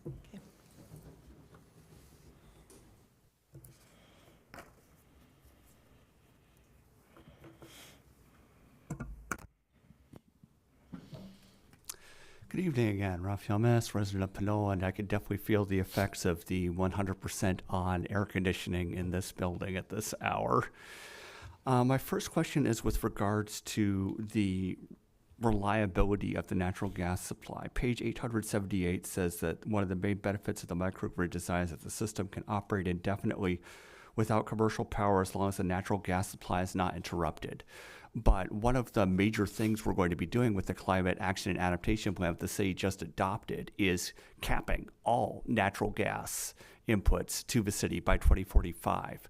So how is that going to work? Is this just going to be a sort of short-term solution where the city spends a moderate amount of money to buy a generator and then the fuel for that generator just won't be available in a few decades? My second question is, on page number 848, it shows the City Hall's demand profile in figure B4. And that seems like a pretty odd demand profile. In particular, there's an increase in demand between 1 a.m. and 6 a.m. roughly on Fridays, as opposed to Mondays through Thursdays. And I'm curious as to why that's the case. I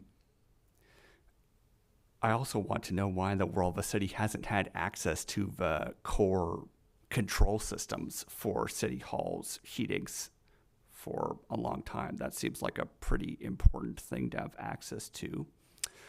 With regards to the reference on page 870, the PG&E basically overbilling the city of Pinole, I'm curious to how long that's been going on for and whether the city would be able to recover any of the past build costs for, what PG&E charged us that they didn't actually deserve to charge us.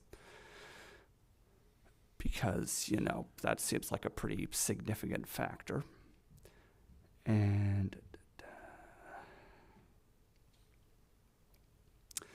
on page number 846, it mentions the HVAC system for the senior center basically is built to only basically always provide the same rate of flow, and that seems like a really, really, really inefficient way to do things. So I hope that even if the city doesn't necessarily do all of these things, they at least replace those systems so that it's not always pumping through air at the maximum capacity, and that shows up in a few other areas as well.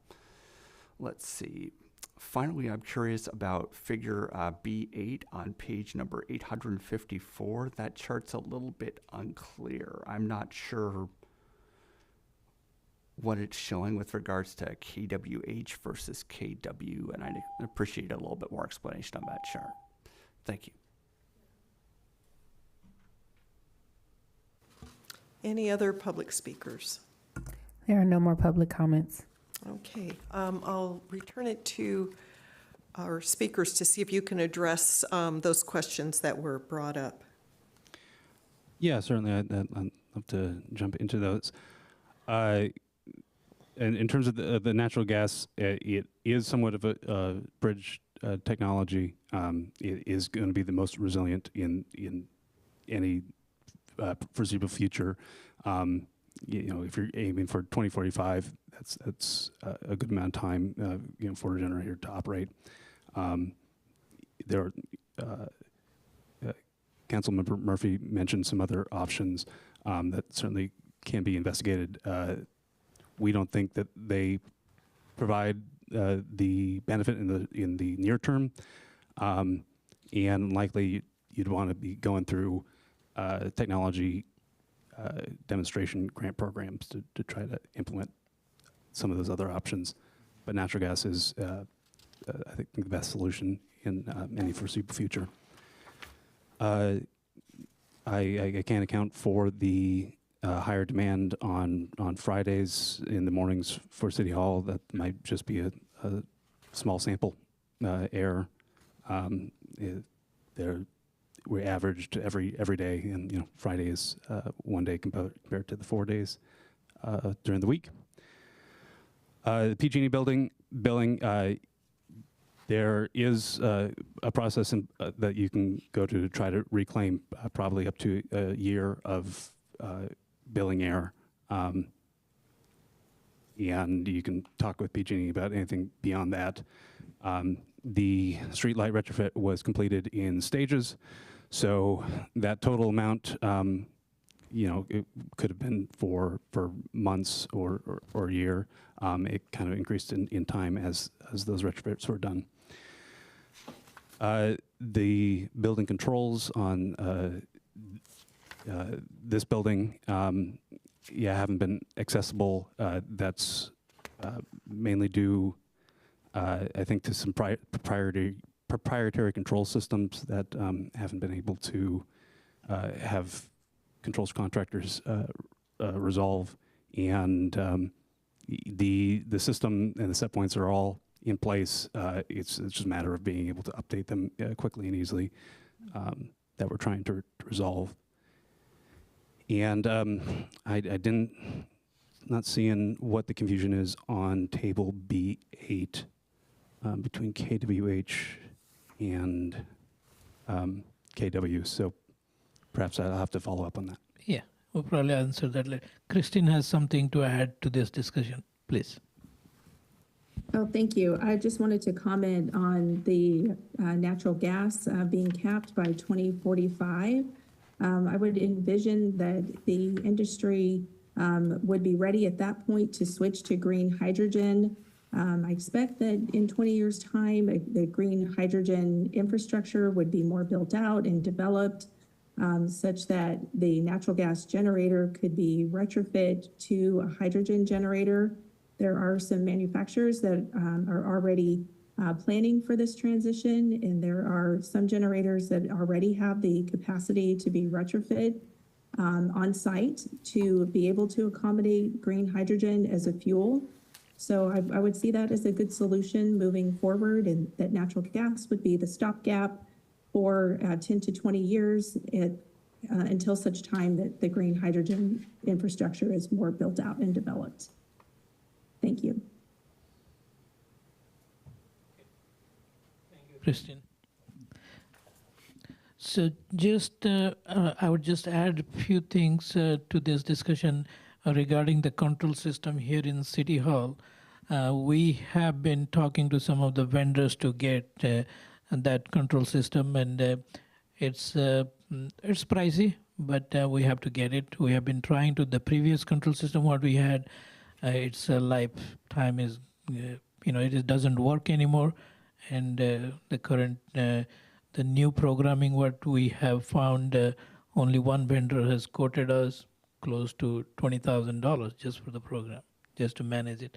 And we're trying to get some other quotes before we can install something. Okay, thank you. Bringing it back to council, is there any direction, any comment, additional questions? Councilmember Martinez-Rubin? Yes, direction would be to, again, going back to the senior center microgrid, to update the CIP to mesh with the assessment findings, including the estimated cost. I was optimistically thinking it might be less than what's currently allotted for what's on the CIP, but it could very well be more. So if you would please update us with that. Thank you. And just a question on adopting the resolution. It directs staff to implement recommendations in the assessment in which budget authority exists and to work with cities, grant writer, et cetera. So would details about what we're adopting happen, if we adopt this resolution, we actually, the specifics of the projects happen through our CIP. Is that accurate? That is correct. Yes. Okay, so the recommendation then would be to Adopt the resolution, yes. Well, to adopt the resolution, and then if there's specific projects that we want to tinker with, we would do that through the CIP. Yes, during the CIP update, when we're revising, that we can add those details to the CIP. So. Okay. All right, with that clarification then, is there direction? Oh, yes. That was actually my same question. I was just going to say, would we be okay with just approving the resolution, and then that way we can come back to some of the ideas? My understanding, even with the senior center project, is the 1.1 million estimate is the payment for the paving, the excess paving of the parking lot. That's what makes it actually that expensive. It's not necessarily the upgrades itself. I mean, the upgrades. I mean, a portion of that, yes. Right. Is the paving, yes. Right. So I think we should come back with the CIP in front of us before we kind of change or have staff change things. So if it's okay, can we just, okay. I'm happy to make the motion. Yeah, to approve this resolution. Okay. For and staff we recommendation. have a motion. Is there a second? Second. Second. All those in favor say aye. Aye. Aye. Any opposed? Any abstentions? That motion passes. Thank you very much for the report. Thank you. Thank you. Okay, the next item. Running out of battery. Did you say you're running out of energy? Yeah, I think we all are.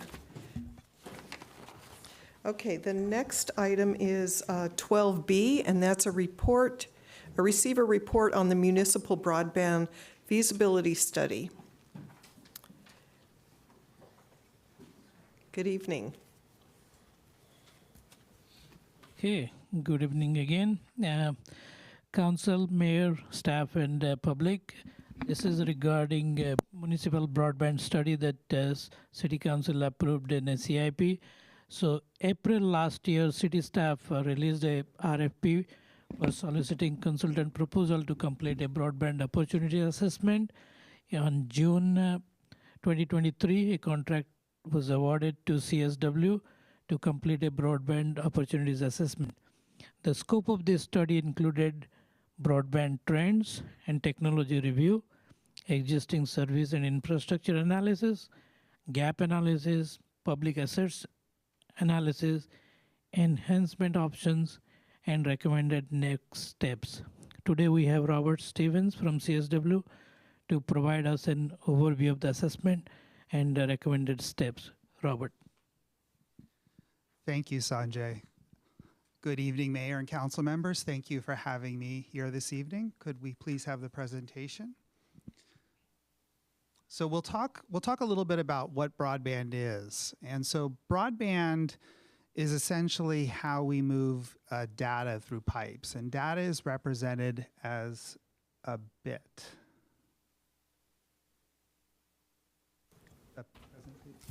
Okay, great. Dave, can the presentation be up? I'm wondering if he can hear on your mic. Could we please have the presentation? Oh, wonderful. Okay. No, not the report, the presentation.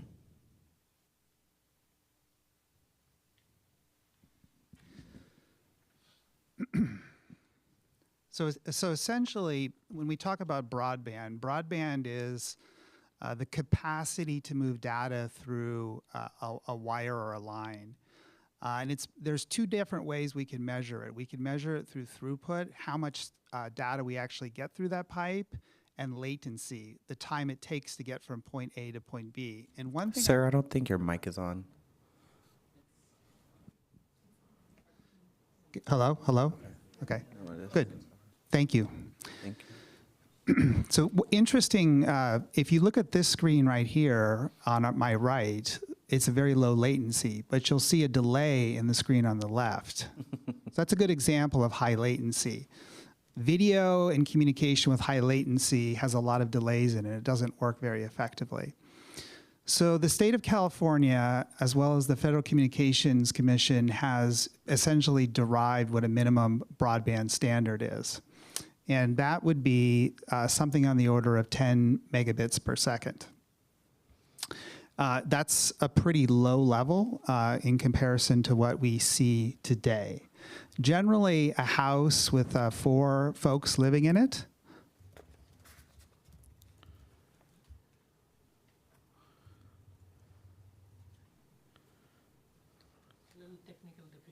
Okay. Generally, a house of 4 folks living in it would consume about 100 million bits per second. The one good thing in Pinole is that we have a very rich broadband environment here. The California Public Utilities Commission does a survey every year to assess what type of infrastructure that we have. And essentially, it shows that the entire city has more than 10 million bits per second of broadband access to it. And in effect, they also do a very close survey of actually kind of the individual census blocks. And they found that a lot of Pinole actually has more than a gigabit per second of internet access. Now, that can be slightly misleading because my office is in Richmond, and it shows that we should have 1 gigabit per second, but my Comcast link can never get more than 250 million bits per second. So it is a little misleading, but it's a good average interpretation of kind of what we have as a service here. So we can receive broadband capacity or broadband access either through a wired connection, which is typically fiber optic cable or copper cable, or through a wireless access. Here in Pinole, we also have a robust supply of vendors from AT&T and Verizon that also provide a high level of broadband capacity through those measures as well. I'm trying to remember all my slides. I might have to look at my computer here to remember where I am.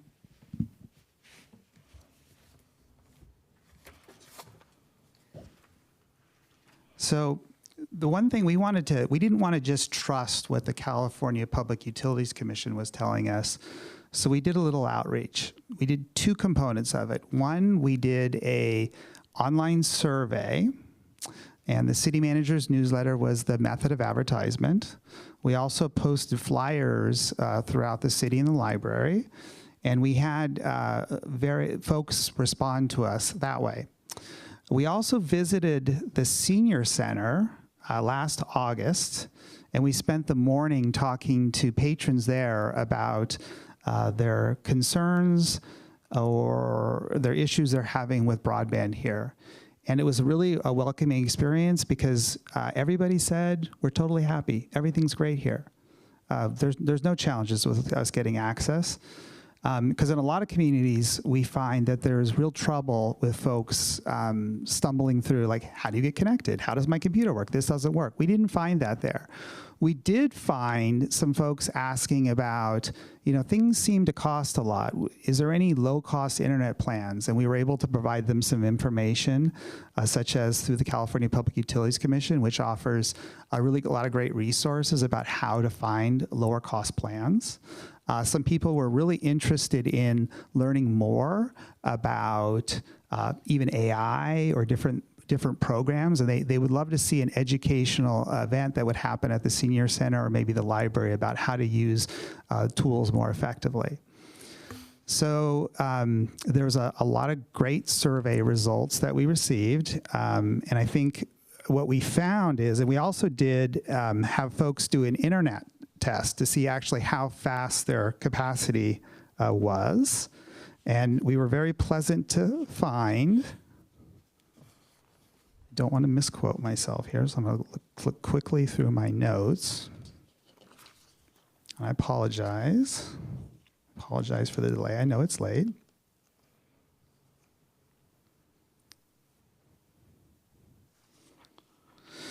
So more than 45% of the 114 people that responded to our online survey reported better than 200 megabits per second. So that was really, really great. We found out that only about 5% of folks had less than 10 million bits per second, which is our threshold for what is broadband and what is not.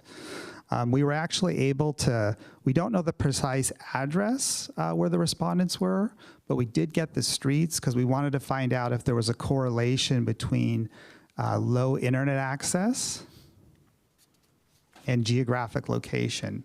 And we weren't able to necessarily correlate that.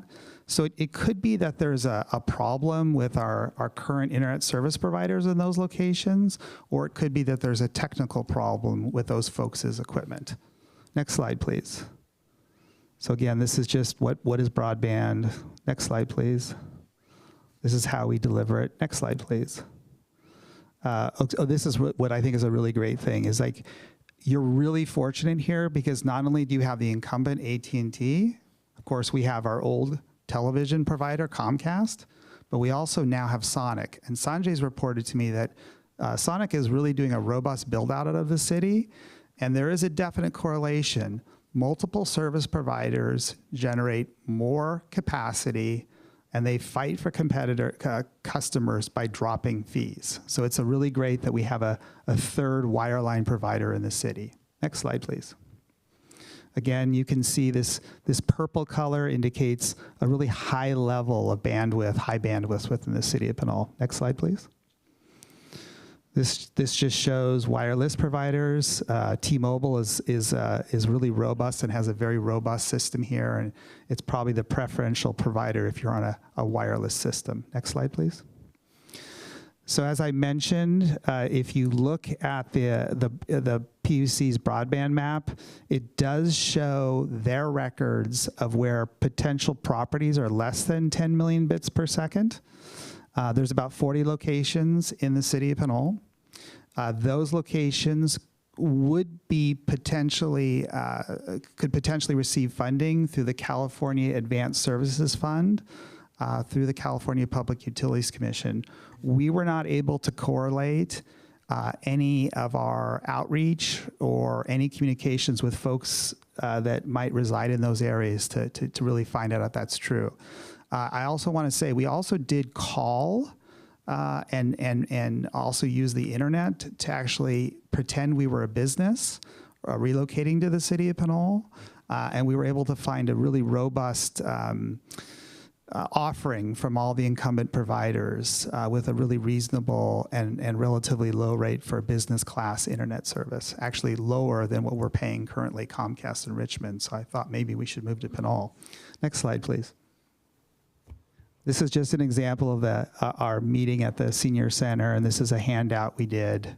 We didn't get very many responses by hand. This is a very digitally savvy city. Next slide, please. Again, it was 128 responses. You can see the age range of folks that responded here. Next slide. This is the geographic location in Pinole where we did get the responses. Next slide, please. This is just a little bit about what people are using. Here we like Xfinity Comcast for our wireline. We like AT&T for our wireless service provider. Next slide, please. Again, here, this is the example of our capacity is pretty robust here. 45% is more than 200 megabits per second. Next slide, please. This is just, it's interesting here. You can see that we're paying more than $75. That's the vast majority of folks here in this community for internet service. And a lot of people, the biggest complaint is that, it's too expensive. Next slide, please.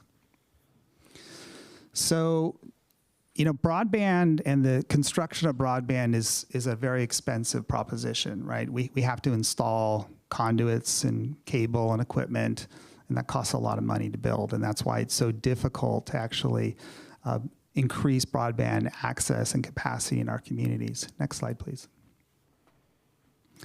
So we took a stab at proposing to build a municipal network for the city of Pinole. We figured we would build a fiber network, a fiber line over every street in the city to reach every property in the city. We were going to develop a very responsive network. We were going to separate the city into 6 sectors with concentration points where we could aggregate traffic and then deliver it back to a central hub, probably in City Hall here, and then transmit that data down to Oakland or Emeryville where there was a tier 1 internet service provider. So you can see here the capital cost in 2024 dollars is about $74 million to build all that infrastructure. The annual operating cost, we have to pay the tier 1 internet service provider. We have to maintain the network. We have to operate the network, maybe about $1.8 million. So if we assume that about 60% of the households in Pinole took this service, that's about 4,320 subscribers. And we assume we would finance this through some sort of municipal bond. We would expect to have to pay, each customer would have to pay about $235 per month to build this out. And of course, that doesn't include inflation moving forward. And this just quick study just illustrates the difficulty of providing a broadband network. And this is the reason why AT&T and Comcast are so far ahead of us. And it's sort of amazing, like Sonic is actually doing this and they're building this and it's really exciting that they're able to do this year after year. Next slide, please. So one thing that I think is really interesting, and this, if Pinole was interested in this, I think that there is a part to play in building a broadband network, and I think it could be used for select projects. And I think Richmond is a good example. I've had the privilege of supporting Richmond over the last 15 years, and we built a really robust network there to serve internal communications, as well as providing Wi-Fi to some underserved communities. And we were able to leverage the assets to a private telecommunications provider and swap conduits in Richmond for fiber that covers all of West County. So the city of Richmond actually has fiber that bisects Pinole. It goes through Hercules, San Pablo, all the way throughout. And it connects back to an internet library, the Internet Archive, which is based in Richmond. And that partner actually provides free bandwidth to a lot of folks in Richmond, our underserved communities, our free Wi-Fi, and various other aspects like that. So I always thought that, if West County, if Pinole and Hercules and San Pablo all joined together and partnered with Richmond, there could be an option to actually explore provisioning some sort of, internet service provider that's based on sort of this kind of open network. It's not free, it's going to be expensive, but there might be a reason to start with something small, like interconnecting the senior center with City Hall, interconnecting City Hall with the library, or some small things like that, and then maybe provide Wi-Fi in downtown, just to do it as a test and see how it operates. Next slide, please. So again, speaking about the low-cost internet plans, the CPUC's website provides a lot of really good information related to this. It links you right to Comcast and AT&T's webpage, and then there's full provisions about how you would qualify and how you would gain access to that. Next slide, please. So I think moving forward, we've sort of documented that, when we were speaking to folks on the streets in Pinole, they were very interested in learning more. So we think that maybe some educational programs would be good. We also think that building infrastructure, conduits, and various infrastructure with public works projects make a lot of sense. Linking traffic signals together and making them smart, especially in partnership with the county and Caltrans when they're doing projects through here, and leveraging those not only for traffic signal interconnect, but also for communications makes a lot of sense. We have streetlight conduits here. Those could be used to pull fiber through if we thought we wanted to make a link. Again, there is funding available through the Public Utilities Commission for really restricted sites, and there's a couple in Pinole that potentially could use this. It would be interesting to explore that a little bit more. But I think there's one thing that we need to really think about. Every month that goes by, we actually gain more bandwidth access in our community. And there's always new service providers coming out. I don't know if anybody's looked at Starlink, which is a satellite-based internet service provider. It's not cheap, but I use it in my office as a backup because Comcast isn't always that effective there, and it's a good backup solution, and that's only going to get less expensive as time goes on. And then finally, I just want to hint at this West County partnership. I think it would be interesting to explore. So thank you for your time. I appreciate it. Okay, thank you for that report. Any questions? Yes, I'll start with Vice Mayor. Thank you for the presentation. Out of the recommendations laid out here, one is the Intelligent Transportation System, ITS.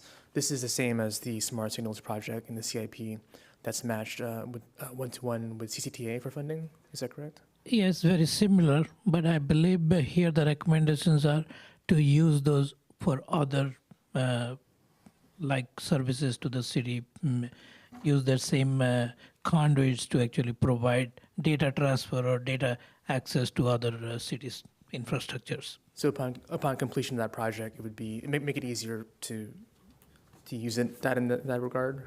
The CCT, the project that we are actually collaborating with the county, that does not really help us, those additional ones.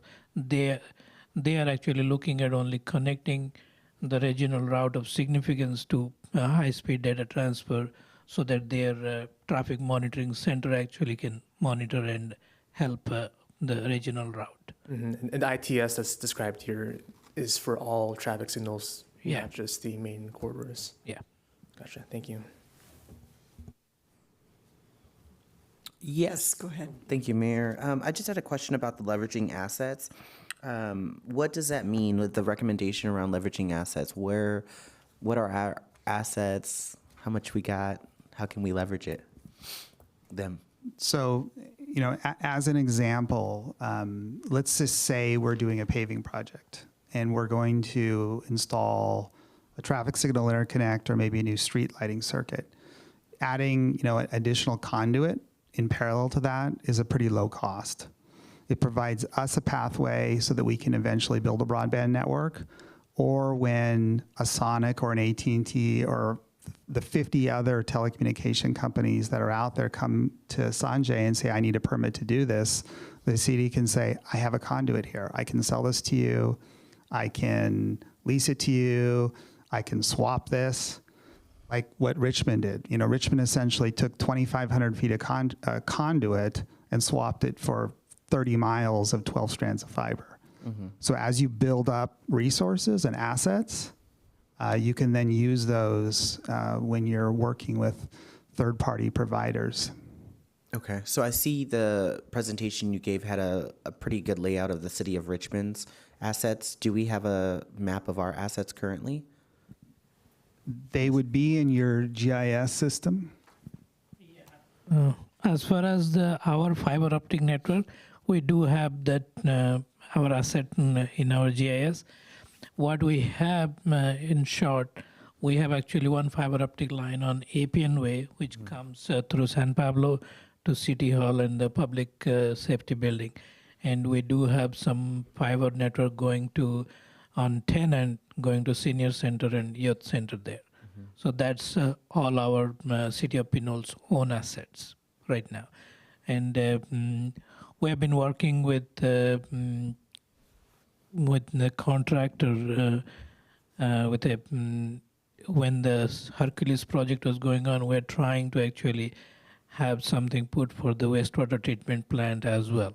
So we had a discussion with Sonic whether they can provide us the service there. So it is still on a discussion stage. So we are looking into the possibility how we can put fiber optic towards the plant there and upgrade our current system as well. So because what I understand, Dave Snell from PCTV, he has been instrumental in those previous fiber optic lines, and I'm coordinating with him and Sonic to figure out how we can upgrade our current assets. Okay. And then to the degree that the internet service providers are regulated, my understanding is that the Public Utilities Commission of California does most of that regulation. But if they were to, Sonic has done a bunch of work in the city of Pinole in the last year and a half. If they were to, is there a way that we can essentially start putting in fiber if we wanted to, as basically the internet service providers do it, so that we wouldn't start the projects, they would start it, but we would continue those projects? Does that make sense? So if Sonic, for example, for this last year, they've been around Pinole, would we have been able to just basically one dig, if you will? Like, can we just do that all at one time? We do the project, they do the project, or is that against the regulatory law? No, I mean, we can run our own fiber, but as you know, the cost is what is the prohibitive, right? For us, it is whether it's going to be beneficial, whether we can get funds and all that. And we have to compete with them too. Mm-hmm. And we cannot deny any of those utility companies, hey, you cannot come here. Yeah. So that's the law. They have the right to be on the public right of way. So that's the California law here. And Sonic is mostly running their fibers overhead. They are not putting underground. Mostly they're running overhead. Mm-hmm. And we do have some applications from Comcast. They are upgrading some of their lines, going to be upgrading some of the lines in Pinole as well. And last year, I believe Verizon had some fiber optic lines installed in APNway as well. So there are so many companies that are trying to add their fiber optic in Pinole. So. Okay. And just my last question. So this assessment, just some historical context of, I feel like where this came from, and tonight's a big night of that, but we originally had a presentation from the West Contra Costa Unified School District, which goes to kind of your point around the West County partnership. At the time, of course, it was kind of, 1 year into the pandemic, we had a bunch of residents in Pinole. The number, I can't remember exactly, but I feel like it was about 400 families in Pinole specifically who needed access to a hotspot in order to do homework, and their, students and their families in order to do homework. At that point, this conversation around, access to internet was a large conversation. Based on your presentation, I see that about 90% of the folks that you've surveyed are homeowners. Is that correct? So my question to you is, I'm imagining the homeowners probably have a higher income. I'm wondering about the assessment of lower income folks and kind of like what we may have missed in the sample size, right? Of like that 9%, like how do you assess them and how have you assessed their needs based on these recommendations, frankly? Like what would be the most both feasible but impactful recommendation to you for those low-income folks? So during the COVID time, I worked extensively with both Richmond and the school district on this very issue. And the one thing that we've found is that it's not that the technology is not there. There's a barrier to actually subscribing to it, getting the system operational, and then finding out the lowest cost plan to do it. So what we've suggested doing, rather than throwing more money at technology, is finding volunteers, tech savvy volunteers in the community to actually help those families with that access, just helping them understand how they can get it, how they can, and then in Richmond, there was actually a group of kids that actually went around and helped these families do that. So I think that that's one thing, that's the educational component's really important. I also think that there is a real reason to have Wi-Fi hotspots in locations where folks can go and they can use the internet. That's very robust and strong. For folks that might not have high-speed connections, or maybe if there's a Comcast outage or something along those lines. And that's why, I've always been a strong advocate of the communities in West County of forming some sort of independent link in which, say at the senior center, a lot of people were complaining at the senior center the bandwidth's not high enough. So if we were to plug the senior center into the West County network, it would be completely independent of Comcast and AT&T. The city could provide that network access there, and if there was a couple of hotspots throughout the community where if there was some sort of an issue, families could know they could go there to actually use the internet, I think that might be a good resource to have and plan for in the future. Okay, so when you say West County network, you mean the city of Richmond's current network? Yeah, I think it could be as easy as basically talking to Richmond and saying, hey, can we partner with you and can we connect to your 12 strands of fiber? Can we take 2 of those fibers and plug into them? That's essentially what it would be. Okay, and then if we did that autonomously, how would that work? The same program, but without, we would have to do our entire fiber?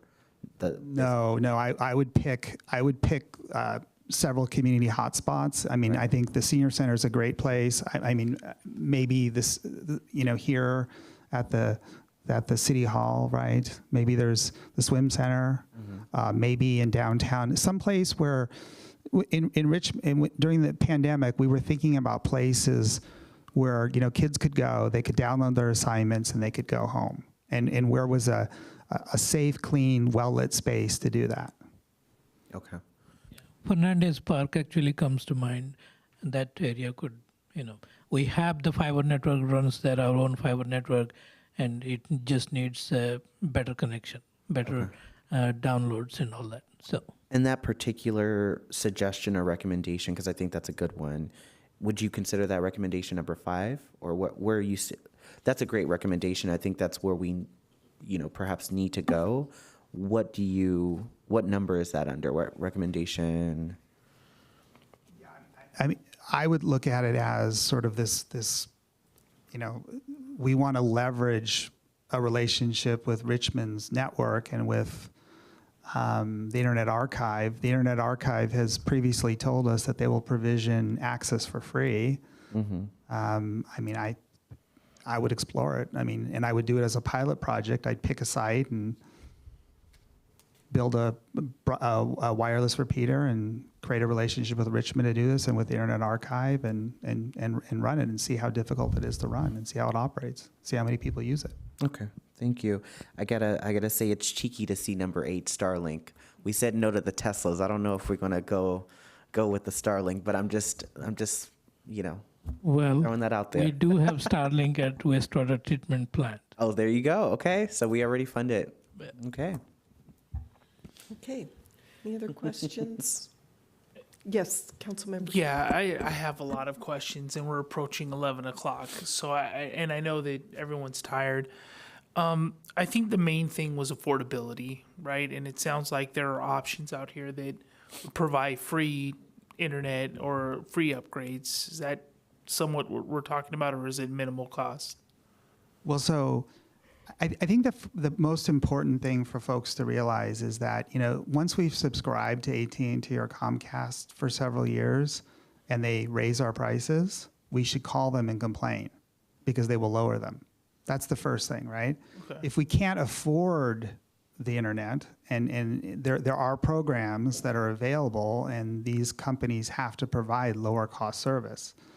I think moving forward, we have 3 providers. We have Sonic building out Pinole, so we now have more competition in Pinole, which will drive prices down. So how does the city leverage that, right? How do we advocate? I know that one of the things is, and I know it's a market, right? And then, that's going to do its thing.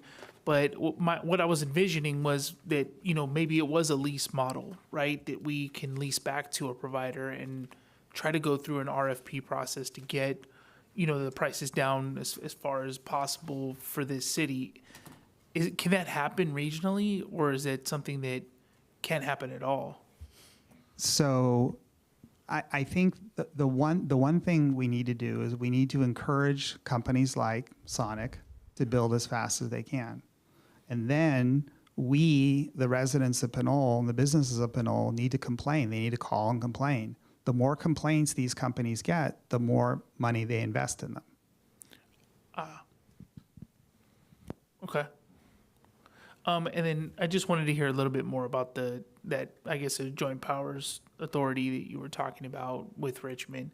Is it something we collectively would come together and do, or just call them and ask for it? I think what we would do is we would coordinate a call with the city of Richmond, the staff there, and we'd say, Pinole's interested in exploring use of the, 2 of the 12 strands of fiber and interconnecting, and Richmond would say, okay, I don't know what Richmond would say. I've talked to Richmond loosely about this, but they want to help everybody else there, and there would be splicing requirements and things like that would have to happen, and Pinole would bear the cost of those, but it wouldn't be really expensive. Right. It'd be something that would be a reasonable test pilot to do. Yeah, it was just the thing that came about, especially during COVID, was, the Zoom. A lot of people in Pinole are telecommuting at least twice a week. So we knew this was all going to go up, and then now it's like, well, that stressed the system. But it sounds like the system's kind of catching up to all that, based on the maps and everything, right? Pinole is in a much better position than Richmond or San Pablo. I see. Okay. Thank you. Okay. Any questions, Councilmember Martinez-Rubin? No, I think Pinole has been in a good position for a good number of years, even pre-COVID. even then, census data would indicate that about 90% of the households had access to the internet. It is a cost matter, even among those households. And if you spoke to seniors, they're going to say that they have got limited incomes, and that's one source of funding for which they could obtain. They would welcome assistance. Thank you for the report. Yeah, it confirms some of that. The larger matter of creating a system sounds, or a network, pardon me, I don't know all the terms. Sounds to me like it would be done gradually with projects that would require trenching or digging, right? I think there is a cost. So if we're paving a road or we're doing a sidewalk improvement project, adding a conduit there's an expense there and there's a cost there, and that conduit may never be used. So the question is there a value in doing that? So I would take a step back and I'd say, okay, so what is our core city assets? What do we need to connect? As Sanjay said, we already have fiber connecting a lot of our key assets. So are there any gaps or holes that we think we should fill? And maybe in those locations we would make that investment, or maybe on an arterial corridor like on Pinole Valley Road or something like that. Maybe we would put conduits in there. But on some residential street, I'm not sure I would make the investment because I don't think that's ever going to be used by the city. Thank you. And a far-fetched idea, which may not even make any sense engineering-wise, is my mind went to the sewer lateral work that is being done privately, but it's being done privately at individual homes, and a number of streets are being dug up, but those streets aren't necessarily the locations where a public network would best fit if the interest of a public agency is to provide a service for instances when members of the public would not be able to access their own. Is that right? Does that make sense? So back to my weird idea about what's going on with the sewer lateral updates, and whether those same areas could somehow be, locations could somehow be adopted by the city when that work is being done privately. Yeah, but that would be very short, meaning to say it needs to connect to the larger network where to actually provide those like major arterials and collectors. If that is where there is a free conduit, an empty conduit is available, the service providers are able to pull the fiber inside there. They don't have to do any work, just use those conduits, and then goes to individual houses and all that. But those individual houses, those are mostly run either overhead or through their already existing conduit, which they get their Comcast, or they call cable utility conduit for electricity, other ones for communication. Those they can use it. So most of the newer developments, at least those conduits have. But I think the biggest problem is somebody to run from a ISP where the tier 1 service is there, from there running to the main drag of the city. Thank you. Okay, I had a question regarding the 12 strands of fiber that Richmond has going through Pinole. Is that along the San Pablo Avenue corridor, or is it along the railroad right-of-way? It's on a series of utility poles. Some of it's along San Pablo. Some of it basically goes to all the schools that are part of the West Contra Costa Unified School District.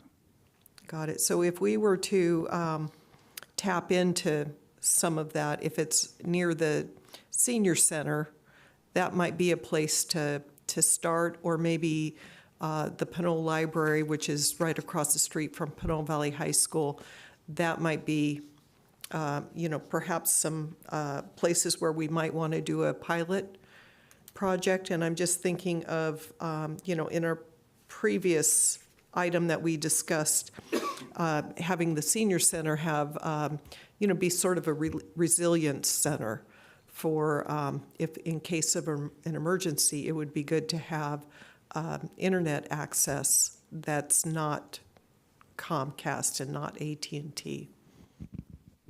Yeah. No, makes sense. Yeah. Okay. So with that, I'll see if there's any public comments. Yes, Raphael Menace.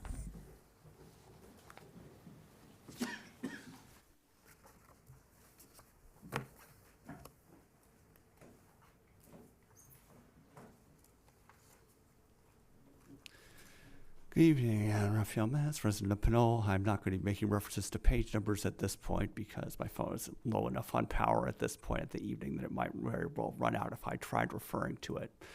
So a few technical points. First off, I think it's important for people to remember there's between megabits per second and megabytes per second because a lot of time various different providers use different definitions. And megabits is, I think, a factor of 8 less than megabytes. So people are like, oh, 200 megabits, that must be a lot. Well, it's more like 20 odd megabytes per second. So in terms of video streaming, and I liked the presentation addressed that, that's a factor to consider. Secondly, with regards to Starlink, one thing that people have noticed, in particular in urban regions, is that as more people connect to Starlink, the quality of service that is provided declines because there's always so many satellites in the sky and they're launching more. There's, potential Kessler effect issues from that in the long term, but it's still a potential issue. One thing that I recall the city discussing in the past was with regards to the city's security network of various cameras that it has around the city, basically the fiber optic that was linking up that. That was how I recall fiber optic being discussed in the past. I don't recall the exact meeting that was discussed at, but I think that might be worth looking back at. I'd like to echo sort of the comments made by the presenter with regards to the desirability of creating sort of a joint powers authority to pursue a sort of region-wide broadband network, especially since Richmond already has taken first steps towards that. I also have some questions for the presenter with regards to the costs to Richmond to basically get that project online. Do you know offhand how much it cost Richmond to get the conduit in place that they traded for that broadband network? Do you know sort of what the broader benefits would be of setting up conduit more citywide apart from just setting up a municipal broadband network? Thirdly, I guess, there used to be a federal program to offer discounted broadband access. I think it was the Affordable Choice Survey or something. It basically offered $30 a month broadband. I considered getting it when it was offered, but the thing was, it was always a temporary funding, and I wasn't sure whether Congress was going to extend it. And it turns out the Republicans in Congress voted down extending it back in March of this year. So people who did end up adopting it ended up either having to pay higher rates when it expired or going without. So I would note that, who you vote for matters in terms of access to broadband support programs when you're considering that this year. Thank you. Okay, thank you. Okay, I'll return it to you. Do you know what the cost was to Richmond to implement their program? So I'm going to go off memory because I was the designer and the builder of it. This was in 2011. It was about $7 million to build, I want to say, 12 miles of fiber, 144 strands, 10 gigabit per second Ethernet backplane with drops to, I think, about 8 different city facilities. So it's a very robust network. Of course, that number would be double or more now. That was actually funded through a federal grant. It was a security grant. And so the swap essentially was about 3,000 feet of conduit for 22 miles of 12 strands of fiber. So it was a really good deal. Great, thank you. Okay, so as far as the recommendations are concerned, we don't have a price tag on these recommendations. So what would it take to come up with a price tag, or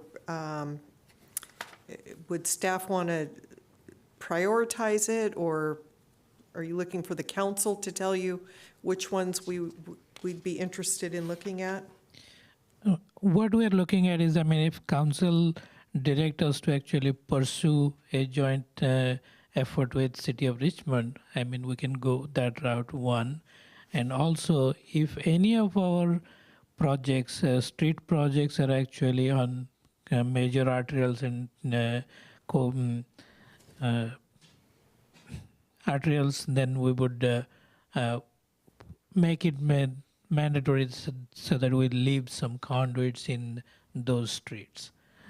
So that, yeah, the project cost will go up a little, but, we can at least benefit in the future for that.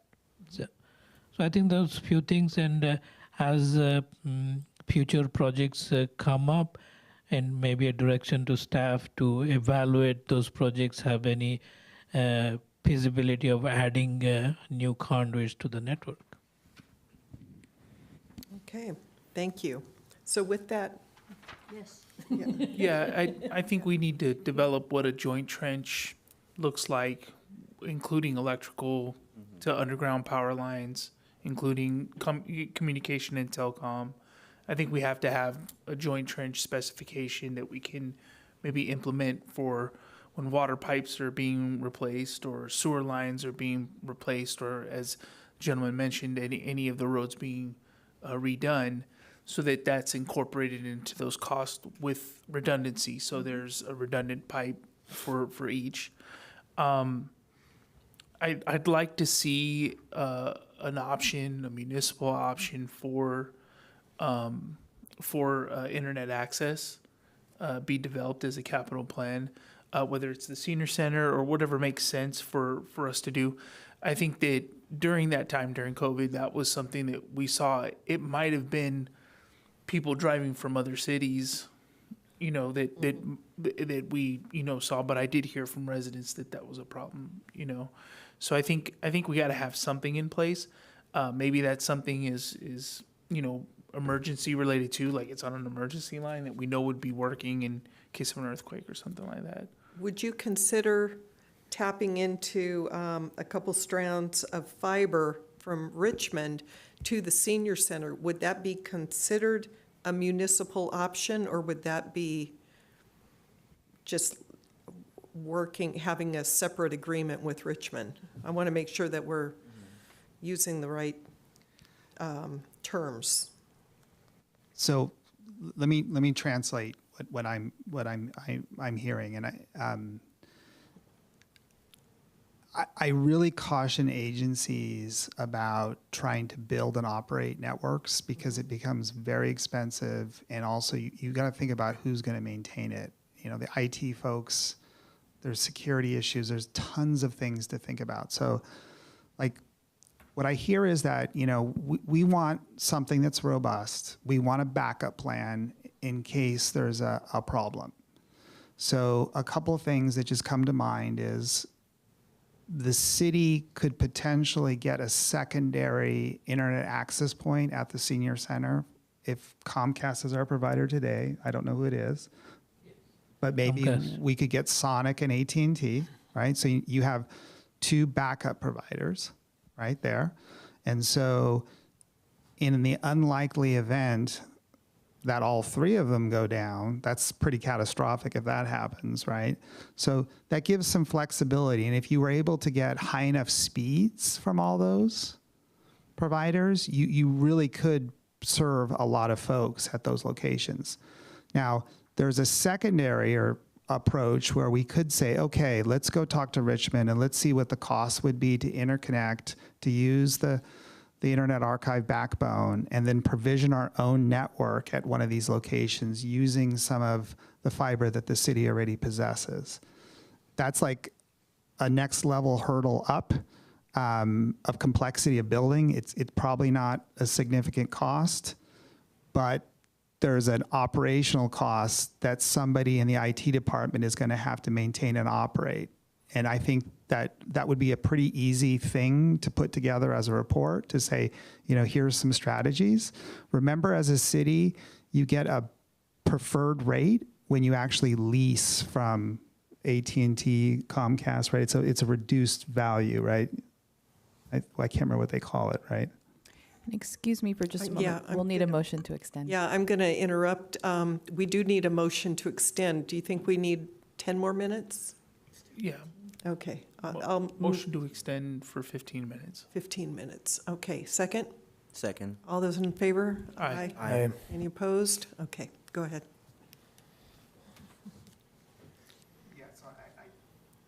I think it's just in trying to control costs and make it easy to operate. I think those two strategies would be something that I would suggest you consider. AT&T, Comcast, multiple connections, and then maybe what it would take to actually interconnect to Richmond, and what would that cost to do it, both capital cost and operational cost. Okay, and then extending to Sonic or AT&T would have operational costs as well, but we would have, go ahead. No, I mean, extending Sonic and AT&T, that would be just a monthly service charge. That's what, because already lines are available there, from AT&T and Sonic. It is just as if you're subscribing to a service. Okay, great.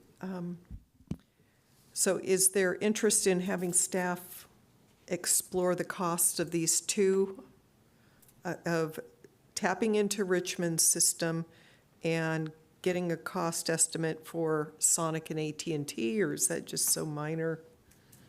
Do you want to give direction on that?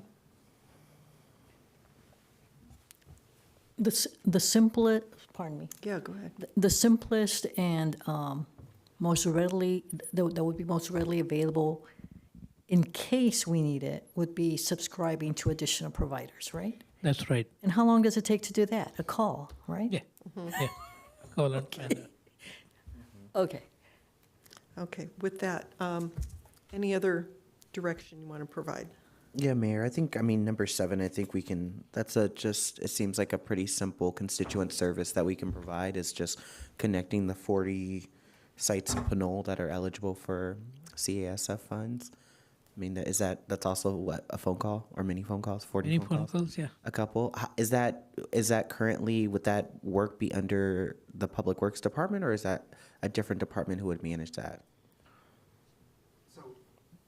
Just to be clear, just because the Public Commission's website has these listed, we could find no evidence of this actually being a problem at these locations. So I think it would be helpful if those folks are really suffering a problem there. I think we could point them to the correct resource to help them out. Right, which is what I'm saying. It seems like low-hanging fruit and just really a constituent service for us to provide. But you're stating that you don't see any evidence of issues, but have we contacted the folks at those 40 sites to ask? Or has this assessment done that? No, we haven't. We don't know the precise address of them. We know the geographic location of them. Okay.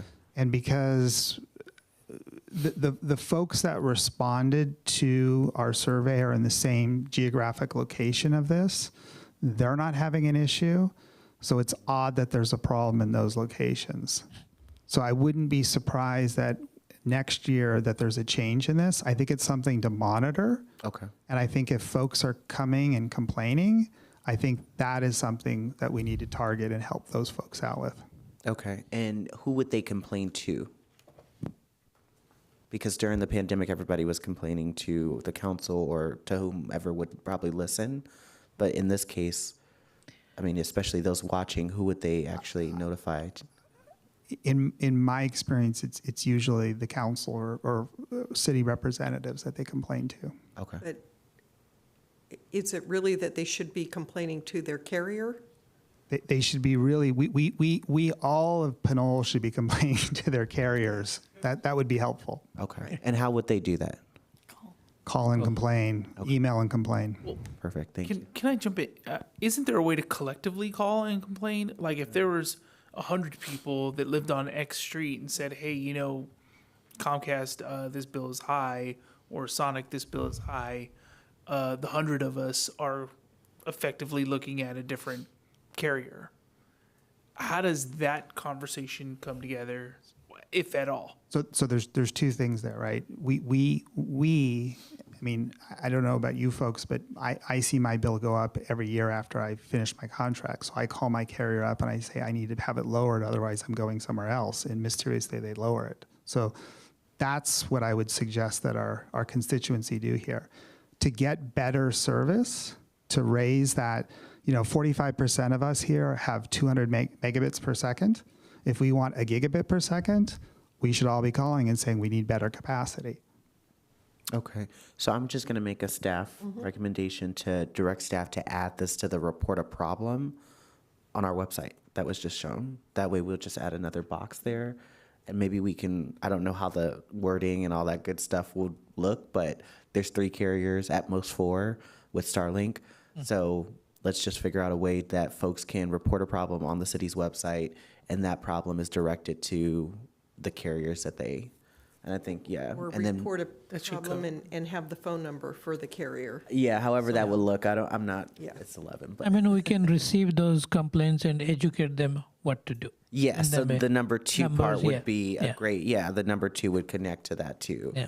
And thank you for clarifying that for us as well. All right. So is that enough direction, or do you need additional? I think that's adequate, that we're going to pursue with the City of Richmond, and we're going to do what we can for our public works projects, and we would add a drop down in our report to problem regarding this internet service. Is there anything else I missed? That's great. Thank you. Do you need a motion? So moved. Yeah, so moved. I'll second. All those in favor? Aye. Aye. Thank you. Thank you. All right, we are going to move to our last public citizens to be heard. Do we have any citizens to be heard? Yes, Mayor, we have one telephone caller online. Last 4 numbers, 5748.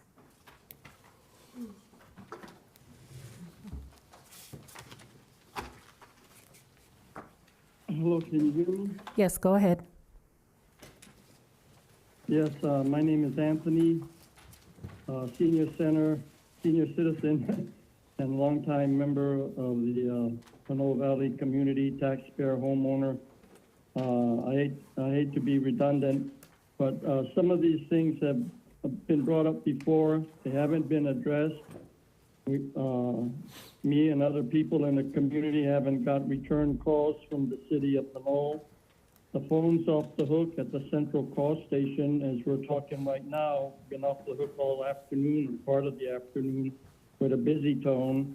But we wonder why can't they take care of some of the basic infrastructure things? You're talking about electricity, the lights on up and down Pinole Valley Road, all the way out to Casco Ranch Road. There's several street lights out. That's been an ongoing challenge for the Public Works Department, and if they can't get people to do it, maybe they need to look and shop for new employees or a new manager to help them through this.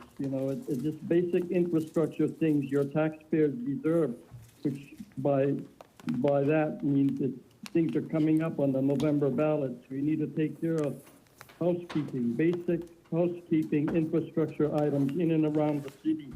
The several lights on San Pablo Avenue by La Familia Restaurant, down across from Motel 6, down there, Gables Motel. There are 2 lights been out forever down there by the old Sugar City on that side of the street. And several lights are out in the public parking lot. Not to mention, when you go outside tonight, you may need a police escort because all the lights in and around the city hall are out on the street and in the adjoining parking lot too. They've been out for a few weeks too as well. So I don't know who's holding down the fort there. Maybe we need to get 2 more interns to help out, or get the interns to at least press a few buttons 'Cause Sir, other you have people are 45 falling asleep seconds. at the wheel, and we still haven't gotten our trash bins out in Pinole Valley in and around the dog park. They were ordered a long time ago by previous Mayor Tamara Miller, Public Works Director, and Mayor Pitzer. And we're not the Pinole Creek people, but they got a few new recyclable trash bins. And what's the status on the caretaker's house, the Safeway Tara Hills Safeway Shopping Center build out, and the 76 7-Eleven gas station? All those projects seem to be stalled. Thank you. Okay, thank you. Any other public speakers? There are no more public comments. With that, we will adjourn to the regular City Council meeting of September 3rd, 2024, in remembrance of Amber Schwartz and Colin Batchelder.